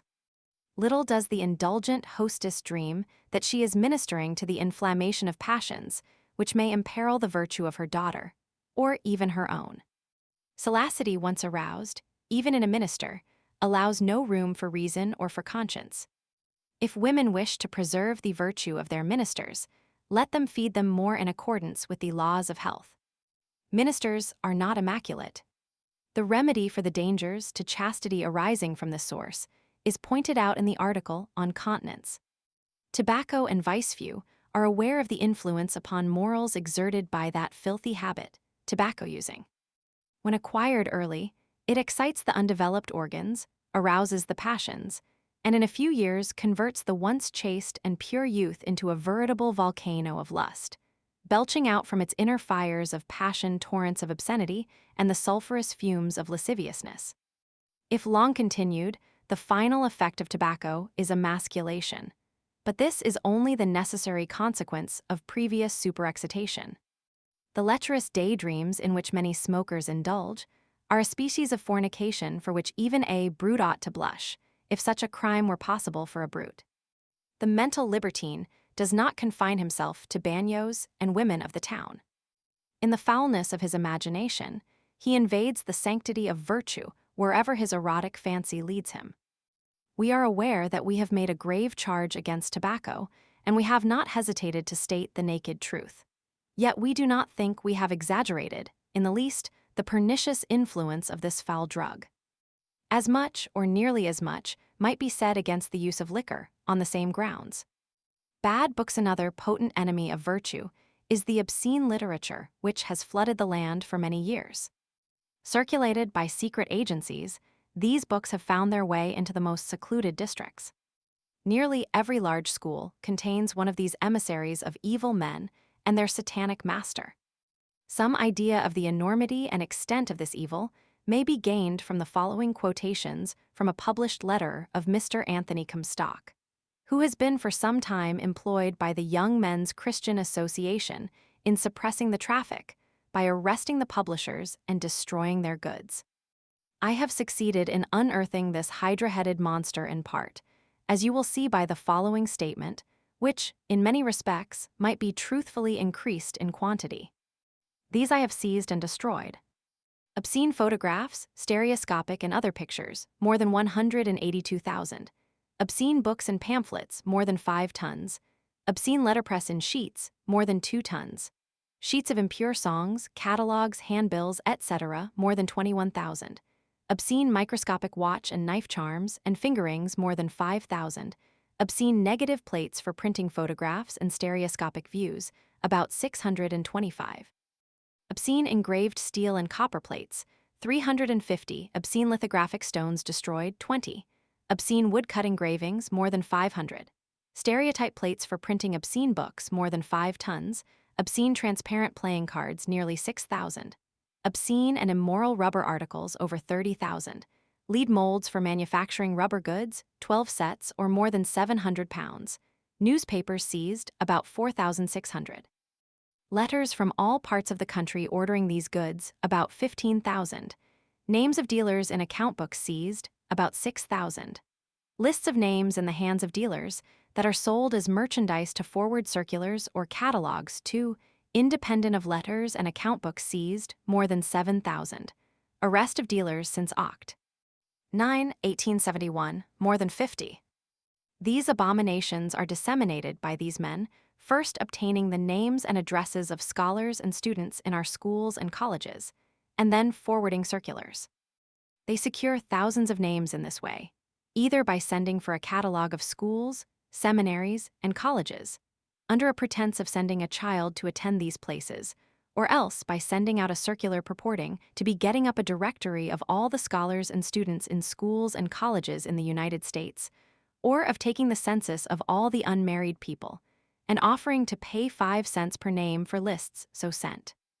I need not say that the money is seldom or never sent, but I do say that these names, together with those that come in reply to advertisements, are sold to other parties. So that when a man desires to engage in this nefarious business, he has only to purchase a list of these names, and then your child, be it son or daughter, is liable to have thrust into its hands, all unknown to you, one of these devilish catalogs. Since the destruction of the stereotype plates of old books, secret circulars have been discovered of a notice to dealers that 12 new books are in course of preparation and will soon be ready for delivery. Says Hun. 150. Merriam, as quoted by Dr. Lewis. We find that the dealers in obscene literature have organized circulating libraries, which are under the charge of the most vicious boys in the schools, boys chosen and paid by the vendors, and who circulate among the students, at 10 cents a volume, any of the 144 obscene books heretofore published in New York City. Largely through the influence of Mr. Comstock, laws have been enacted which promise to do much toward checking this extensive evil, or at least causing it to make itself less prominent. Our newspapers still abound with advertisements of various so-called medical works, marriage guides, etc., which are fruits of the same upistry that Mr. Comstock has labored so faithfully to uproot. It is a painful fact, however, that the total annihilation of every foul book which the law can reach will not effect the cure of this evil, for our modern literature is full of the same virus. It is necessarily presented in less grossly revolting forms, half concealed by beautiful imagery or embellished by wit, but yet there it is, and no law can reach it. The works of our standard authors in literature abound in lubricity. Popular novels have doubtless done more to arouse a prurient curiosity in the young, and to excite and foster passion and immorality, than even the obscene literature for the suppression of which such active measures have recently been taken. The more exquisitely painted the scenes of vice, the more dangerously enticing. Novel reading has led thousands to lives of dissoluteness. Idleness, this evil, is usually combined with the preceding. To maintain purity, the mind must be occupied. If left without occupation, the vacuity is quickly filled with unchaste thoughts. Nothing can be worse for a child than to be reared in idleness. His morals will be certain to suffer. Incessant mental occupation is the only safeguard against unchastity. Those worthless fops who spend their lives in killing time by lounging about barrooms, loafing on street corners, or strutting up and down the boulevard are anything but chaste. Those equally worthless young women who waste their lives on sofas or in easy chairs, occupied only with some silly novel, or idling away life's precious hours in reverie, such creatures are seldom the models of purity one would wish to think them. If born with a natural propensity toward sin, such a life would soon engender a diseased, impure imagination, if nothing worse. Dress and sensuality. There are 2 ways in which fashionable dress leads to unchastity, viz. 1. By its extravagance, 2. By its abuse of the body. How does extravagance lead to unchastity? By creating the temptation to sin. It affects not those gorgeously attired ladies who ride in fine carriages and live in brownstone fronts, who are surrounded with all the luxuries that wealth can purchase. Fine apparel is no temptation to such.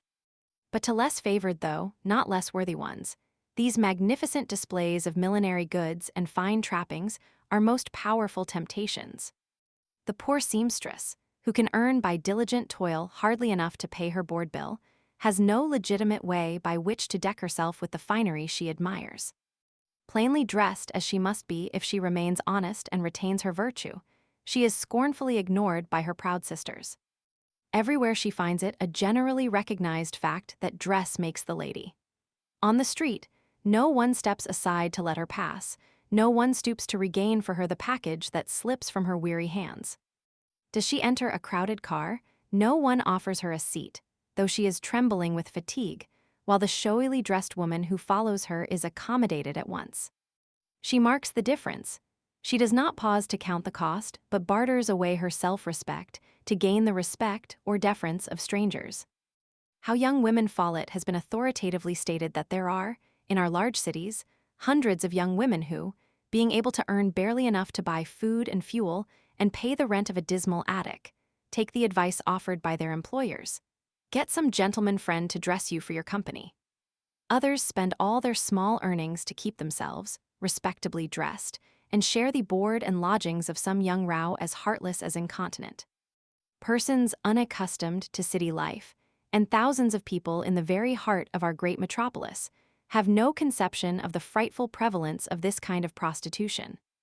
Young women go to our large cities as pure as snow. They find no lucrative employment. Daily contact with vice obtuns their first abhorrence of it.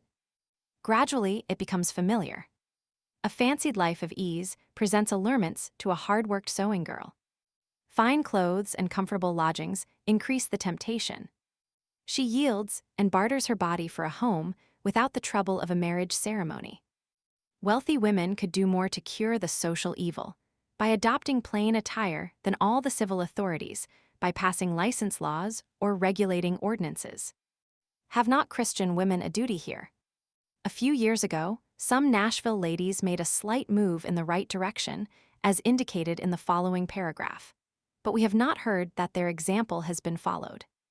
The lady members of the First Baptist Church of Nashville, 10, have agreed that they will dispense with all finery on Sunday, wearing no jewels but consistency, and hereafter appear at church in plain calico dresses.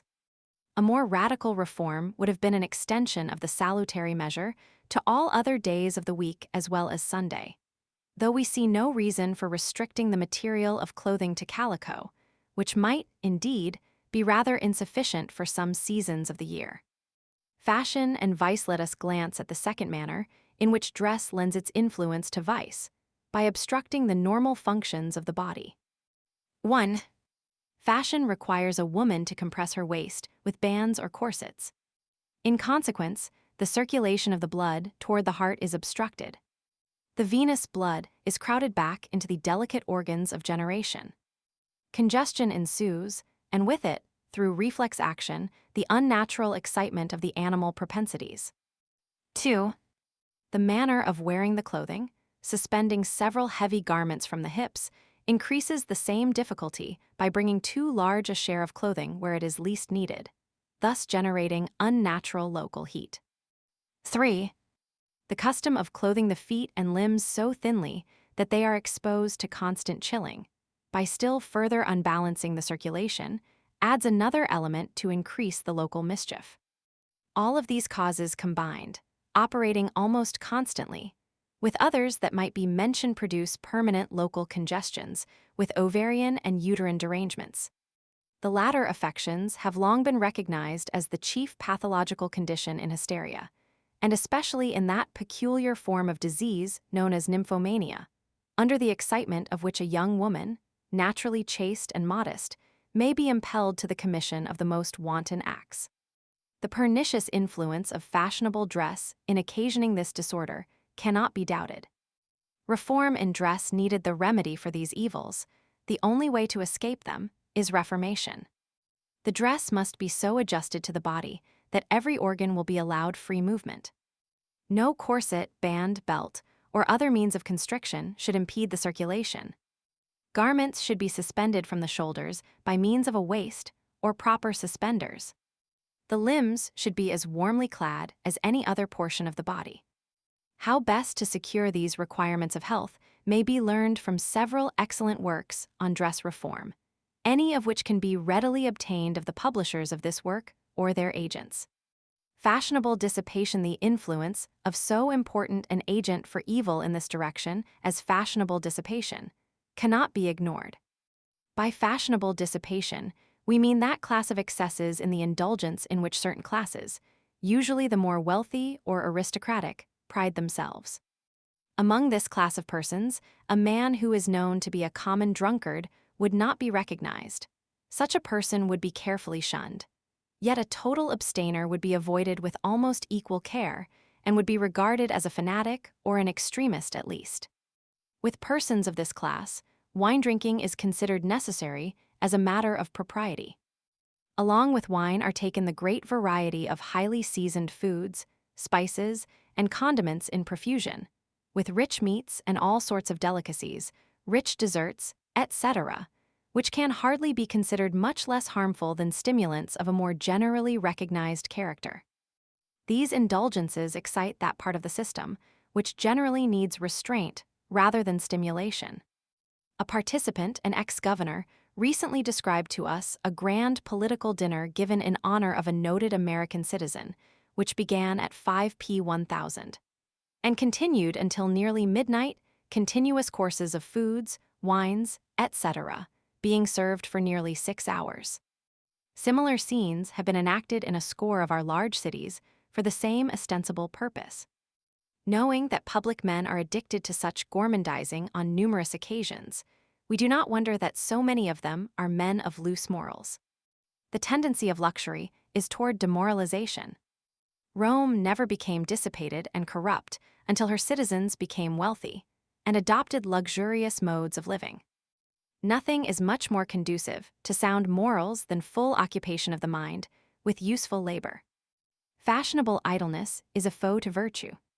The young man or the young woman who wastes the precious hours of life in listless dreaming, or in that sort of senseless twaddle which forms the bulk of the conversation in some circles, is in very great danger of demoralization.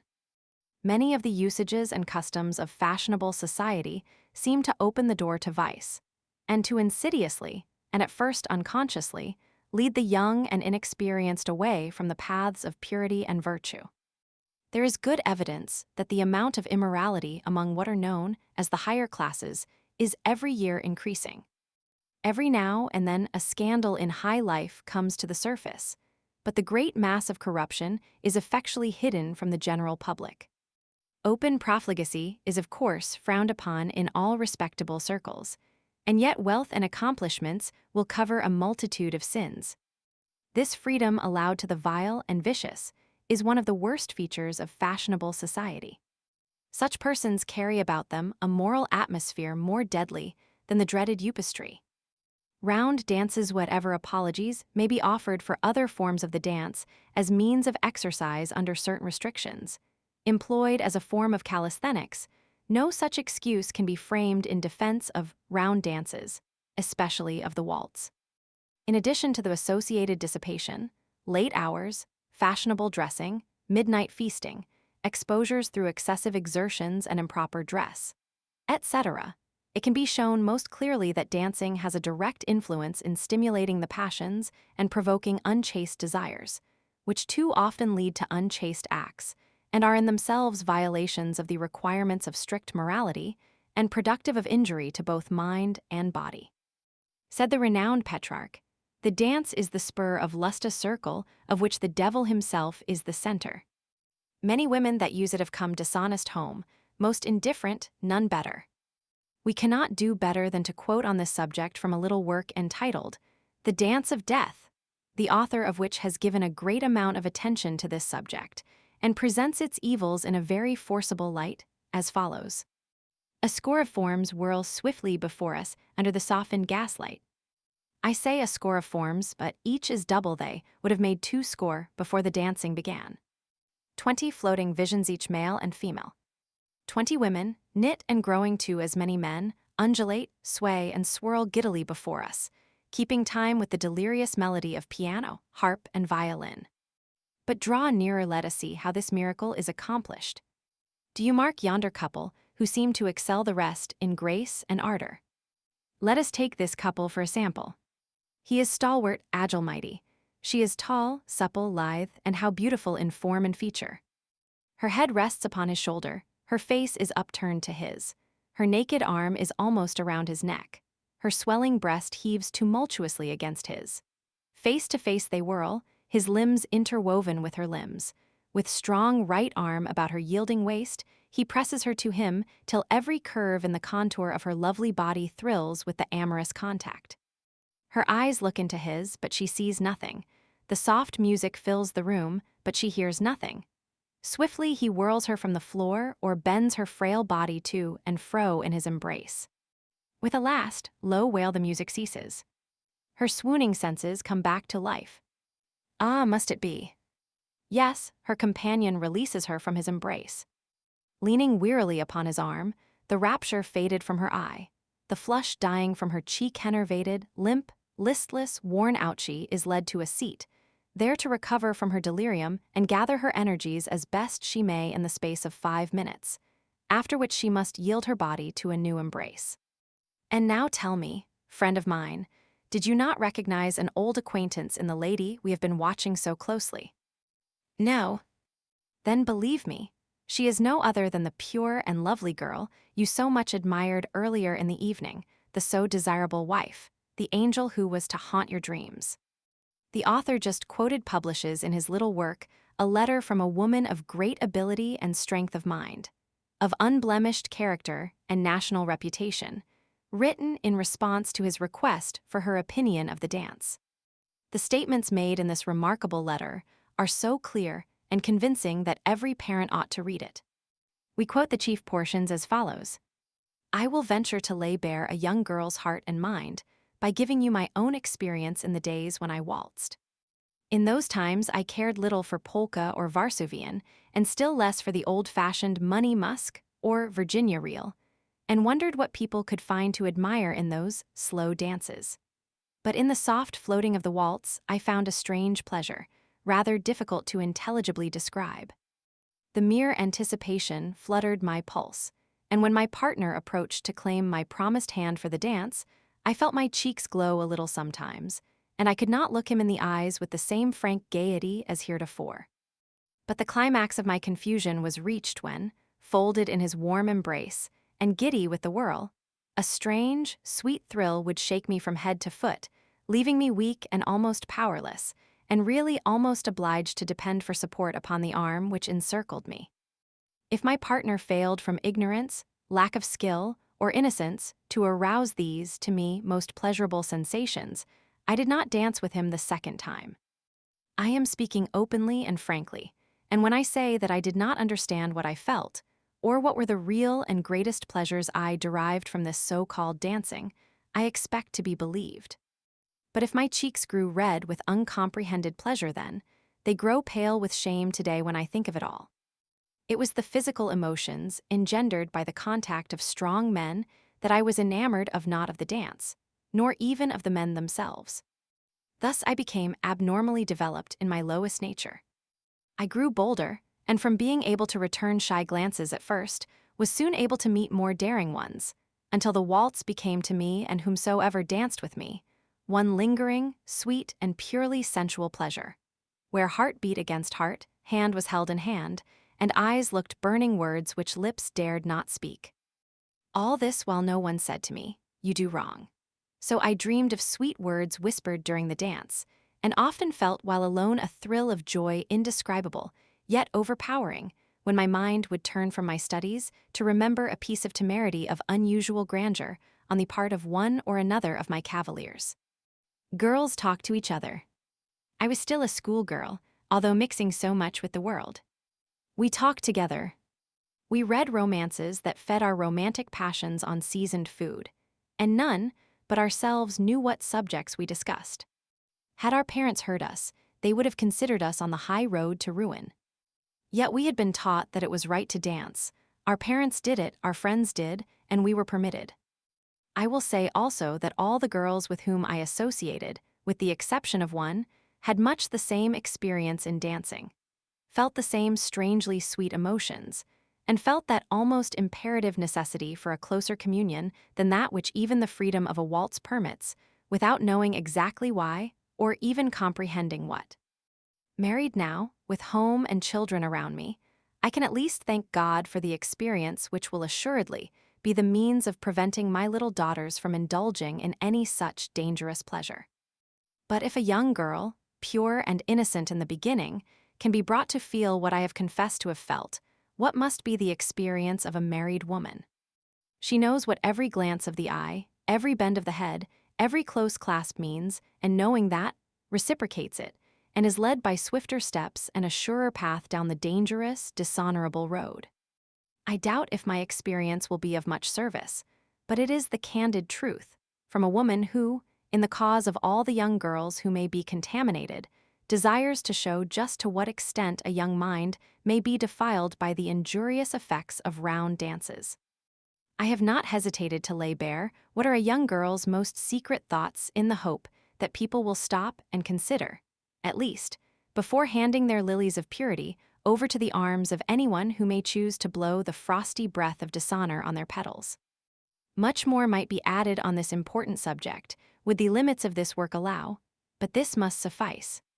We beg the reader to consider carefully and prayerfully the facts presented before deciding that dancing is so harmless as many persons suppose. Physical causes of unchastity. Some of the physical causes of impurity in women have been previously referred to, since it is through physical injuries that unhealthful clothing exerts its influence. Too little is generally known of the intimate connection between physical and mental conditions. Doubtless, many vices originate in physical imperfections. Indeed, when the full bearing of physical influences upon the mind is allowed, it is difficult to avoid pleading extenuating circumstances in the cases of the greatest share of transgressors of both moral and civil laws. This principle is especially applicable to sexual relations. In males, one of the most general physical causes of sexual excitement is constipation. The vesicula seminalis, in which the seminal fluid is stored, is situated, as will be remembered, at the base of the bladder. It thus has the bladder in front and the rectum behind. In constipation, the rectum becomes distended with feces, a feet matter which should have been promptly evacuated instead of being allowed to accumulate. This hardened mass presses upon the parts most intimately concerned in the sexual act, causing excessive local excitement. When this condition is chronic, as in habitual constipation, the unnatural excitement often leads to most serious results. One of these is the production of a horrible disease, satyriasis, the nature of which has been previously indicated. Constipation in females has the same tendency, though the dangers are not quite so great. The irritation is sufficient, however, to lead to excitement of the passions. Intestinal worms often produce the same result in children. Local uncleanliness is another very frequent cause, which is often overlooked. The natural local secretions quickly become a source of great irritation if not removed by daily washing. Certain anatomical peculiarities sometimes exist in the male which greatly aggravate this difficulty, and for which circumcision or an equivalent operation is the remedy. Irritation of the bladder, producing incontinence of urine, is another enemy to chastity. It should receive prompt attention and treatment. In children, this irritability is indicated by wetting of the bed at night. In cases of this kind, allow the child little drink in the latter portion of the day. See that the bladder is emptied just before he goes to bed. Wake him once or twice during the night and have him urinate. Use all possible means to remove the cause of irritation by giving him plenty of out-of-door exercise and a very simple, though nutritious, diet. Avoid meat, eggs, and condiments. Modern modes of life aside from all of the causes already enumerated, there are many other conditions and circumstances, the result of modern habits of living, that tend directly toward the excitement of sensuality. Superheated rooms, sedentary employments, the development of the mental and nervous organizations at the expense of the muscular, the cramming system in schools, too long confinement of school children in a sitting position, the allowance of too great freedom between the sexes in the young, the demoralizing influence of most varieties of public amusement, balls, church fairs, and other like influences too numerous to mention, all tend in the one direction, that of abnormal excitation and precocious development of the sexual functions. It is not an exaggeration to say that, for one conforming to modern modes of living, eating, sleeping, and drinking, absolute chastity is next to an absolute impossibility. This would certainly be true without a special interposition of Providence, but Providence never works miracles to obviate the results of voluntary sin. Continence. Continence differs from chastity in being entire restraint from sexual indulgence under all circumstances, while chastity is only restraint from unlawful indulgence. As we have both physical and mental chastity, so continence should be both mental and physical. Many of the observations on the subject of chastity apply with equal force to continence. The causes of incontinence are the same as those of unchastity. The same relation also exists between mental and physical continence as between mental and physical chastity. The subject of continence evidently has a somewhat wider scope than that of chastity, as generally understood. But as we have considered the latter subject so fully, we shall devote less space to this, leaving the reader to make the application of such preceding remarks as reason may suggest to him are equally appropriate here. Without stopping to consider the various circumstances under which absolute continence is expedient, or desirable, or morally required, we will proceed at once to examine the question, is continence harmful? Continence not injurious it has been claimed by many, even by physicians, and with considerable show of reason that absolute continence, after full development of the organs of reproduction, could not be maintained without great detriment to health. It is needless to enumerate all the different arguments employed to support this position, since they are, with a few exceptions, too frivolous to deserve attention. We shall content ourselves chiefly with quotations from acknowledged authorities, by which we shall show that the popular notions upon this subject are wholly erroneous. Their general acceptance has been due, without doubt, to the strong natural bias in their favor. It is an easy matter to believe what agrees well with one's predilections. A bare surmise, on the side of prejudice, is more telling than the most powerful logic on the other side. We know that this opinion is held by men of the world, and that many physicians share it. This belief appears to us to be erroneous, without foundation, and easily refuted. The same writer claims that no peculiar disease nor any abridgment of the duration of life can be ascribed to such continence. He proves his position by appealing to statistics and shows the fallacy of arguments in support of the contrary view. He further says, "It is determined, in our opinion, that the commerce of the sexes has no necessities that cannot be restrained without peril. A part has been assigned to spermatic plethora in the etiology of various mental affections. Among others, priapism has been attributed to it. In our opinion, this malady originates in a disturbance of the cerebral nerve power, but it is due much less to the retention of sperm than to its exaggerated loss, much less to virtuous abstinence than to moral depravity. There has evidently been a widespread deception upon this subject. Health does not absolutely require that there should ever be an emission of semen, from puberty to death, though the individual live 100 years. And the frequency of involuntary nocturnal emissions is an indubitable proof that the parts, at least, are suffering under a debility and morbid irritability utterly incompatible with the general welfare of the system.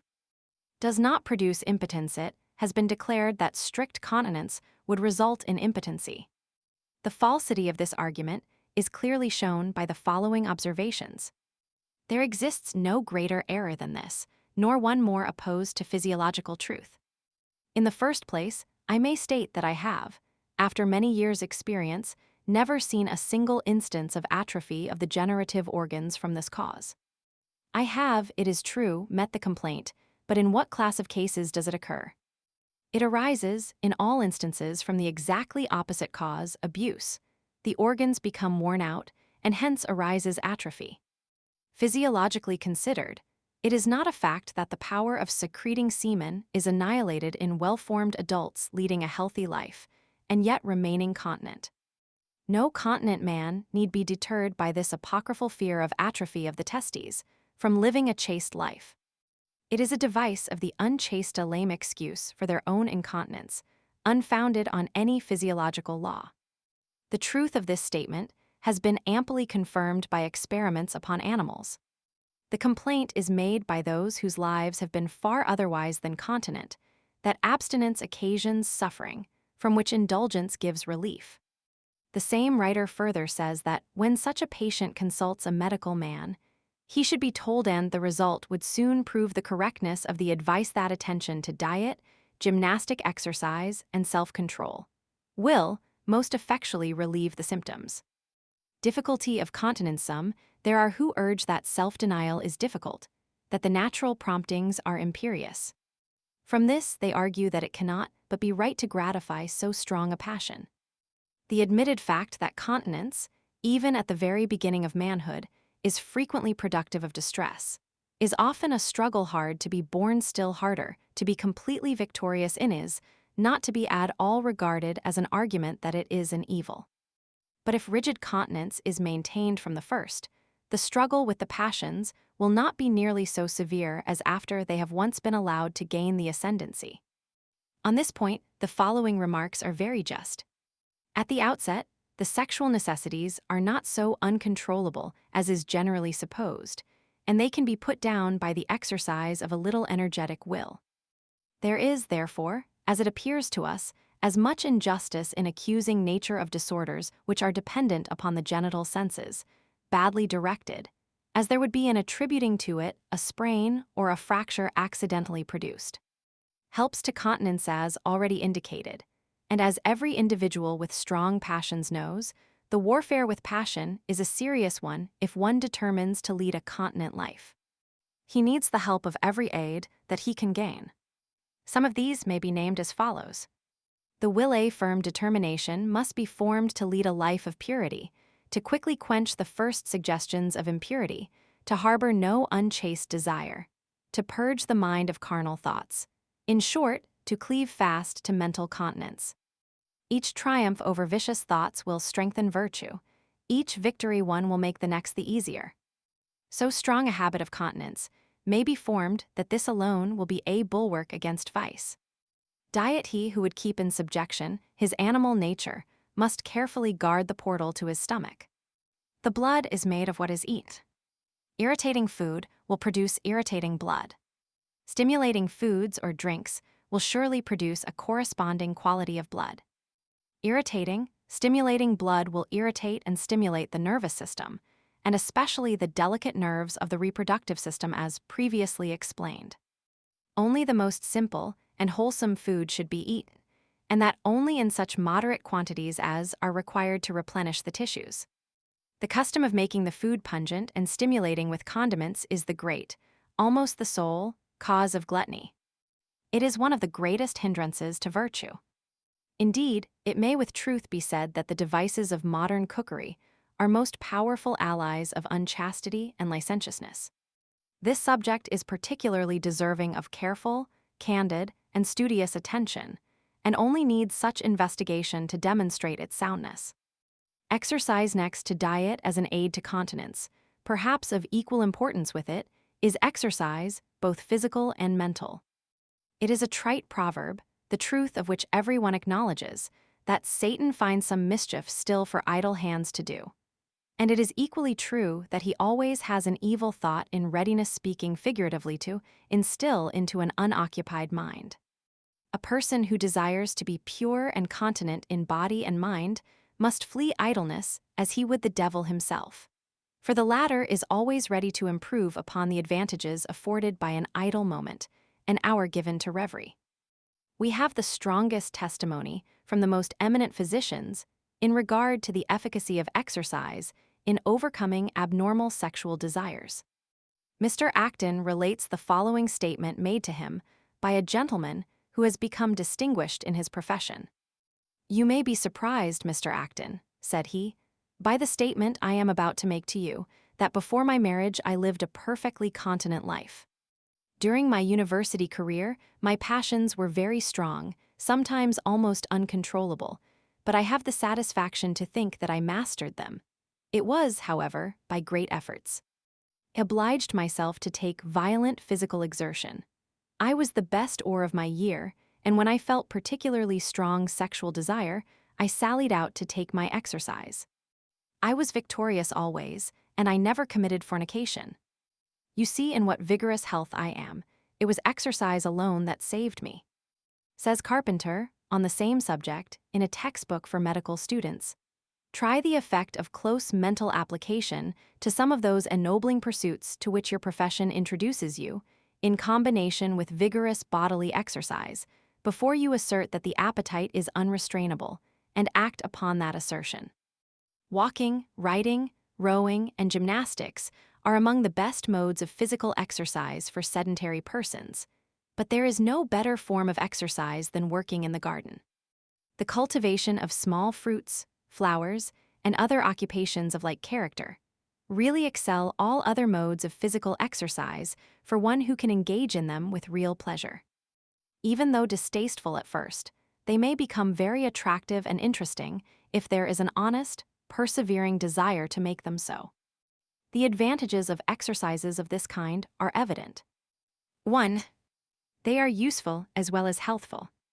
While they call into action a very large number of muscles by the varied movements required, the expenditure of vital force is remunerated by the actual value of the products of the labor, so that no force is wasted.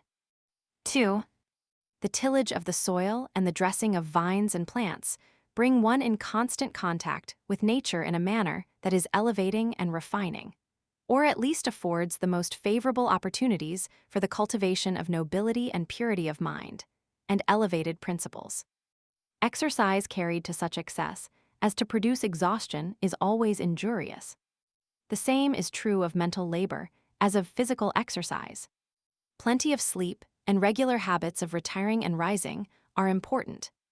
Dozing is bad at any time, for it is a condition in which the will is nearly dormant, though consciousness still lingers, and the imagination is allowed to run wild, and often enough it will run where it ought not. Late study, or late hours spent in any manner, is a sure means of producing general nervous irritability and sexual excitement through reflex influence. Bathing, a daily bath with cool or tepid water, followed by vigorous rubbing of the skin with a coarse towel and then with the dry hand, is a most valuable aid. The hour of first rising is generally the most convenient time.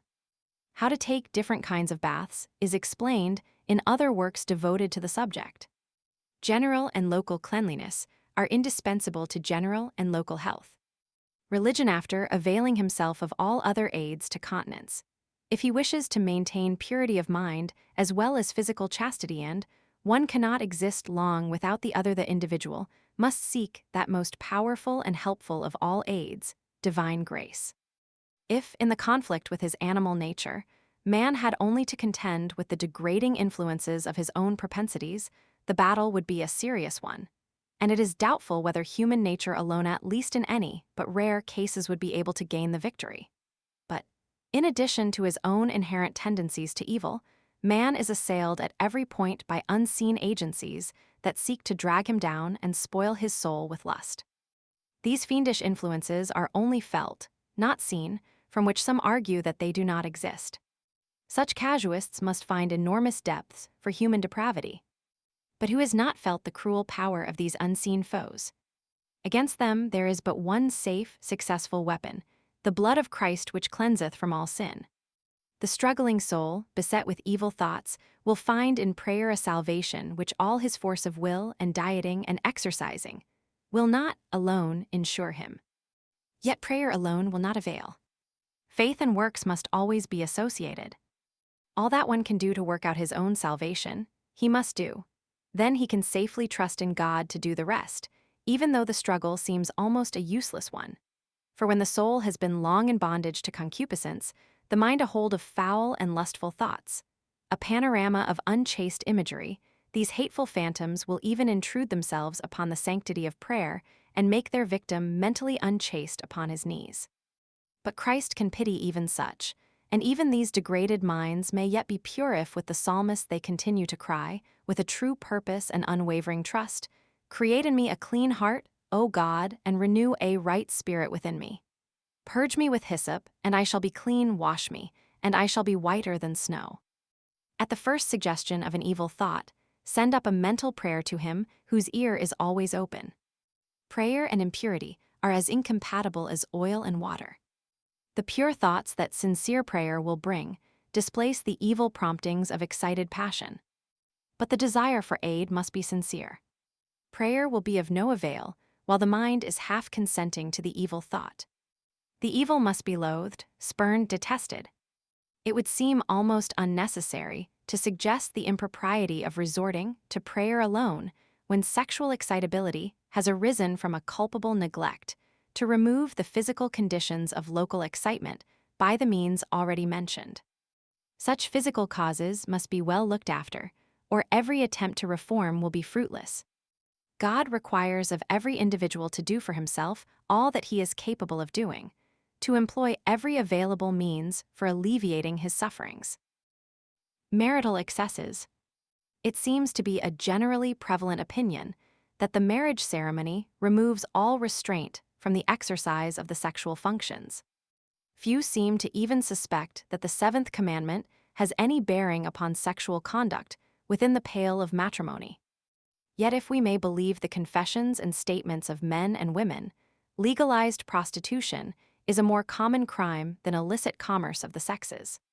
So common is the popular error upon this subject, and so strongly fortified by prejudice is it, that it is absolutely dangerous for a writer or speaker to express the truth, if he knows it and has a disposition to do so. Any attempt to call attention to true principles is mocked at, decried, stigmatized, and, if possible, extinguished. The author is vilified, and his work is denounced and relegated to the ragman. Extremist, fanatic, ascetic are the mildest terms employed concerning him, and he escapes with rare good fortune if his chastity or virility is not assailed. We are not going to run any such risks, and so shall not attempt to enunciate or maintain any theory. We shall content ourselves with plainly stating established physiological facts by quotations from standard medical authors, leaving each reader to draw conclusions and construct a practical formula for himself. Object of the reproductive functions man, in whatever condition we find him, is more or less depraved. This is true as well of the most cultivated and refined ladies and gentlemen of the great centers of civilization, as of the misshapen denizens of African jungles or the scarcely human natives of Australia and Terra del Fuego. His appetites, his tastes, his habits, even his bodily functions are perverted. Of course, there are degrees of depravity and varieties of perversion. In some respects, savages approach more nearly to the natural state than civilized man, and in other particulars, the latter more nearly represents man's natural condition. But in neither barbarism nor civilization do we find man in his primitive state. In consequence of this universal departure from his original normal condition, the causes of which we need not here trace, since they are immaterial in the consideration of this question when we wish to ascertain with certainty the functions of certain organs of the human body, we are obliged to compare them with the corresponding organs of lower animals and study the functions of the latter. It is by this method of investigation that most of the important truths of physiology have been developed, and the plan is universally acknowledged to be a proper and logical one. Then, if we wish to ascertain, with certainty, the true function of the reproductive organs in man, we must pursue the course above indicated. In other words, study the function of reproduction in lower animals. We say lower animals because man is really an animal, a member of the great animal kingdom, though not a beast. At least he should not be a beast, though some animals in human form approach very closely to the line that separates humanity from brutes. We are brought, then, for a solution of this problem, to a consideration of the question: what is the object of the reproductive act in those members of the animal kingdom just below man in the scale of being? Let science tell us, for zoologists have made a careful study of this subject for centuries. We quote the following paragraphs from one of the most distinguished and reliable of modern physiologists, the facts which he states being confirmed by all other physiologists. Every living being has a definite term of life, through which it passes by the operation of an invariable law, and which, at some regularly appointed time, comes to an end. But while individual organisms are thus constantly perishing and disappearing from the stage, the particular kind, or species, remains in existence. This process, by which new organisms make their appearance, to take the place of those which are destroyed, is known as the process of reproduction or generation. The ovaries, as well as the eggs which they contain, undergo, at particular seasons, a periodical development or increase in growth. At the approach of the generative season, in all the lower animals, a certain number of the eggs, which were previously in an imperfect and inactive condition, begin to increase in size and become somewhat altered in structure. In most fish and reptiles as well as in birds, this regular process of maturation and discharge of eggs takes place, but once in a year. In different species of quadrupeds, it may take place annually, semi-annually, bi-monthly, or even monthly.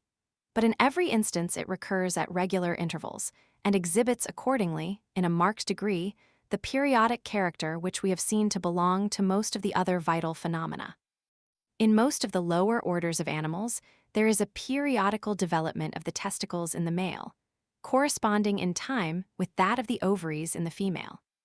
As the ovaries enlarge and the eggs ripen in the one sex, so in the other the testicles increase in size as the season of reproduction approaches and become turgid with spermatozoa. The accessory organs of generation, at the same time, share the unusual activity of the testicles and become increased in vascularity and ready to perform their part in the reproductive function. Each of the two sexes is then at the same time under the influence of a corresponding excitement. The unusual development of the genital organs reacts upon the entire system and produces a state of peculiar activity and excitability, known as the condition of erethism. It is a remarkable fact, in this connection, that the female of these animals will allow the approaches of the male only during and immediately after the estrous period. That is, just when the egg is recently discharged and ready for impregnation.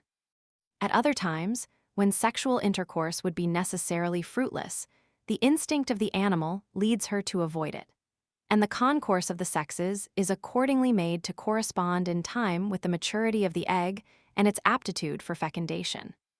The egg, immediately upon its discharge from the ovary, is ready for impregnation. If sexual intercourse happens to take place about that time, the egg and the spermatic fluid meet in some part of the female generative passages, and fecundation is accomplished. If, on the other hand, coitus do not take place, the egg passes down to the uterus unimpregnated, loses its vitality after a short time, and is finally carried away with the uterine secretions.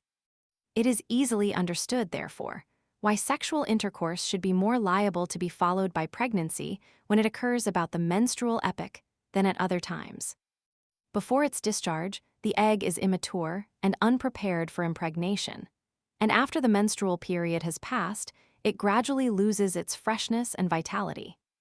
The law of periodicity, as it affects the sexual activity of males of the human species, is indicated in the following remarks by the same author. The same correspondence between the periods of sexual excitement in the male and female is visible in many of the animals as well as in fish and reptiles. This is the case in most species which produce young but once a year, and at a fixed period, as the deer and the wild hog. In other species, on the contrary, such as the dog, the rabbit, the guinea pig, etc., where several broods of young are produced during the year, or where, as in the human subject, the generative epochs of the female recur at short intervals, so that the particular period of impregnation is comparatively indefinite, the generative apparatus of the male is almost always in a state of full development, and is excited to action at particular periods, apparently by some influence derived from the condition of the female. The facts presented in the foregoing quotations from Dr. Dalton may be summarized as follows. 1. The sexual function is for the purpose of producing new individuals to take the place of those who die, and thus preserve the species from becoming extinct. 2. In the animal kingdom generally, the reproductive function is necessarily a periodical act, dependent upon the development of the reproductive organs of both the male and the female at stated periods. 3.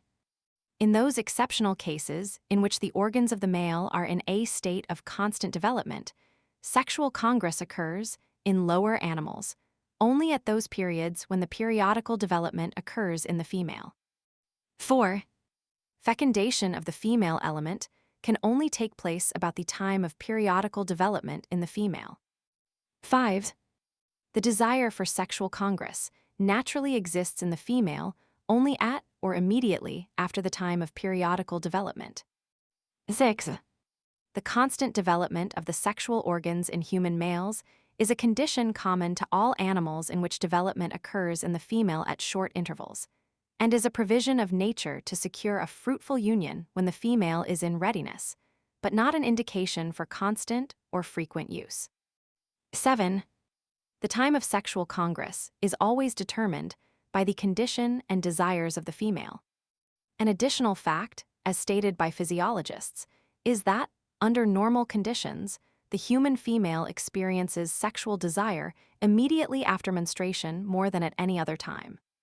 It has, indeed, been claimed that at this period only does she experience the true sexual instinct, unless it is abnormally excited by disease or otherwise.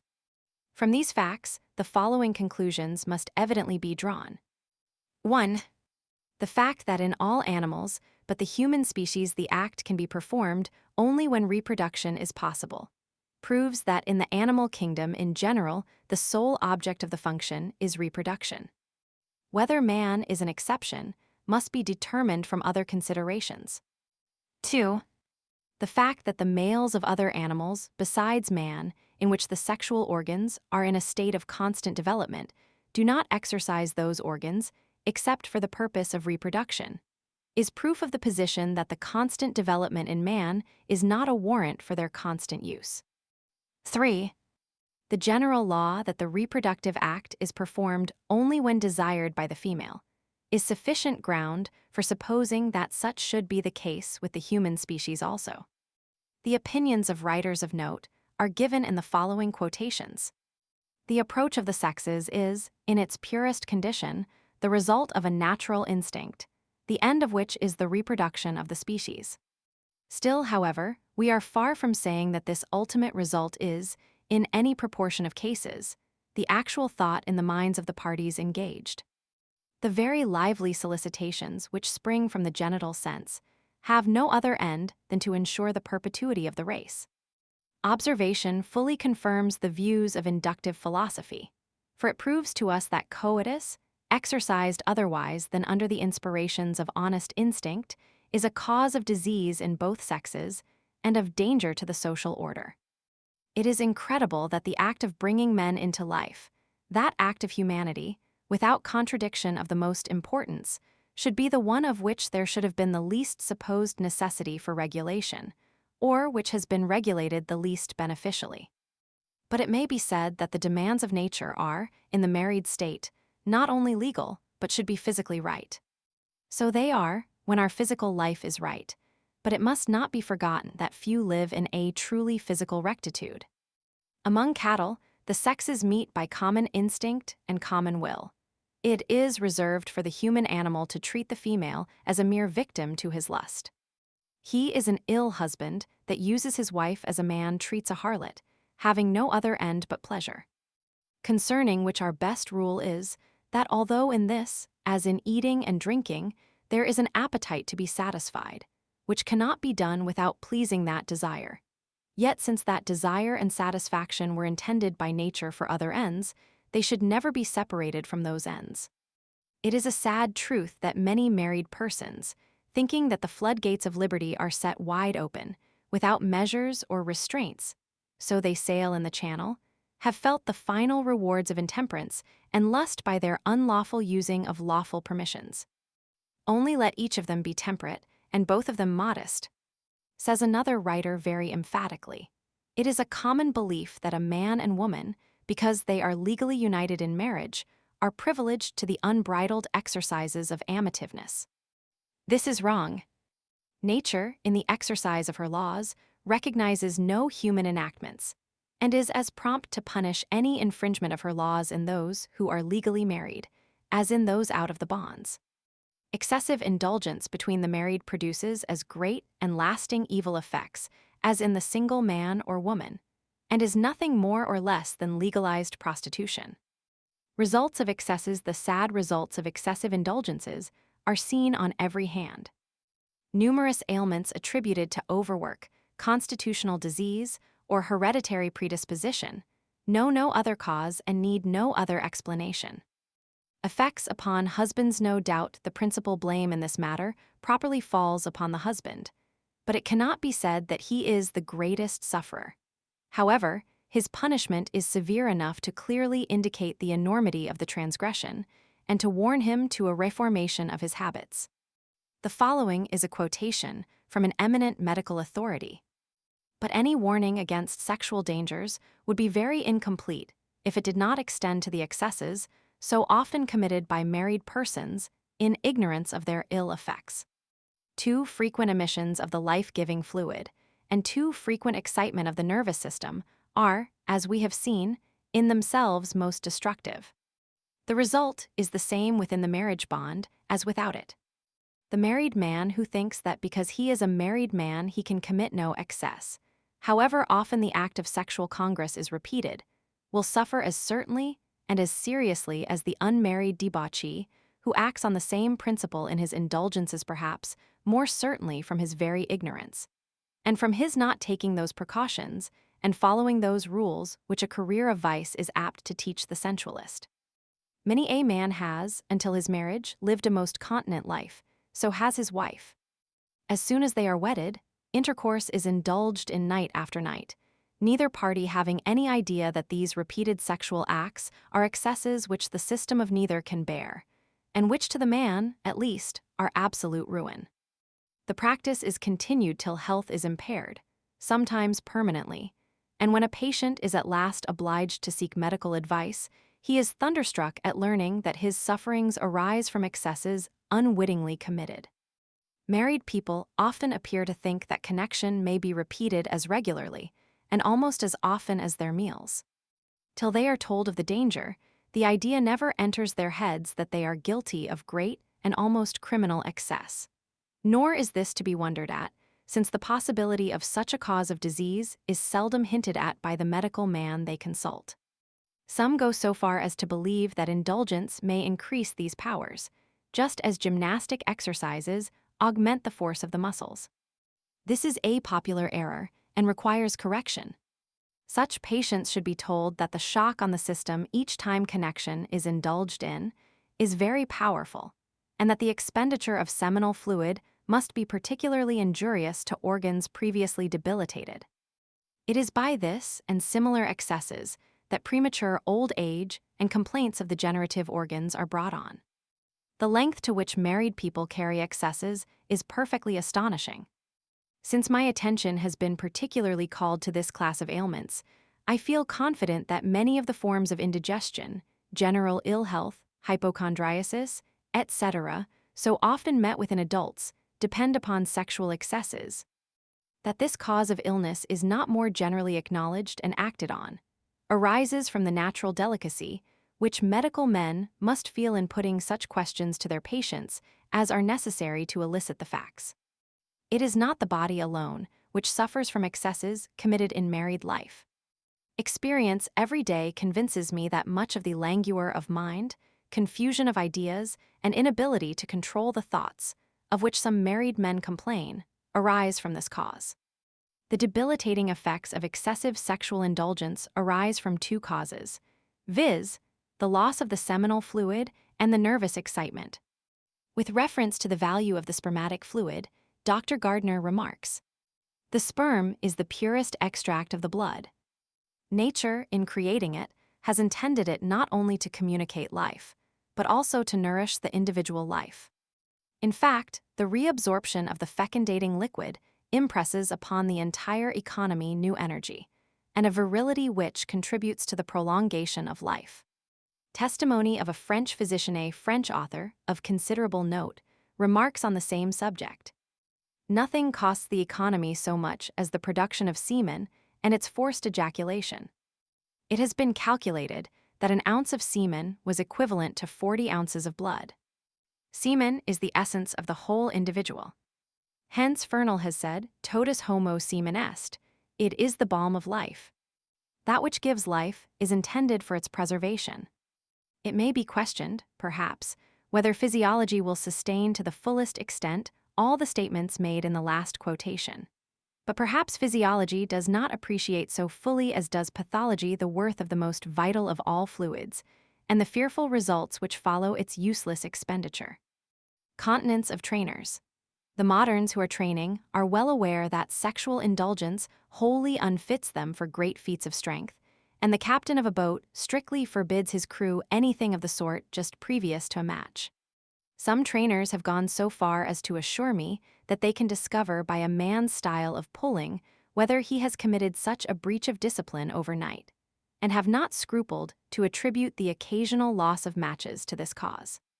A cause of throat disease, the disease known as clergyman's sore throat, is believed by many eminent physicians to have its chief origin in excessive venery. It is well known that sexual abuse is a very potent cause of throat diseases. This view is supported by the following from the pen of the learned Dr. Ten Bourgeois. We ought not, then, to be surprised that the physiological act, requiring so great an expenditure of vitality, must be injurious in the highest degree, when it is reiterated abusively. To engender is to give a portion of one's life. Does not he who is prodigal of himself precipitate his own ruin? A peculiar character of the diseases which have their origin in venereal excesses and masturbation is chronicity. Individual predispositions, acquired or hereditary, engender for each a series of peculiar ills. In some, the debility bears upon the pulmonary organs. Hence results the dry cough, prolonged hoarseness, stitch in the side, spitting of blood, and finally phthisis. How many examples are there of young debauchees who have been devoured by this cruel disease? It is, of all the grave maladies, the one which venereal abuses provoke the most frequently. Portal Bale Louis say this distinctly.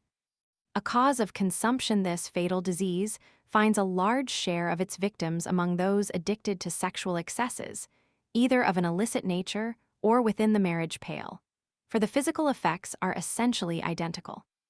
This cause is especially active and fatal with sedentary persons, but is sufficiently powerful to undermine the constitution under the most favorable circumstances, as the following case illustrates.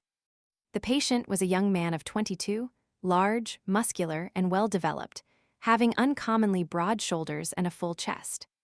His occupation had been healthful, that of a laborer. Had coughed for several months and was spitting blood. Examination of lungs showed that they were hopelessly diseased. There was no trace of consumption in the family, and the only cause to which the disease could be attributed was excessive sexual indulgence, which he confessed to have practiced for several years.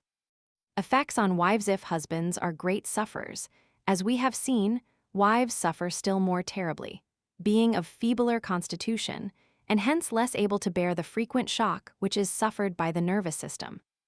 Dr. Gardner places this evil prominent among the causes, the result of which we see deplored in the public press of the day, which warns us that the American race is fast dying out, and that its place is being filled by emigrants of different lineage, religion, political ideas, and education.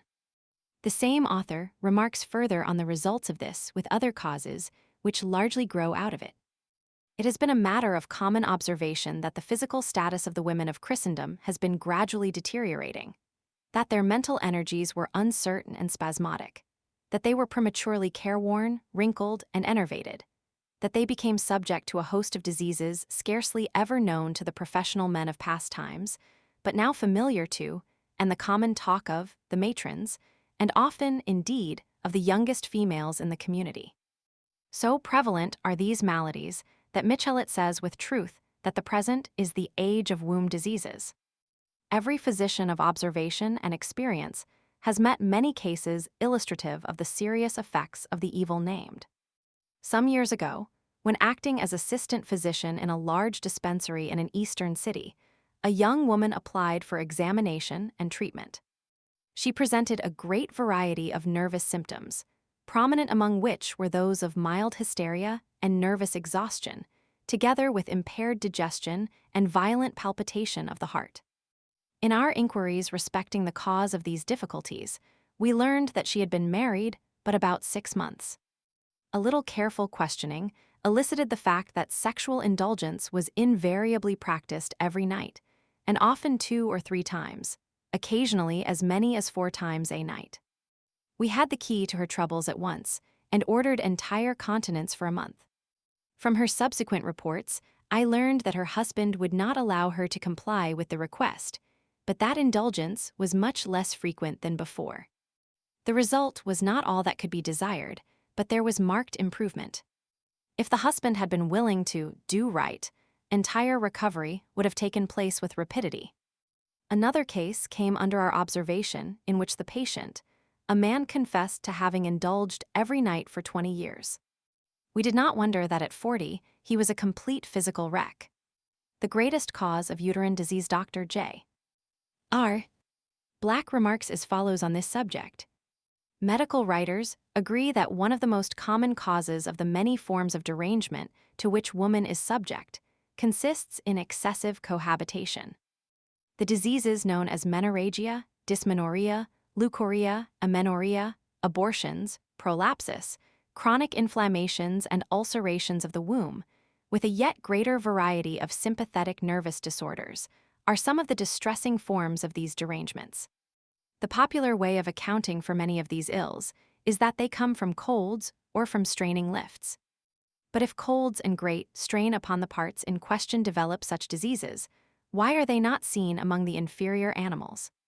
The climatic alternations they endure, the severe labor some of them are obliged to perform, ought to cause their ruin, or else, in popular phrase, make them catch their deaths from cold. Legalized murder. Medical writer of considerable ability presents the following picture, the counterpart of which almost anyone can recall as having occurred within the circle of his acquaintance. Perhaps numerous cases will be recalled by one who has been especially observing. A man of great vital force is united to a woman of evenly balanced organization. The husband, in the exercise of what he is pleased to term his marital rights, places his wife, in a short time, on the nervous, delicate, sickly list. In the blindness and ignorance of his animal nature, he requires prompt obedience to his desires. And, ignorant of the law of right in this direction, thinking that it is her duty to accede to his wishes, though fulfilling them with a sore and troubled heart, she allows him passively, never lovingly, to exercise daily and weekly, month in and month out, the low and beastly of his nature, and eventually, slowly but surely, to kill her. And this man, who has as surely committed murder as has the convicted assassin, lures to his net and takes unto him another wife, to repeat the same program of legalized prostitution on his part, and sickness and premature death on her part. Prof. Jerish, in a little work from which we take the liberty to quote, speaks as follows on this subject. One man reckless of his duty to the community marries young, with means and prospects inadequate to support the family which is so sure to come ere long.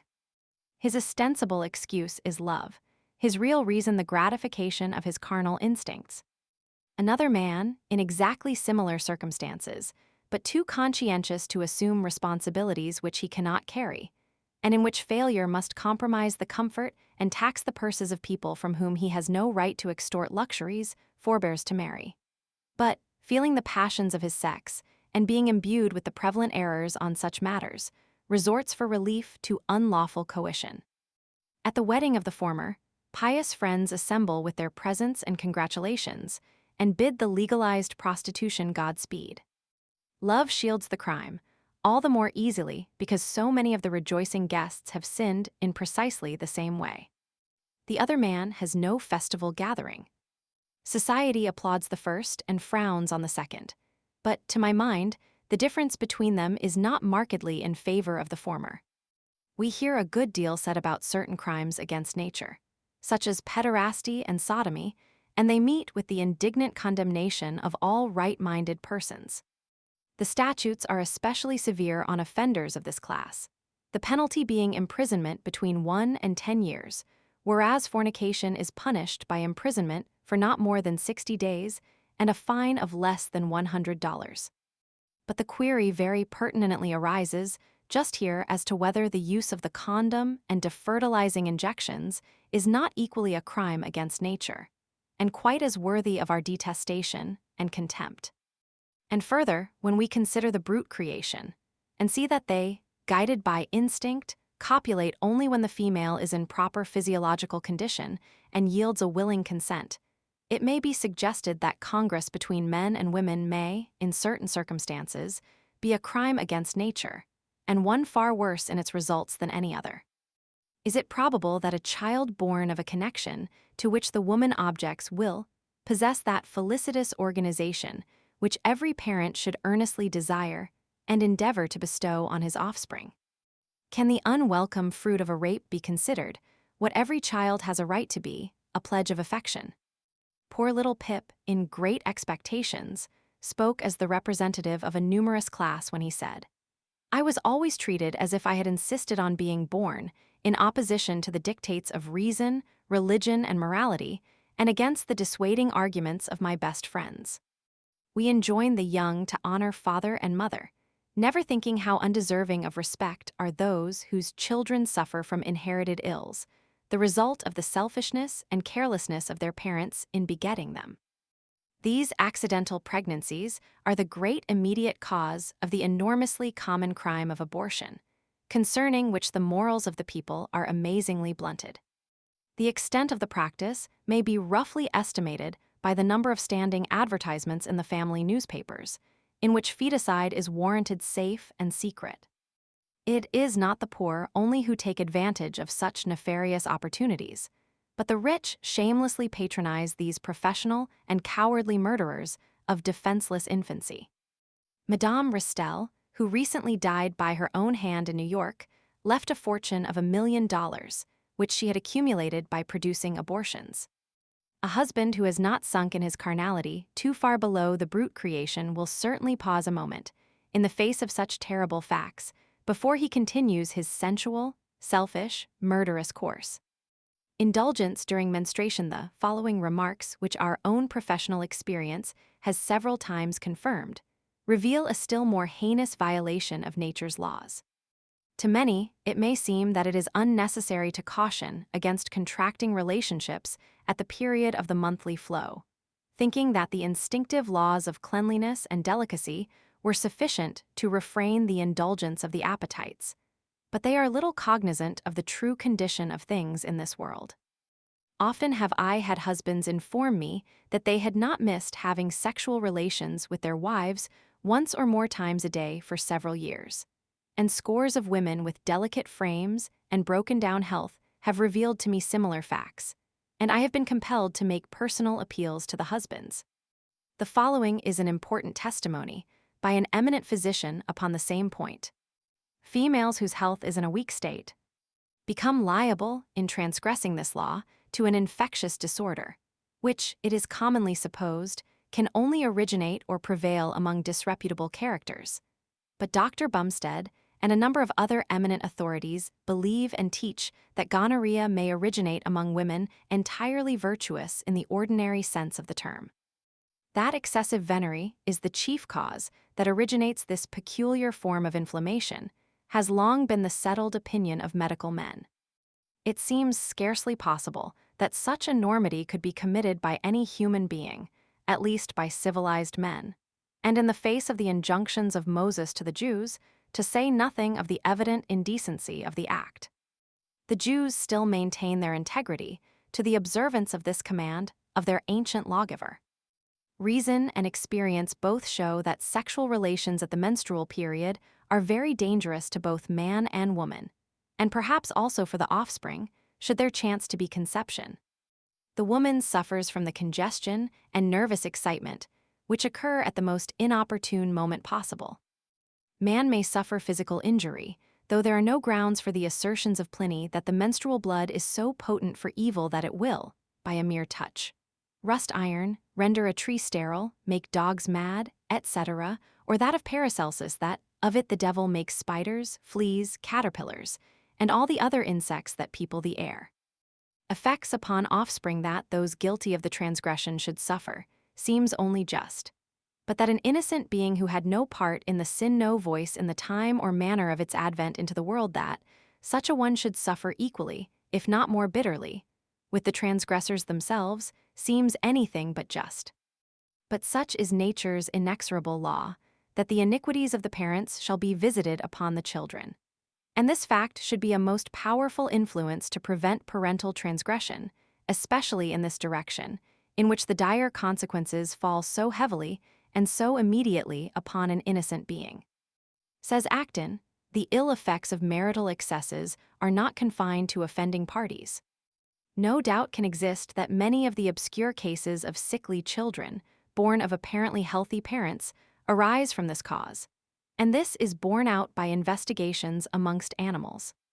Breeders of stock who wish to secure sound progeny will not allow the most robust stallion to associate with mares as many times during the whole season, as some of these salacious human males perform a similar act within a month. One reason why the offspring suffer is that the seminal fluid deteriorates very rapidly by repeated indulgence. The spermatozoa do not have time to become maturely developed. Progeny resulting from such immature elements will possess the same deficiency. Hence the hosts of deformed, scrofulous, weazen, and idiotic children which curse the race, and testify to the sensuality of their progenitors.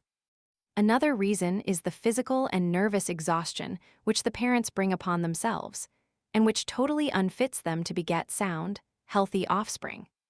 The effects of this evil may often be traced in a large family of children, nearly all of whom show traces of the excesses of their parents. It commonly happens, too, that such large families are on the hands of poor men who cannot earn enough to give them sufficient food and comfortable clothing, with nothing whatever to provide for their education. The overburdened mother has her strength totally exhausted by the excessive demands upon her system incident to childbearing, so that she is unable to give her children that culture and training which all children need. More than as likely as not she feels that they were forced upon her, and hence she cannot hold for them all that tender sympathy and affection a mother should feel. The little ones grow up ignorant and often vicious, for want of home care drives them to the street. Thus does one evil create another. It is certainly a question which deserves some attention, whether it is not a sin for parents to bring into the world more children than they can properly care for. If they can rear and educate 3 children properly, the same work would be only half done for 6, and there are already in the world a sufficiency of half-raised people. From this class of society, the ranks of thieves, drunkards, beggars, vagabonds, and prostitutes are recruited. Why should it be considered an improper or immoral thing to limit the number of children according to the circumstances of the parents? Ought it not to be considered a crime against childhood and against the race to do otherwise? It is seriously maintained by a number of distinguished persons that man is in duty bound to limit the number of his children as well as the sheep on his farm, the number of each to be according to the adequacy of his means for their support. Indulgence during pregnancy transgressions of this sort are followed by the worst results of any form of marital excess. The mother suffers doubly, because laden with the burden of supporting 2 lives instead of 1. But the results upon the child are especially disastrous. During the time when it is receiving its stock of vitality, while its plastic form is being molded, and its various organs acquiring that integrity of structure which makes up what is called constitutional vigor.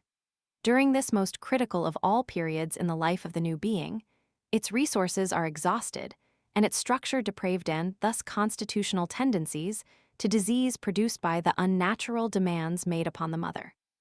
Effect upon the character still another terrible consequence results from this practice so contrary to nature. The delicate brain, which is being molded, with the other organs of the body, receives its cast largely from those mental and nervous sensations and actions of the mother which are the most intense. One of the most certain effects of sexual indulgence at this time is to develop abnormally the sexual instinct in the child. Here is the key to the origin of much of the sexual precocity and depravity which curse humanity. Sensuality is born in the souls of a large share of the rising generation. What wonder that prostitution flourishes in spite of Christianity and civil law? It is scarcely necessary to say that all medical testimony concurs in forbidding indulgence during gestation. The same reasons require its interdiction during the nursing period. The fact that fecundation would be impossible during pregnancy, and that during this period the female, normally, has no sexual desire, are other powerful arguments in favor of perfect continence at this time. We quote the following from a work on health by Dr. J. R.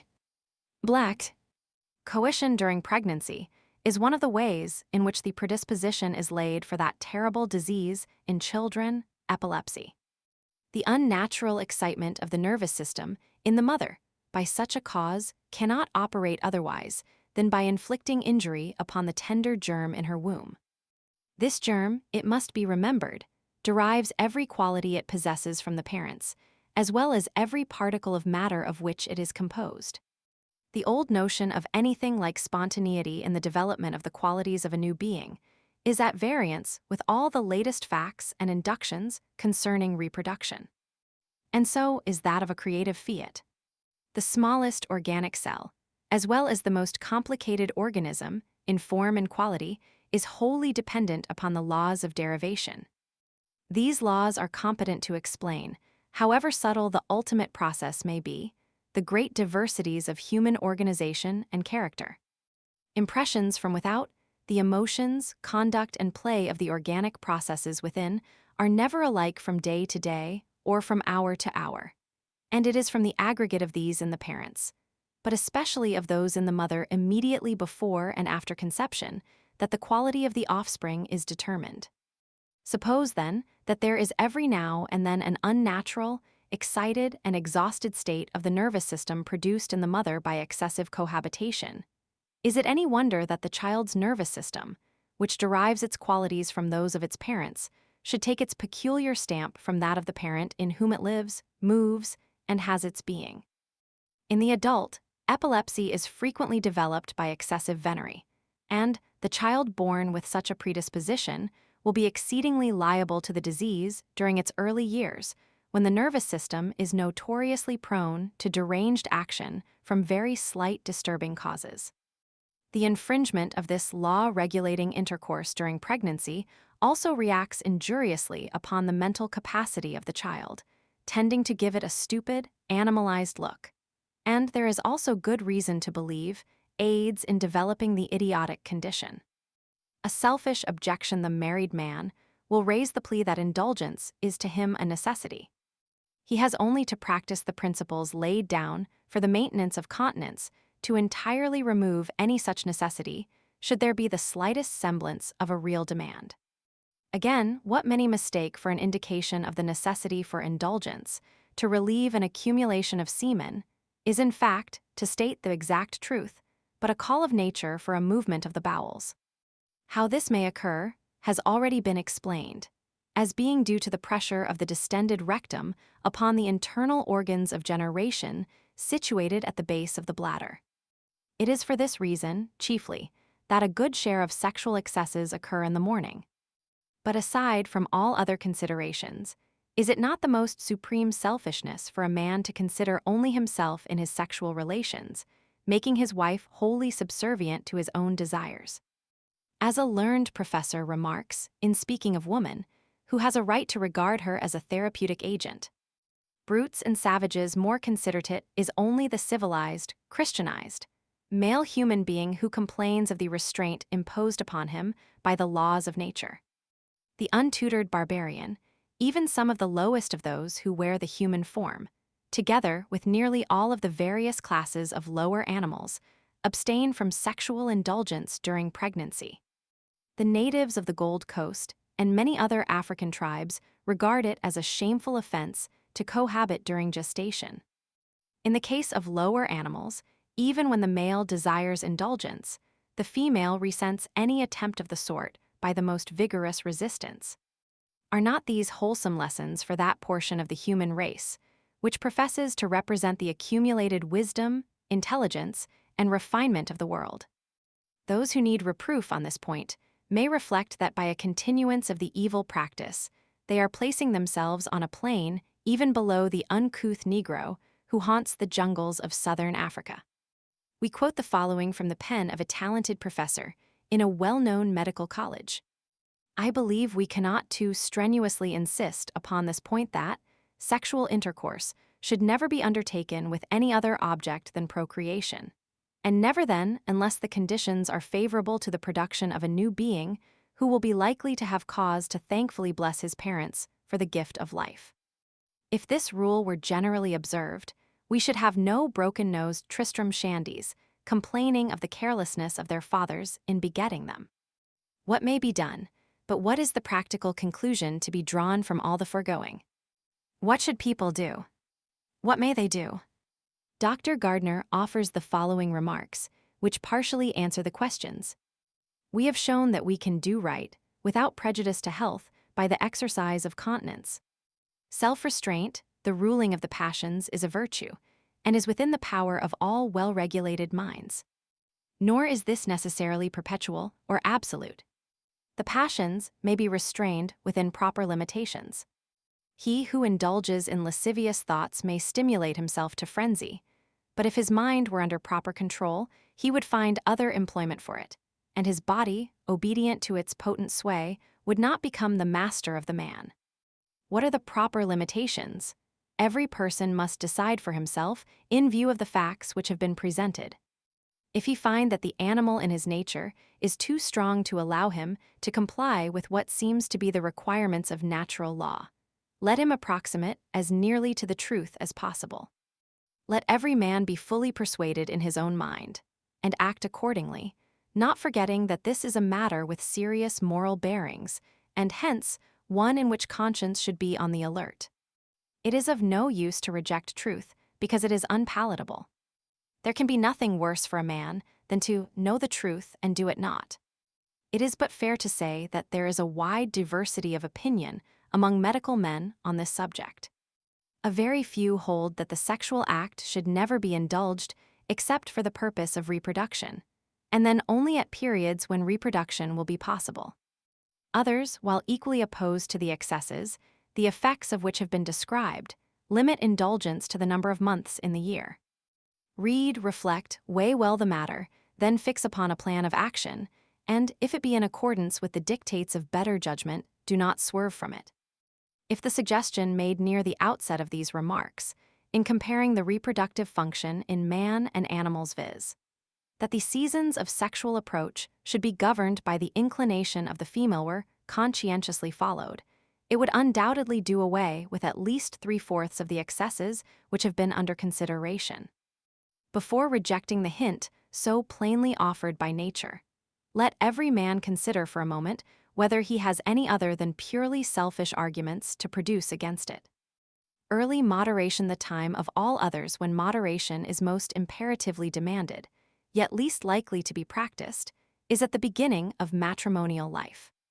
Many a woman dates the beginning of a life of suffering from the first night after marriage, and the mental suffering from the disgusting and even horrible recollections of that night, the events of which were scarred upon her mind as well as upon her body, have made her equally as wretched mentally as bodily. A learned French writer, in referring to this subject, says, "The husband who begins with his wife by a rape is a lost man. He will never be loved." We quote the following very sensible words from Dr. Nafis. It sometimes happens that marriage is consummated with difficulty.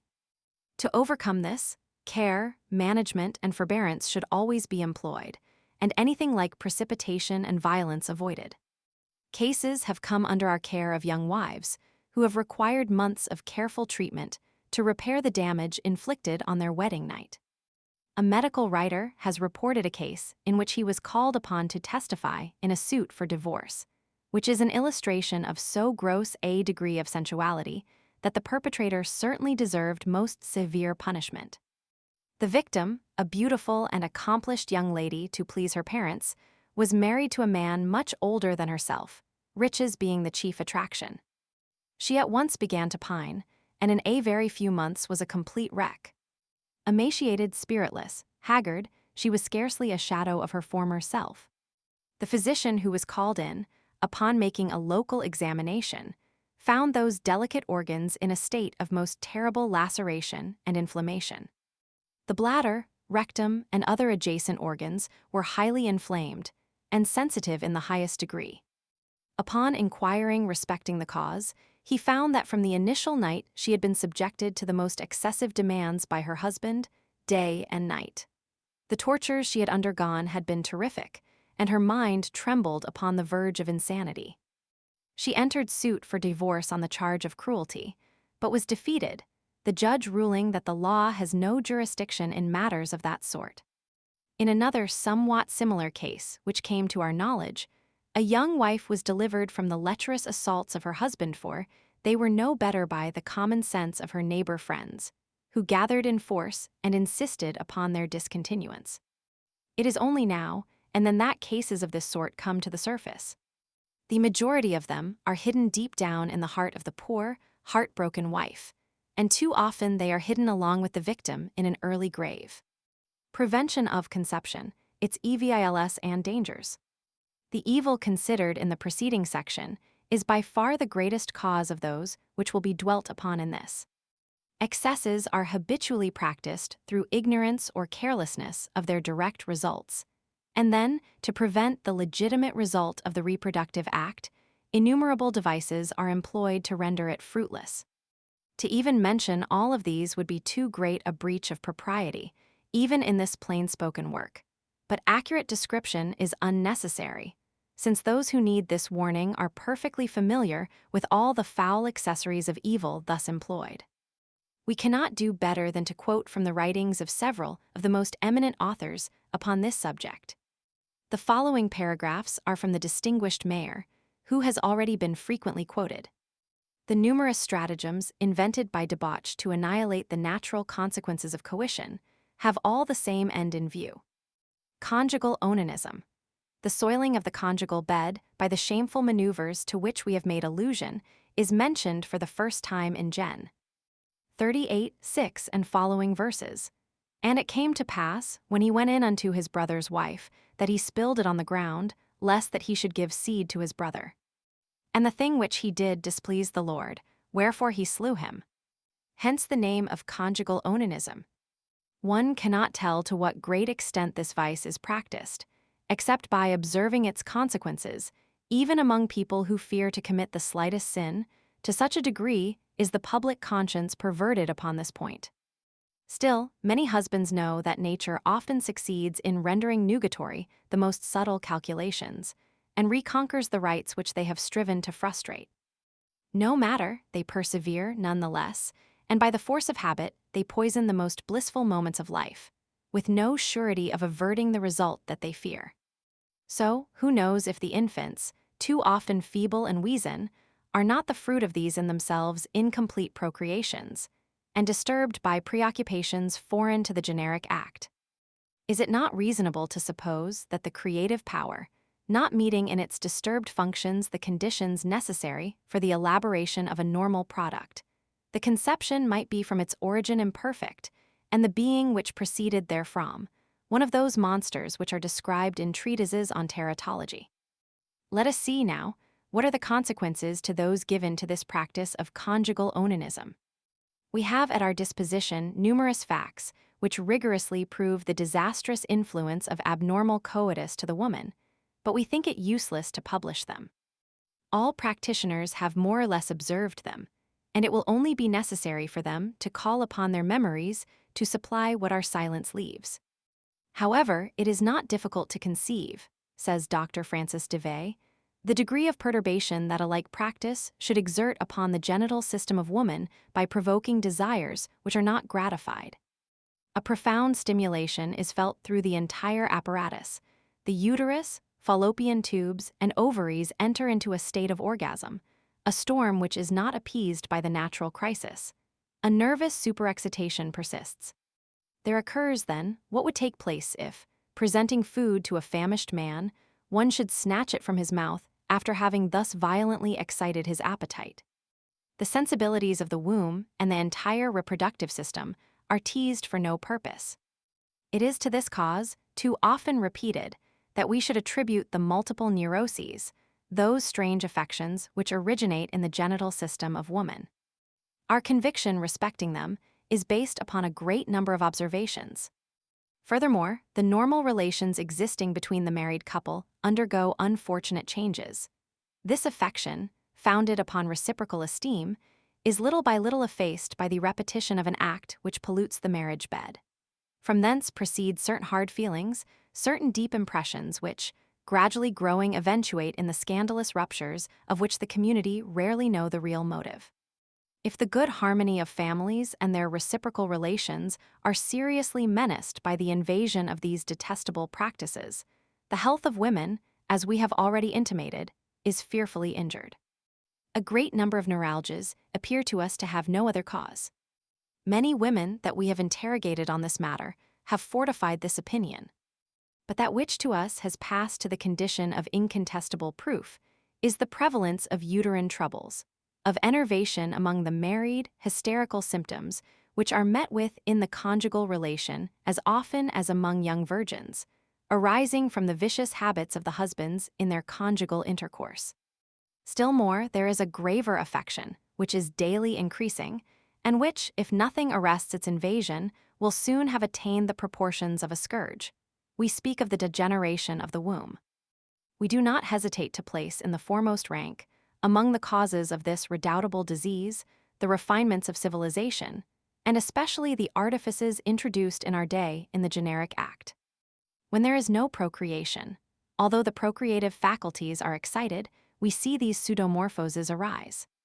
Thus it is noticed that polypy and scirrhus of the womb are common among prostitutes. And it is easy to account for the manner of action of this pathogenetic cause, if we consider how probable it is that the ejaculation and contact of the sperm with the uterine neck constitutes, for the woman, the crisis of the genital function, by appeasing the venereal orgasm and calming the voluptuous emotions under the action of which the entire economy is convulsed. We may, we trust, be pardoned for remarking upon the artifices imagined to prevent fecundation that there is in them an immense danger, of incalculable limits. We do not fear to be contradicted or taxed with exaggeration in elevating them into the proportions of a true calamity. The following is from an eminent physician, who for many years devoted his whole attention to the diseases of women and lectured upon the subject in a prominent medical college. It is undeniable that all the methods employed to prevent pregnancy are physically injurious. Some of these have been characterized with sufficient explicitness, and the injury resulting from incomplete coitus to both parties has been made evident to all who are willing to be convinced. It should require but a moment's consideration to convince any one of the harmfulness of the common use of cold ablutions and astringent infusions and various medicated washes. Simple and often wonderfully salutary as is cold water to a diseased limb, festering with inflammation, yet few are rash enough to cover a gouty toe, rheumatic knee, or erysipelatous head with cold water. Yet, when in the general state of nervous and physical excitement attendant upon coitus, when the organs principally engaged in this act are congested and turgid with blood, do you think you can with impunity throw a flood of cold or even lukewarm water far into the vitals in a continual stream?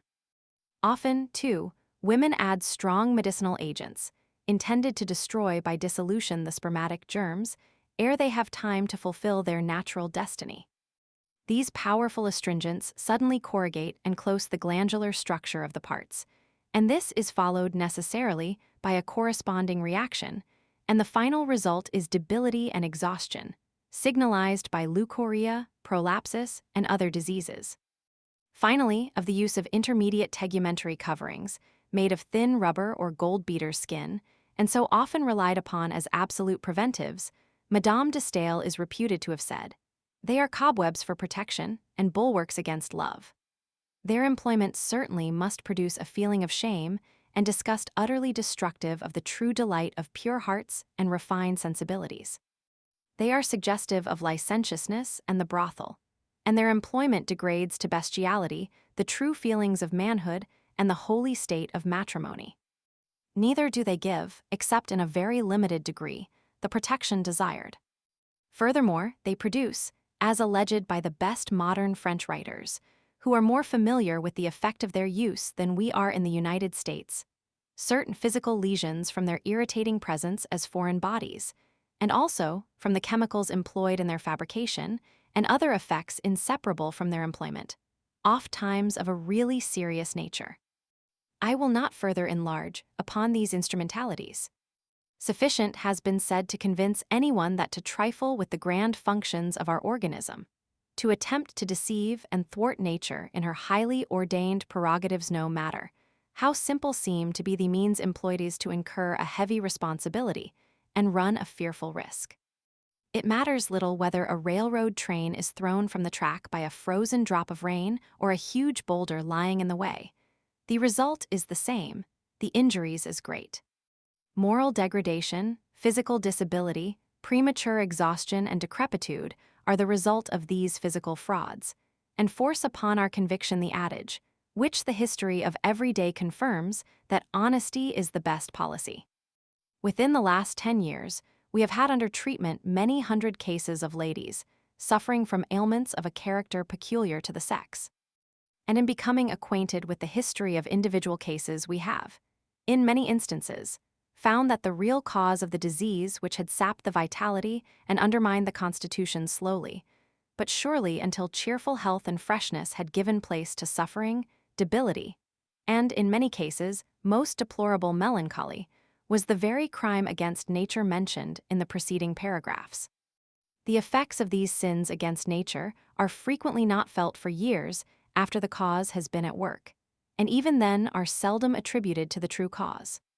In some instances, we have known persons to suffer on for many years, without having once suspected that the cause of their sufferings was a palpable violation of nature's laws.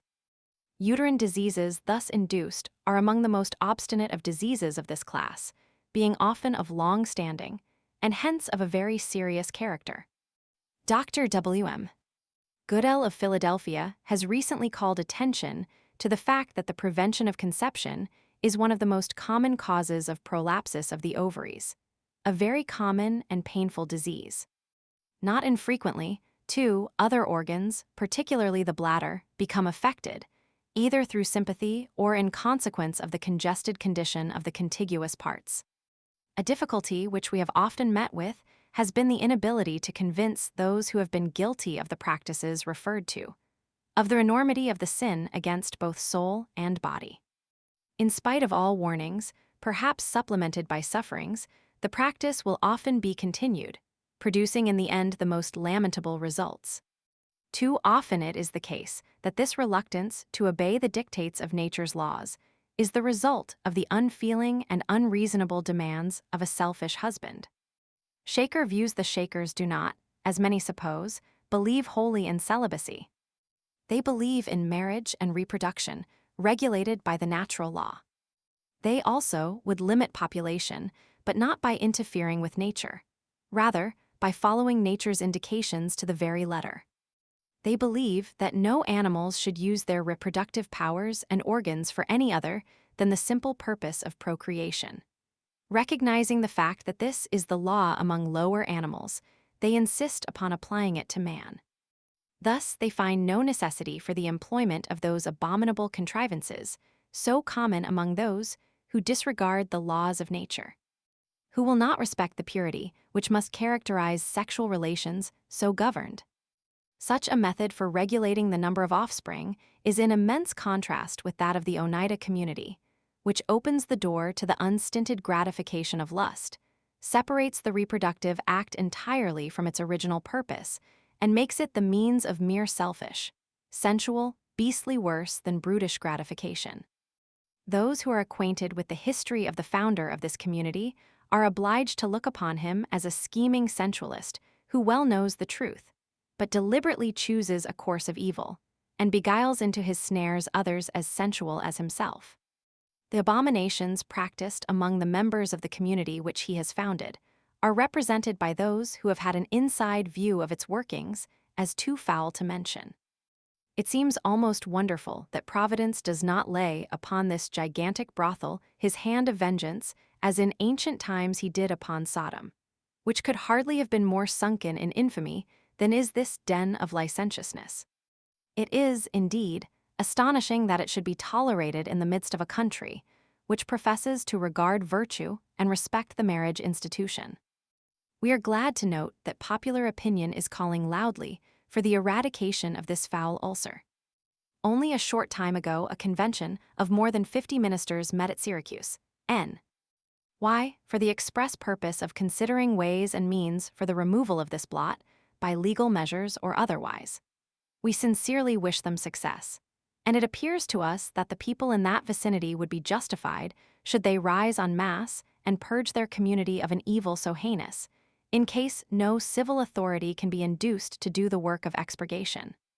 Footnote 26.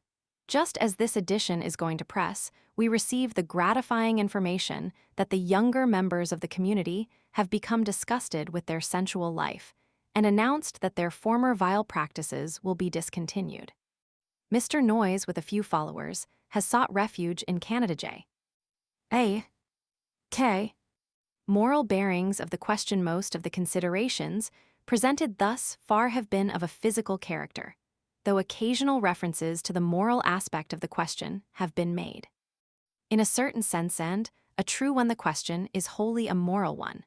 For what moral right have men or women to do that which will injure the integrity of the physical organism given them, and for which they are accountable to their Creator?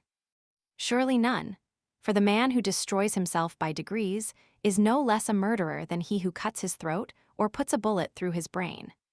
The crime is the same, being the shortening of human life, whether the injury is done to oneself or to another.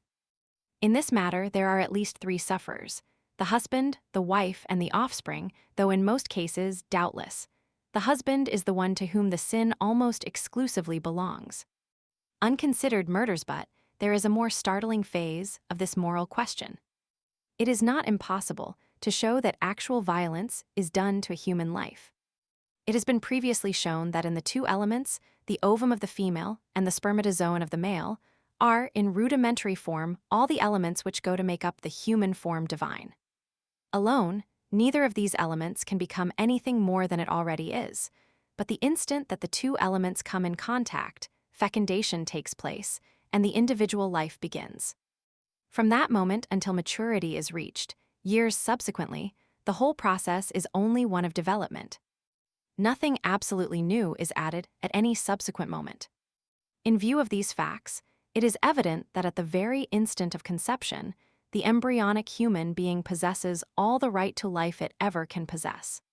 It is just as much an individual, a distinct human being, possessed of soul and body as it ever is, though in a very immature form. That conception may take place during the reproductive act cannot be denied. If then, means are employed with a view to prevent conception immediately after the accomplishment of the act, or at any subsequent time, if successful, it would be by destroying the delicate product of the conception which had already occurred, and which, as before observed, is as truly a distinct individual as it can ever become, certainly as independent as at any time previous to birth.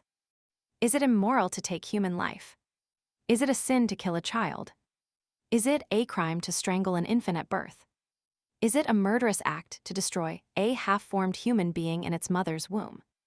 Who will dare to answer no to one of these questions? Then, who can refuse assent to the plain truth that it is equally a murder to deprive of life the most recent product of the generative act?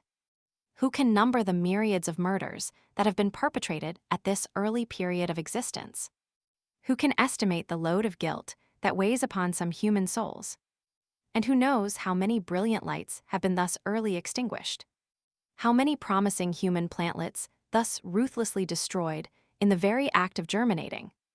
It is to be hoped that in the final account, the extenuating influence of ignorance may weigh heavily in the scale of justice against the damning testimony of these unconsidered murders. The charge disputed it will be urged that these early destructions are not murders. Murder is an awful word. The act itself is a terrible crime. No wonder that its personal application should be studiously avoided. The human being who would not shrink from such a charge would be unworthy of the name of humana veri brute. Nevertheless, it is necessary to look the plain facts squarely in the face and shrink not from the decision of an enlightened conscience. We quote the following portions of an extract which we give in full elsewhere. It is from the same distinguished authority whom we have frequently quoted.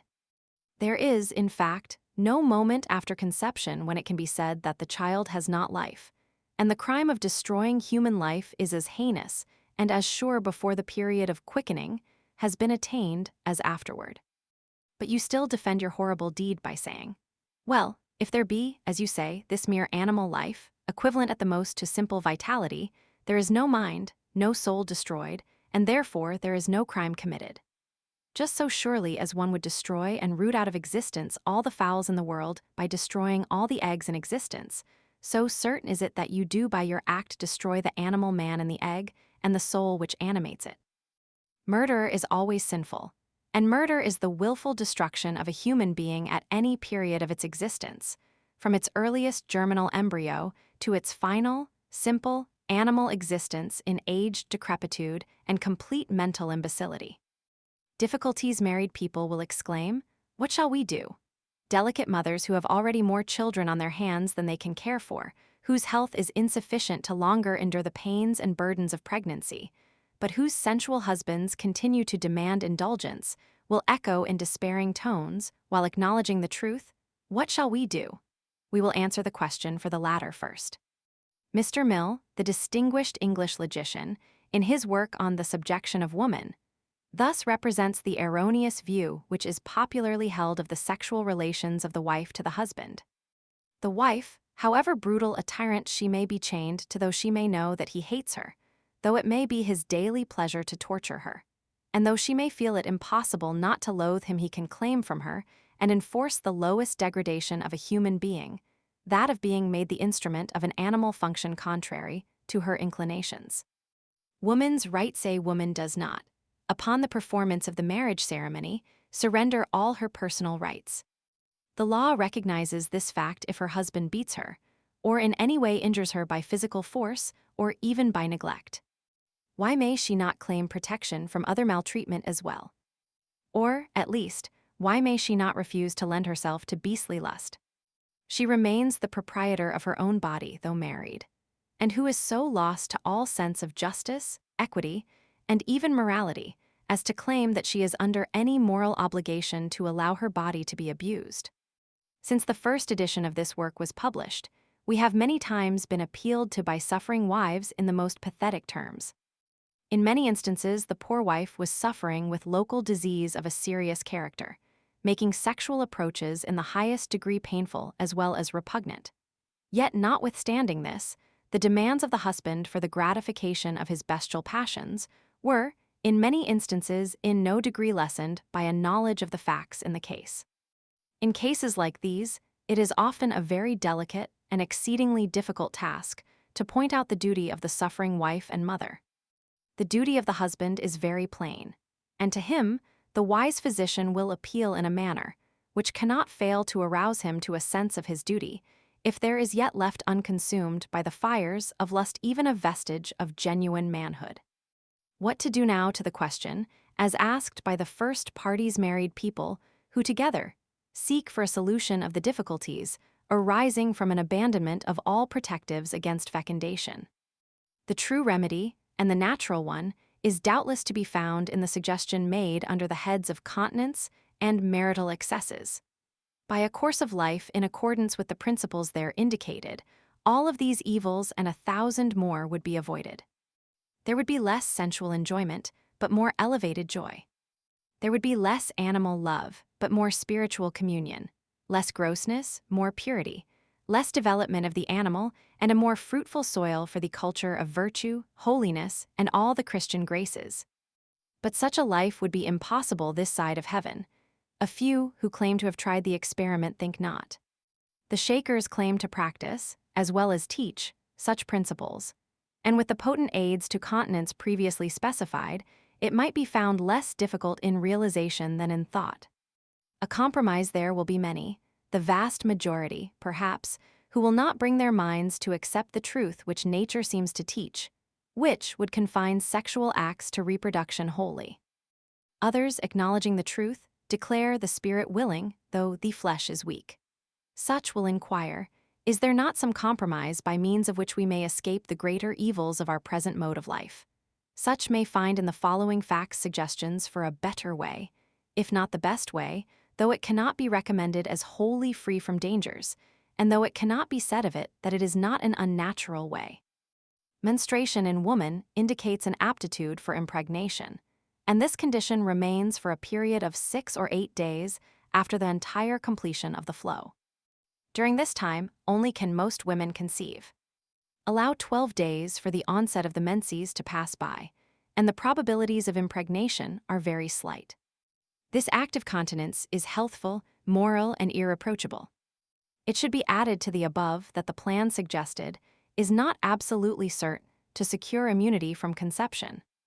The period of abstinence should certainly extend from the beginning of menstruation to the 14th day.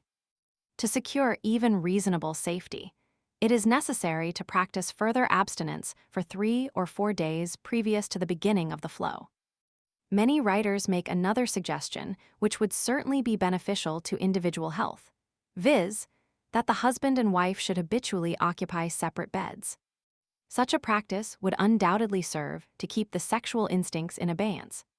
Separate apartments, or at least the separation of the beds by a curtain, are recommended by some estimable physicians, who suggest that such a plan would enable both parties to conduct their morning ablutions with proper thoroughness, and without sacrificing that natural modesty which operates so powerfully as a check upon the excessive indulgence of the passions.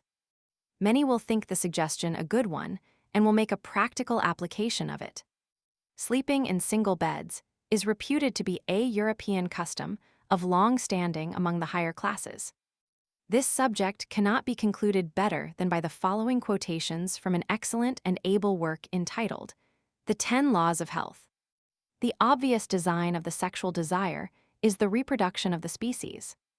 The gratification of this passion, or indeed of any other, beyond its legitimate end, is an undoubted violation of natural law as may be determined by the light of nature, and by the resulting moral and physical evils. Those creatures not gifted with erring reason, but with unerring instinct, and that have not the liberty of choice between good and evil, cohabit only at stated periods, when pleasure and reproduction are alike possible. It is so ordered among them that the means and the end are never separated. And as it was the always being who endowed them with this instinct, without the responsibility resulting from the power to act otherwise, it follows that it is his law, and must, therefore, be the true copy for all beings to follow, having the same functions to perform, and for the same end. The mere fact that men and women have the power and liberty of conforming or not conforming to this copy does not set them free from obedience to a right course, nor from the consequences of disobedience. The end of sexual pleasure being to reproduce the species, it follows from the considerations just advanced that when the sexual function is diverted from its end, reproduction, or if the means be used when the end is impossible, harm or injury should ensue. Perhaps the number is not small of those who think there is nothing wrong in an unlimited indulgence of the sexual propensity during married life. The marriage vow seems to be taken as equivalent to the freest license, about which there need be no restraint. Yet, if there is any truth in the law in reference to the enjoyment of the means only when the end is possible, the necessity of the limitation of this indulgence during married life is clearly as great as for that of any other sensual pleasure. A great majority of those constituting the most highly civilized communities act upon the belief that anything not forbidden by sacred or civil law is neither sinful nor wrong. They have not found cohabitation during pregnancy forbidden, nor have they ever had their attention drawn to the injury to health and organic development which such a practice inflicts. Hence, a habitual yielding to inclination in this matter has determined their lifelong behavior. The infringement of this law in the married state does not produce in the husband any very serious disorder. Debility, aches, cramps, and a tendency to epileptic seizures are sometimes seen as the effects of great excess. An evil of no small account is the steady growth of the sexual passion by habitual unrestraint. It is in this way that what is known as libidinous blood is nursed as well among those who are strictly virtuous, in the ordinary meaning of the term, as among those who are promiscuous in their intercourse. The wife and the offspring are the chief sufferers by the violation of this law among the married. Why this is so may in part be accounted for by the following consideration. Among the animal kind, it is the female which decides when the approaches of the male are allowable. When these are untimely, her instinctive prompting leads her to resist and protect herself with ferocious zeal. No one at all acquainted with the remarkable wisdom nature invariably displays in all her operations, will doubt that the prohibition of all sexual intercourse among animals during the period of pregnancy must be for a wise and good purpose. And if it serves a wise and good purpose with them, why should an opposite course not serve an unwise and bad purpose with us? Our bodies are very much like theirs in structure and in function, and in the mode and laws that govern reproduction, there is absolutely no difference. The mere fact that we possess the power to act otherwise than they do during that period does not make it right.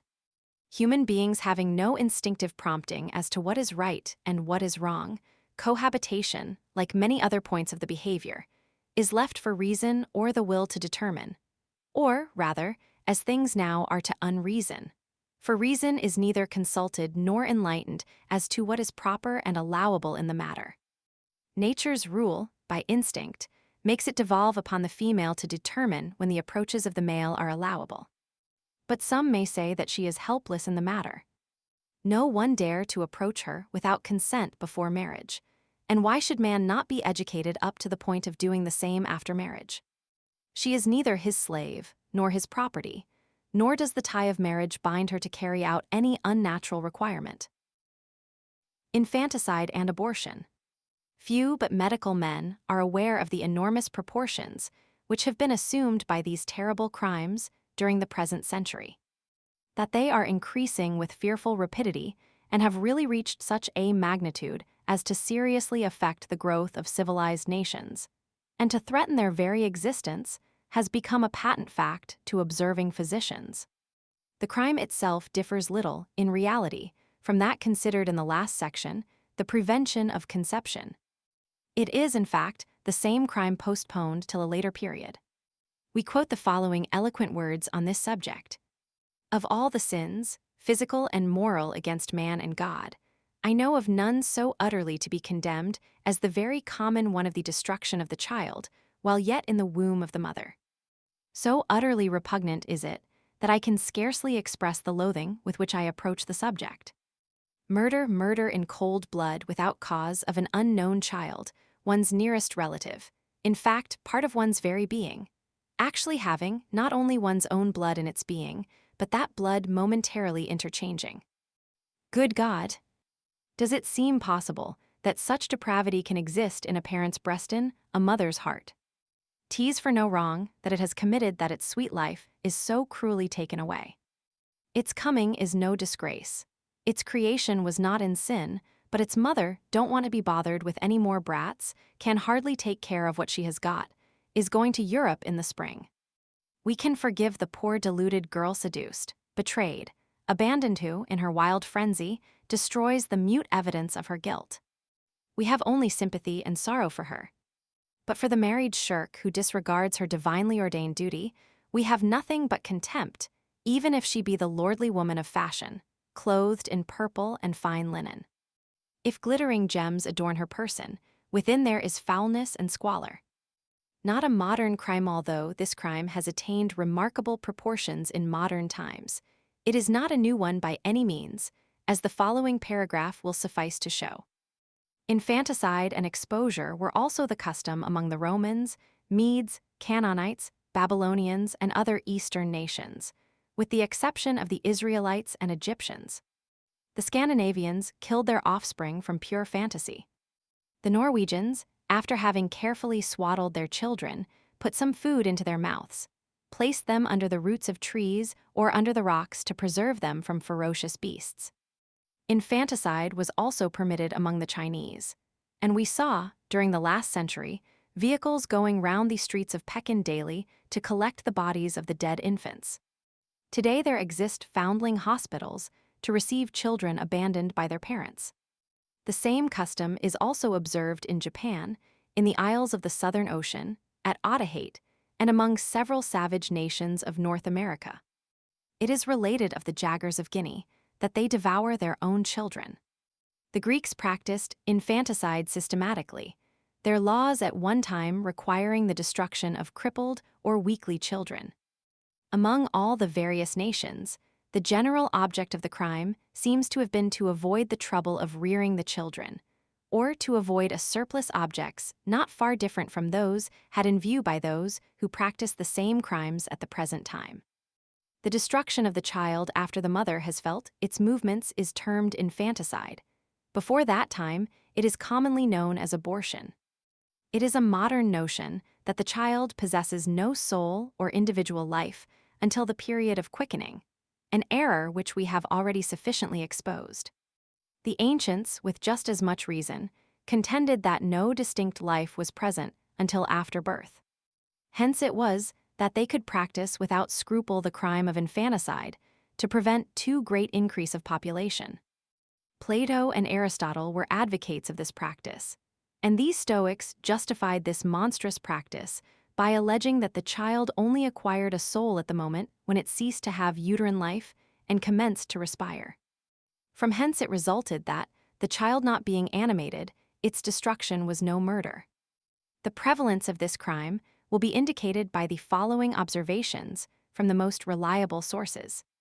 We know that in certain countries abortion is practiced in a manner almost public, without speaking of the East, where it has, so to speak, entered into the manners of the country.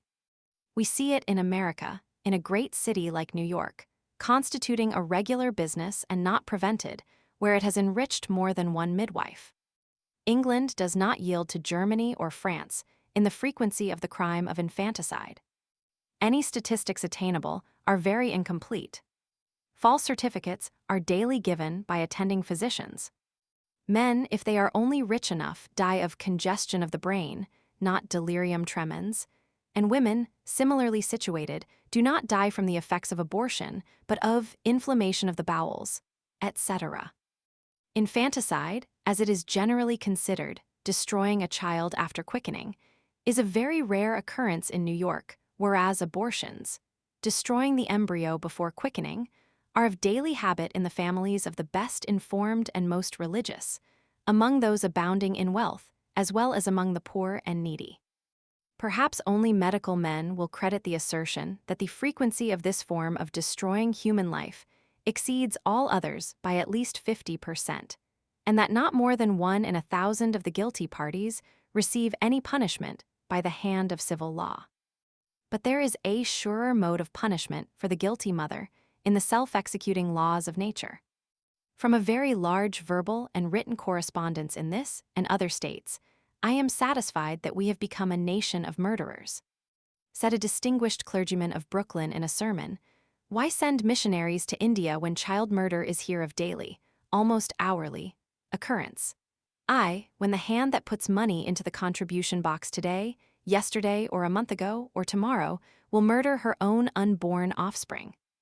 The Hindu mother, when she abandons her babe upon the sacred Ganges, is, contrary to her heart, obeying a supposed religious law, and you desire to convert her to your own worship of the Moloch of fashion and laziness and love of greed. Out upon such hypocrisy, writers tell us that it has even become the boast of many women that they know too much to have babies. Says the learned Dr. Storer, "Will the time come, think ye, when husbands can no longer, as they now frequently do, commit the crime of rape upon their unwilling wives, and persuade them or compel them to allow a still more dreadful violence to be wreaked upon the children nestling within them, children fully alive from the very moment of conception, that have already been fully detached from all organic connection with their parent, and only reattached to her for the purposes of nutriment and growth? And to destroy whom is a crime of the same nature, both against our Maker and society, as to destroy an infant, a child, or a man." Says another well-known author, "Ladies boast to each other of the impunity with which they have aborted, as they do of their expenditures, of their dress, of their success in society." There is a fashion in this, as in all other female customs, good and bad. The wretch whose account with the Almighty is heaviest with guilt too often becomes a heroine. Causes of the crime. Many influences may combine to cause the mother ruthlessly to destroy her helpless child, as to conceal the results of sin, to avoid the burdens of maternity, to secure ease and freedom to travel, etc., or even from a false idea that maternity is vulgar. But it is true, beyond all question, that the primary cause of the sin is far back of all these influences. The most unstinted and scathing invectives are used in characterizing the criminality of a mother who takes the life of her unborn babe. But a word is seldom said of the one who forced upon her the circumstances which gave the unfortunate one existence. Though doctors, ministers, and moralists have said much on this subject, and written more, it is reasonable to suppose that they will never accomplish much of anything in the direction of reform until they recognize the part the man acts in all of these sad cases and begin to demand reform where it is most needed, and where its achievement will effect the most good. As was observed in the remarks upon the subject of prevention of conception, this evil has its origin in marital excesses, and in a disregard of the natural law which makes the female the sole proprietor of her own body, and gives to her the right to refuse the approaches of the male when unprepared to receive them, without doing violence to the laws of her being. The nature of the crime. The married and well-to-do, who by means of medicines and operations produce abortions at early periods of pregnancy, have no excuse except the pretense that they do not consider it murder until the child quickens. No, not murder, you say, for there has not been any life in the child. Do not attempt to evade, even to man, a crime which cannot be hidden from the all-seeing. The poor mother has not herself felt the life of the child perhaps, but that is a quibble only of the laws of man, founded indeed upon the view, now universally recognized as incorrect, that the child's life began when its movements were first strong enough to be perceptible. There is, in fact, no moment after conception when it can be said that the child has not life, and the crime of destroying human life is as heinous and as sure before the period of quickening has been attained as afterward. But you still defend your horrible deed by saying, well, if there be, as you say, this mere animal life, equivalent at the most to simple vitality, there is no mind, no soul destroyed, and therefore there is no crime committed. Just so surely as one would destroy and root out of existence all the fowl in the world by destroying all the eggs in existence, so certain is it that you do by your act destroy the animal man and the egg, and the soul which animates it. When is the period that intelligence comes to the infant? Are its feeble first strugglings any evidence of its presence? Has it any appreciable quantity at birth? Has it any valuable, useful quantity even when a year old? When then is it that destruction is harmless or comparatively sinless? While awaiting your metaphysical answer, I will tell you when it is sinful. Murder is always sinful, and murder is the willful destruction of a human being at any period of its existence, from its earliest germinal embryo to its final, simple, animal existence in aged decrepitude and complete mental imbecility. There are those who would fain make light of this crime by attempting to convince themselves and others that a child, while an embryo, has only a sort of vegetative life, not yet endowed with thought and the ability to maintain an independent existence. If such a monstrous philosophy as this presents any justification for such an act, then the killing of a newly born infant or of an idiot may be likewise justified. The destruction of the life of an unborn human being, for the reason that it is small, feeble, and innocently helpless, rather aggravates than palliates the crime. Every act of this kind, with its justification, is obviously akin to that savage philosophy which accounts it a matter of no moment, or rather a duty, to destroy feeble infants, or old, helpless fathers and mothers. Instruments of crime, the means through which abortions are effected, are various. Sometimes it is through potent drugs, extensively advertised in newspapers claiming to be moral. The advertisements so adroitly worded as to convey under a caution the precise information required of the liability of the drug to produce miscarriages.